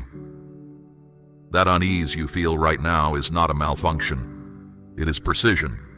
It is exact. I placed it there, and I am asking you not to silence it again. Declare your Amen if this word is finding its place in your spirit. So before you take another step in the direction you have been drifting, pause long enough to do this one thing. Be honest with me. Not polished, not composed. Honest. Tell me what is pulling at you. Tell me what you keep picking up and putting back down. Tell me what you have been circling, rationalizing, negotiating with in your own mind. I already know all of it. I am not asking because I need the information. I am asking because something shifts when you stop hiding it, even from yourself. Honesty breaks the hold that secrecy builds. And right now, the thing pulling at you has more power than it deserves, partly because you have not yet fully named it in the light. I have not brought you through everything you have survived just to watch you walk back into what once broke you. You have come further than your current doubts give you credit for. You have healed in places you once thought would stay raw forever. There is real ground under your feet now, solid ground, not the shifting surface you used to stand on. Do not trade it, not for comfort that lasts a few hours, not for relief that arrives with a hidden bill attached to it, not for the familiar weight of something that once felt like connection, but left you more alone than before. Hear me now. The warning itself is proof of the love. I do not warn people I have abandoned. I do not speak ahead of time to those I have given up on. This word reaching you today is evidence that I am still watching, still near, still holding the door to a better direction open for you. Walk through it. Not tomorrow. Now. You are standing right at the place where one small decision echoes forward into months. Choose the right one, and do it with the full weight of what I have just said settling into you. You are living in a season crowded with voices. They come from every direction, and many of them are soft. That is the thing I most need you to understand. Soft does not mean safe. A voice that soothes you is not automatically a voice that serves you. A voice that makes the moment easier to bear is not automatically a voice that leads you toward something good. You have been making the mistake of measuring voices by how they feel as they arrive, rather than by what they leave behind once they have settled in. Think about this honestly. There are voices in your life, people, patterns in your own thinking, things you return to when you are tired, that make you feel instantly better in the moment, but leave you a little less anchored each time you walk away. You feel temporarily relieved. Then later, slower, quieter, you notice your clarity has softened. Your resolve has loosened. You are a little more willing to excuse something you were firm about the week before. That is not coincidence. That is the direction a voice was actually leading you, while you were focused only on how it felt at the beginning. Comfort and truth are not always the same thing. They can travel together, yes, but they often do not. A voice can be warm and still carry something harmful underneath that warmth. A voice can sound like understanding and still be steering you away from real wisdom. A voice can make you feel deeply known, deeply seen, deeply heard, and still be moving you further from what is right. The feeling of being understood is powerful. I know that, especially when you have gone long stretches feeling unseen. But you cannot let that feeling become a reason to stop examining what is actually being offered to you. Declare, "I believe," if you are receiving this into your spirit today. Here is what I want you to practice.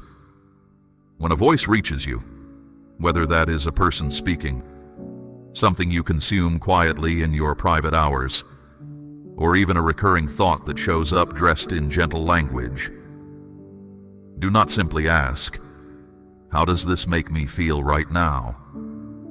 Ask instead, "What does this produce in me over the next several days? Do I feel clearer or more confused? Do I feel more rooted in truth or more willing to compromise? Things I know matter. Do I feel more courageous in what is right, or do I find myself looking for clever reasons to delay what I already know I need to do?" Those questions cut through the surface quickly.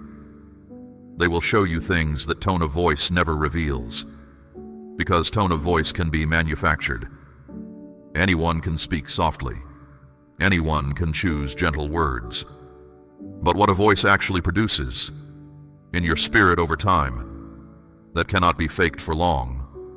The fruit always tells the real story, eventually. I want you to understand the method that works against your peace. It rarely arrives through obvious aggression. It rarely looks frightening.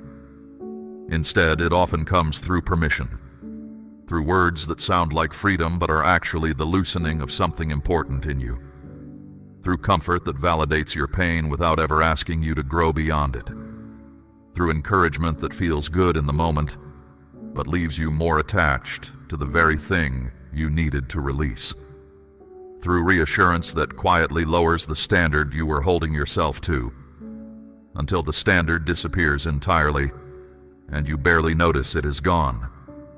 The goal of that kind of influence is always the same: to move you forward before wisdom has time to speak, to make compromise feel reasonable, to make the thing you know is wrong feel manageable, to make the door you needed to close feel like it still deserves to be open. And it rarely announces itself as danger. It arrives gently, wrapped in exactly what your tired heart was craving at exactly the moment you were too worn out to examine it carefully. So I am asking you to raise a standard inside yourself, not out of suspicion toward every person around you, but out of a genuine commitment to guard what you have built. There is a real difference between being suspicious of everyone and being wise about what you allow in. Wisdom is not cold. Wisdom is not isolating. Wisdom is simply alert. It knows the difference between warmth that heals and warmth that numbs. It knows the difference between rest and avoidance.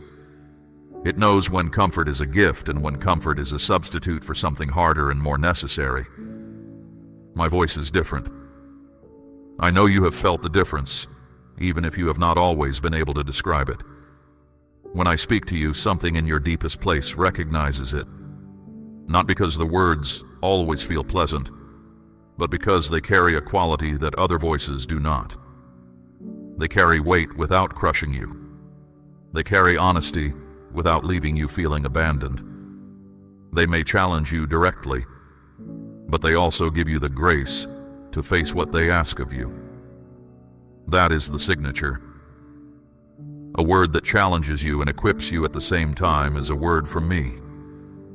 A voice that flatters you and slowly erodes your inner ground is a voice you need to step back from, regardless of how much you enjoy the way it sounds. Let me into this part of your life, not as one more voice among many, competing for your attention, as the primary voice, the one you bring everything else to, the one you hold other words up against, to see what is true and what is not. Let me become familiar enough to you that imitation cannot fool you.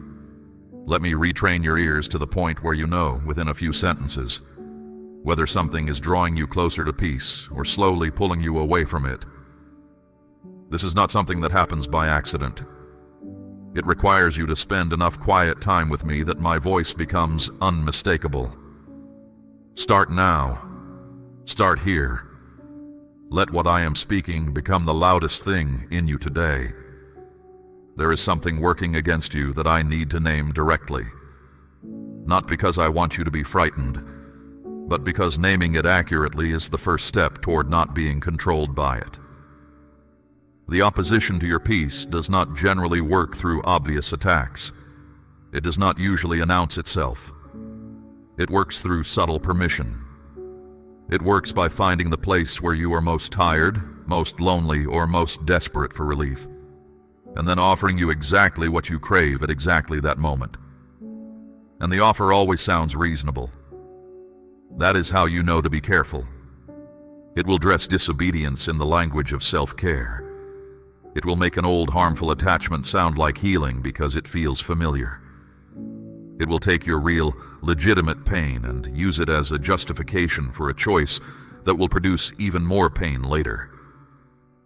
It will speak the language of freedom while quietly tying you to something that keeps you in place. It will point to your exhaustion as evidence that you deserve relief, and then hand you something that only deepens the exhaustion once the initial comfort fades. I say this not to make you feel hunted. I say it because you are not powerless here. You are not at the mercy of every voice and pull that comes your way. You have been given something stronger than any of this: discernment. And discernment does not work through suspicion. It works through steady attention, through the habit of pausing long enough to ask the right question before you move, through not letting how convincing something sounds be the only reason you agree to it. My child, I'm asking you to place a portion of what you have, something of real weight, upon the altar of this work, as gold laid on the scales of this calling. Let it be a seed sown into deep water, an offering set on stone, not held back in fear.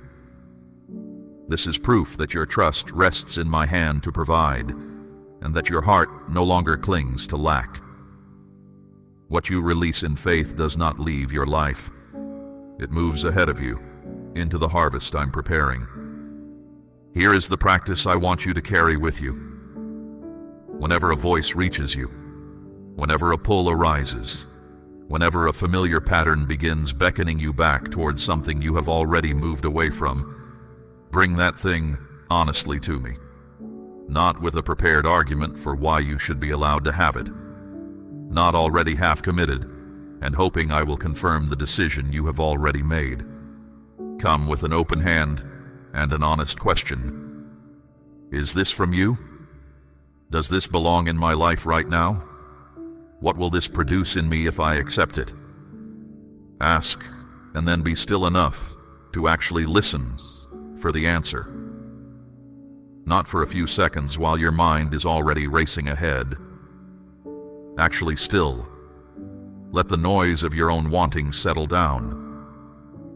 And then notice what rises in that quiet. Notice whether what was calling so loudly a moment ago begins to lose its urgency in the stillness. Notice whether the peace you feel when you are close to me increases, or decreases when you hold the thing up to honest examination. These are not small observations. They are data. They are the exact kind of information that protects your future. You have a history of knowing something was wrong before you could explain it. That internal signal is real. I placed it there. The problem is not that you lack the signal. The problem is that you have trained yourself to override it, usually by arguing yourself out of what you already sensed. You tell yourself you are being too cautious. You tell yourself it is not as serious as it feels. You tell yourself the unease is just fear of change, not a genuine warning. And sometimes that is true, but you do not decide which kind it is by silencing it. You decide by bringing it to me. There is something I want you to understand about the way I actually speak. My voice does not require chaos to be heard. I speak in the clarity that exists after the noise has died down. I speak in the steadiness present when you have stepped back from immediate pressure and simply been still with me. If a direction only makes sense when you are spinning, if it only feels right when your emotions are at their most frantic, be careful with it. Truth does not need you destabilized to become convincing. Only pressure needs that. I do not manipulate you. That is an important thing for you to hold on to. Everything I ask of you comes with the grace to do it. Every hard word I speak comes with the strength to carry it. Every door I ask you to close, I provide the resolve to actually shut it and walk away. That is the difference. When something is genuinely from me, you will find, even in the difficulty of it, that you are not left without the resources to follow through. The path may not be easy, but you will not be empty-handed on it. Grow familiar enough with that quality that you can recognize its absence. Because when something that presents itself as divine leading leaves you feeling spiritually hollow, when it asks you to move but leaves you feeling divided and unstable on the inside, when it promises peace but produces inner noise, that is not my hand on your shoulder. That is something else wearing a convincing disguise. Come closer. Not just when you need rescue, not only in the moments when everything has already broken apart.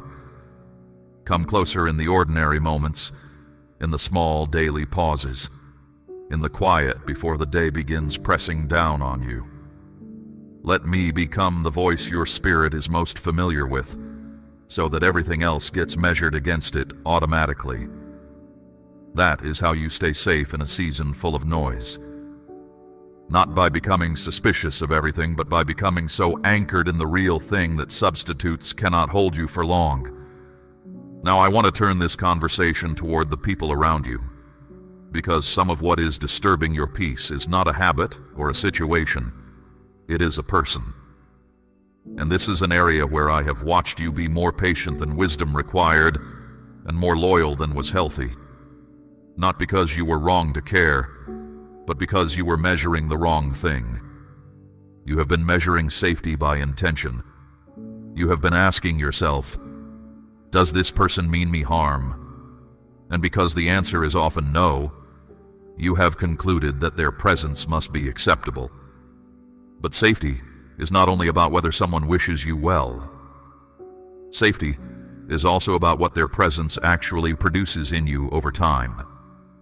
A person can have good intentions and still consistently leave you emotionally drained. A person can genuinely care about you in their own way and still keep you anchored to a version of yourself you have already outgrown. Intentions and fruit are two different things. I need you to start measuring the fruit. Ask yourself what happens to your inner world after time with this person. Does your thinking become clearer or cloudier? Does your resolve to do what is right strengthen or soften? Does your prayer life stay open and easy? Or does it feel like something has been placed between you and me? Does your self-respect increase? Or do you find yourself making excuses for your own choices, just to keep the peace. These are not small, peripheral questions. They tell you what is actually growing in the soil of that relationship. Some people belong to an earlier chapter of your life. They mattered in that chapter. They may have even been essential to who you were in that season. But a new chapter has begun, and it does not automatically inherit every person from the previous one. This is not judgment on their character. It is simply the nature of growth. When a river changes course, it does not drag all the old terrain with it. It moves into new ground. And not everything from the old path can fit in the new one. I want you to release yourself from the idea that loyalty always means proximity. You can hold someone in genuine regard and still create distance. You can wish someone well from the core of your heart and still limit how much access they have to your daily life. These two things do not cancel each other out. In fact, sometimes the most loving thing you can do, for them and for yourself, is to stop maintaining a closeness that is no longer serving either of you honestly. There are people who keep you emotionally tangled in old patterns, not because they are trying to hold you back, but simply because they have not grown in the same direction you have. They are not villains. They are not your enemies. But they are not suited for where you are going next, and continuing to give them front row access to your thoughts, your private hours, your vulnerable moments, and your decision-making is costing you more than you have been willing to admit. Your emotional energy is not infinite. Your attention is not a resource that automatically replenishes itself. When you pour significant portions of those resources into relationships that leave you more depleted than you were before, you're arriving at what matters most with less than you had. You're arriving at your prayers half empty. You're arriving at important decisions with your thinking clouded by whatever the last conversation stirred up in you. You are arriving at the things I am preparing for you next, without the full inner clarity those things require. I want to be honest with you about what I am doing in your relational world right now. I am making adjustments. Some connections are being loosened. Some voices are moving toward the edges of your life. Some conversations are becoming less frequent and less central. And if you have noticed this and felt guilty, if you have tried to force proximity back into something that was gently fading, I am asking you to stop. Do not chase what I'm moving. There is purpose in the shifting. When I quietly reduce certain connections, it is not because I want you isolated. Isolation is not what I am building. I am building space. Clarity. A different kind of quiet around you. The kind of quiet where you can actually hear yourself think. Where you can actually feel what is true versus what you have been told to feel by whoever is nearest. That kind of space is not emptiness. It is room for something better to arrive. So when a connection naturally cools, let it cool without guilt. When you notice that certain conversations are leaving you scattered rather than settled, stop returning to them as often. When your spirit consistently feels unsettled after time with a particular person, that is not pettiness on your part. That is discernment doing its job. Honor it. You do not need a dramatic event as permission to protect your inner atmosphere. You do not need to wait for a visible betrayal before you are allowed to create distance that your spirit has been requesting for some time already. You can do this without anger. You can do this without a confrontation or an explanation. You can simply begin being less available. Begin investing your limited time and emotional energy into relationships that leave you more anchored, more at peace, more truthful with yourself and with me. Begin gravitating toward the people in your life who make you feel more like the person I am building you into, not less. Guard your inner atmosphere carefully. What you allow to fill the space around your heart shapes your thinking, your decisions, your courage, and your sense of what is possible. Some of the greatest limits on your life right now are not external circumstances. They are the accumulation of voices, conversations, and connections that have been slowly contracting your sense of what you are capable of. Let them go and come into the open. I know what runs through your mind when I ask you to release a relationship. The objections are familiar. You think of the history between you. You think of the moments when that person was genuinely there for you. You think of their struggles, their pain, their own story of difficulty, and your heart softens immediately. You have always been someone who leads with compassion. You feel other people's weight, and it becomes your own, almost instantly. I know this about you. I did not place that capacity in you by accident. But compassion and wisdom must travel together, or compassion becomes a door through which everything enters, including what was never meant to stay. When compassion exists without the wisdom to know where it ends, it becomes something that costs you everything, and benefits others in ways that do not always produce good things in their lives either. Endless availability is not the same as genuine love. Refusing ever to create distance is not the same as faithfulness. Sometimes the truest gift you can give someone is the dignity of encountering the real consequences of their choices, rather than always being absorbed into someone else's life, who quietly softens everything for them. So when you feel that pull of compassion rising up as a reason to keep a door open, I am not asking you to silence it. I am asking you to bring wisdom into the room alongside it. Ask yourself honestly, is keeping this door open actually helping this person? Is it helping them grow? Or is it simply removing a discomfort they should probably be sitting with? And equally, is this proximity serving the work I am doing in you? Or is it consistently pulling you sideways from it? State, I trust, if your heart is open to where I am leading you. Those are different questions from the ones your guilt usually asks. Your guilt asks, how can I close this door when they still need me? Wisdom asks, what is truly helpful here? And what am I simply doing to manage my own discomfort about maintaining distance? There is a real difference, and the answer matters. Because sometimes what looks like loyalty is actually avoidance. Sometimes what looks like compassion is actually an unwillingness to face the discomfort of creating necessary space. I want you to become comfortable with a particular kind of hard thing, letting something end without needing it to end badly. You have believed somewhere in your thinking that in order to step back from a person or a connection, something dramatic has to justify it. A betrayal, a clear injury, a visible failure on their part that everyone around you would agree makes your decision reasonable. But that is not true, and waiting for that kind of permission is keeping you attached to things longer than you should be. You are allowed to step back from a connection because it consistently leaves you less than you were before you engaged. You are allowed to reduce contact with someone because their presence reliably clouds your thinking. You're allowed to let a conversation become less frequent because you have noticed that those conversations keep redirecting you toward old ground you have already walked away from. None of that requires an accusation or an explanation.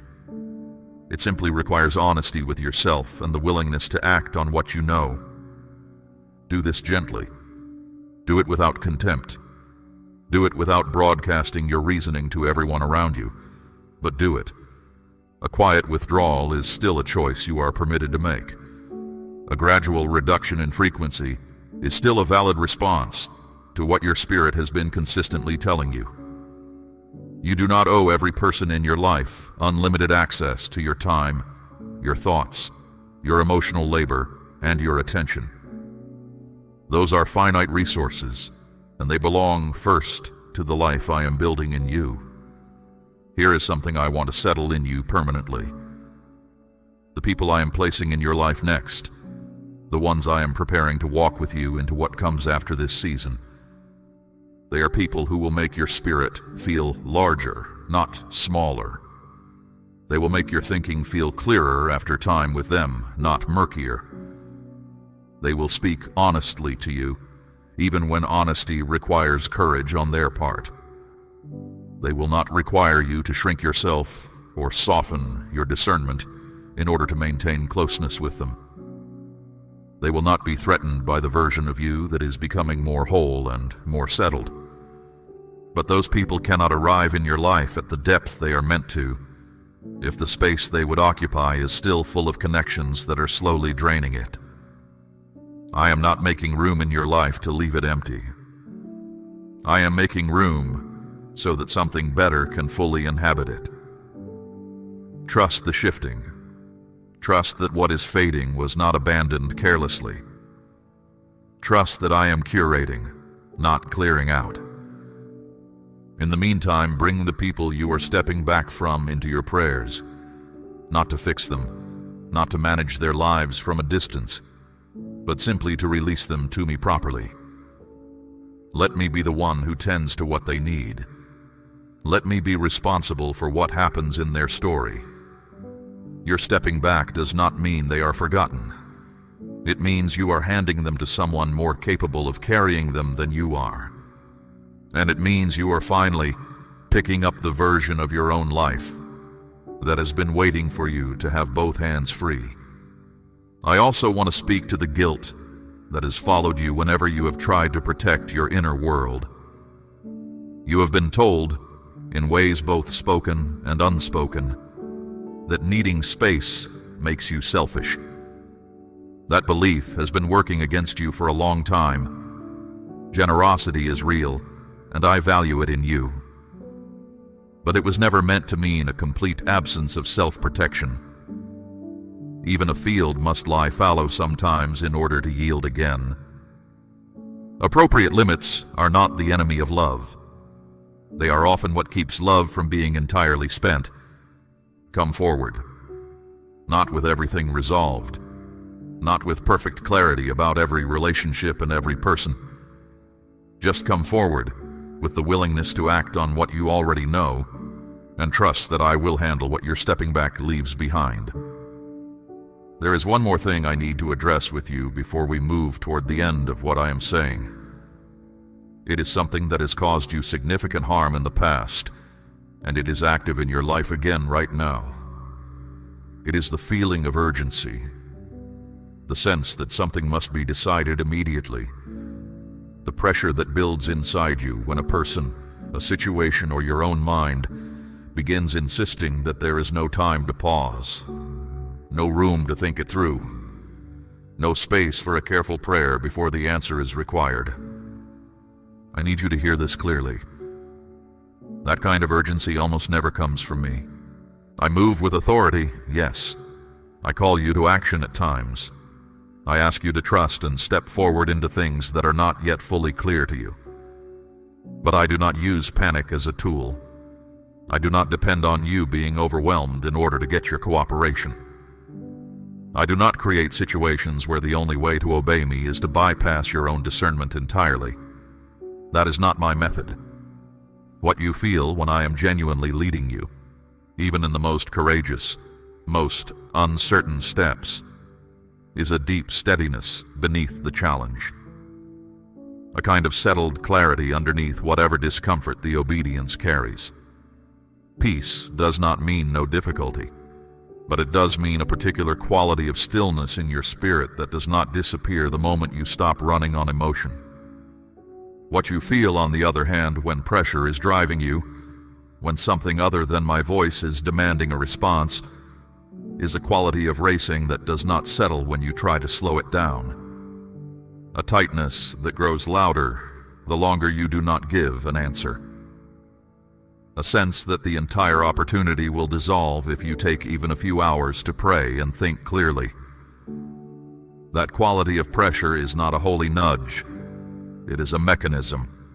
It is designed to move you before your reasoning has time to arrive. And if you look back honestly at the decisions in your life that produced the most lasting difficulty, the ones you are still carrying the weight of, Many of them were made in exactly that condition. Not from deliberate rebellion, not from choosing darkness with full knowledge, but from hurry. From the moment where the emotional pressure became so intense that agreeing felt like the only way to breathe again. From the split-second choice made when your spirit was too fatigued to hold its ground, and everything inside you simply wanted the pressure to stop. That is not your failure alone. Pressure is a real force, and it works. But now you know how it works, and knowing changes the response you are allowed to give it. The next time you feel that rush rising, that urgent insistence that you must decide now, must respond immediately, must commit before you have had a chance to pray, I want you to do one thing. Stop. Not forever. Not even for long. Simply stop long enough to ask, does this carry peace underneath it? Can this survive my honest prayer? Will this still feel true after I have given my spirit an hour to settle? Because here is what I know with certainty. Anything that is genuinely from me can wait for your prayer. Anything truly meant for you does not evaporate the moment you choose to seek my guidance first. What I have ordained for your life is not so fragile that your pause will destroy it. If something disappears the moment you decide to pray before answering, let it go without grief. What can only survive the absence of your discernment was never something I placed in your path. The voice of pressure says, decide now or lose it. My voice says, bring it to me first, and what is real will still be standing when you return. I want you to train yourself to notice the difference between those two qualities. Not by their volume. Pressure can shout, and I can speak quietly. Not by their tone. Pressure can imitate gentleness, but by what they do when you press pause. Pressure increases when you pause. It escalates. It becomes more insistent. It adds new reasons why waiting is dangerous, why delay will cost you, why the window is already closing. My leading does not do that. It stays consistent. It does not require the destabilization of your peace in order to remain persuasive. This matters practically right now in whatever situation is generating urgency in your life. Whatever is pushing at you in this season, a person demanding an answer, an old door pulling at you, an old pattern reasserting itself with new intensity. Bring it to stillness before you bring it to action. Sit down with it honestly. Name it in prayer. Ask me plainly whether it belongs in your life and whether now is the time. And then be patient enough to wait for clarity before you move. There is also a practical difference worth naming. Holy conviction is consistent. When I am genuinely asking you to do something, the sense of it remains steady whether you pause or press forward. Anxious pressure, by contrast, feeds on attention. The longer you sit with it without acting, the louder it gets. Recognizing that pattern alone can protect you from decisions you would not be able to undo. Say, I receive this if these words are speaking directly to something you are navigating right now. You are allowed to take time. You are allowed to say, I am not ready to answer this yet. You are allowed to slow down without losing anything that was genuinely meant to stay. The patience you offer to a decision is not weakness. It is the single most protective thing you can do in a moment when pressure is telling you to run. Slow down. Come to me. And let truth speak before urgency has a chance to sign your name to something that was never truly yours to carry. I want to close this conversation with the hardest truth I have spoken today, because I think it is the one you most need to sit with. You are standing at a point of decision. You have been here before, and in previous versions of this moment, you made the choice based on which path hurt less in the immediate hour. The path of letting something go felt sharp and immediate and real. The path of holding on felt easier, softer, more survivable. So you chose what hurt less right now, without fully accounting for what that choice was going to cost you over the following months. I want you to understand the difference between those two kinds of pain, not so that you feel guilty about the past, but so that you make a different calculation going forward. The pain that comes from obedience is immediate. You feel it the moment you make the right choice. You feel the ache of a door closing, the weight of an absence, the discomfort of a boundary held, the strange grief of saying no to something your heart still wants. That pain is real. I am not going to tell you it is not. It costs something genuine to choose rightly when everything in you is pulling in another direction. But that pain has a direction. It moves forward. It begins to diminish with time as the right choice takes root and begins producing something in your life. The space that seemed so empty after a right decision begins slowly filling with clarity, with settled thinking, with a deeper kind of peace that does not require constant maintenance or negotiation, with the capacity to hear my voice more cleanly because the interference has been removed.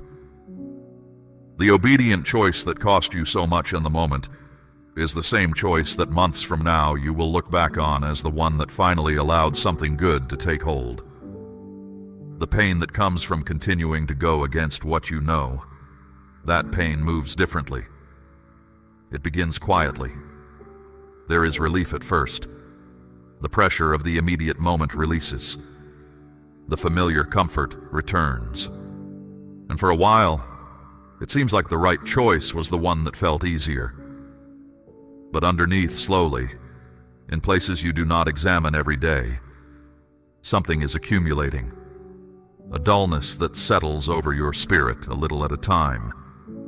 A growing distance from the clarity you once had.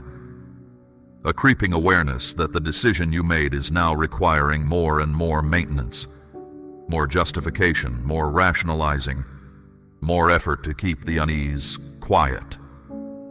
And the more you maintain it, the more entangled you become. That is the nature of the wrong path. It does not immediately announce its cost. It spreads the cost out over time in small daily losses, until one day you look up and realize you have traveled a great distance from where you were meant to be. And the return journey is longer now than it needed to be.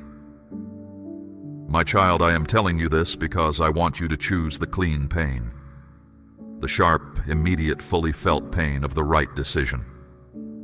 I want you to choose it not because I enjoy watching you struggle, but because I know exactly what waits on the other side of it.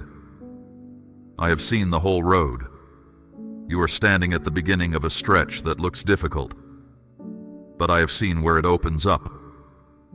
I have seen what is waiting for you past the discomfort of this choice. And I am telling you clearly, it is worth it. The price of obedience today is small compared to the cost of another long season of circling the same ground. I do not ask you to pretend the right choice is easy.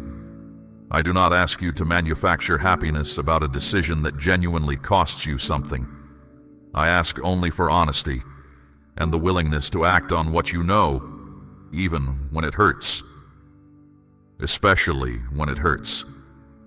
Because that is where faith actually lives. Not in the moments when following me costs you nothing, but in the moments when it asks you for something real. You've been walking with me long enough to have evidence. Look back at the right choices you made in the past that were painful in the moment. Look at what those choices eventually built. Look at the seasons that followed the hard decisions, the ones where you held the line or let something go or stepped back when every part of you wanted to stay. Look at what grew in the aftermath. That is the testimony. Not of a life without difficulty, but of a life where difficulty was allowed to produce something lasting, rather than simply prolonged. I'm with you in what comes next, not watching from a distance to see whether you get it right. Present, close, walking directly beside you through whatever the next hours and days require. When the discomfort of the right decision rises, I will be there in it with you. When the temptation to reverse the choice and go back to what was easier returns, and it will return, probably more than once, I will be the voice steady enough to hold you if you stay near me. Stay near me. Not just in the crisis moments, in the quiet, ordinary moments too. In the mornings before the day puts its full weight on you. In the pauses between one thing and the next. Let me be the voice you return to consistently, until my company feels more natural than the noise that has been filling the space instead. This is not the end of what I am building in you. It is a turning point in the middle of it. What you choose today does not determine everything, but it matters. It matters more than you have been willing to sit with. So, sit with it now.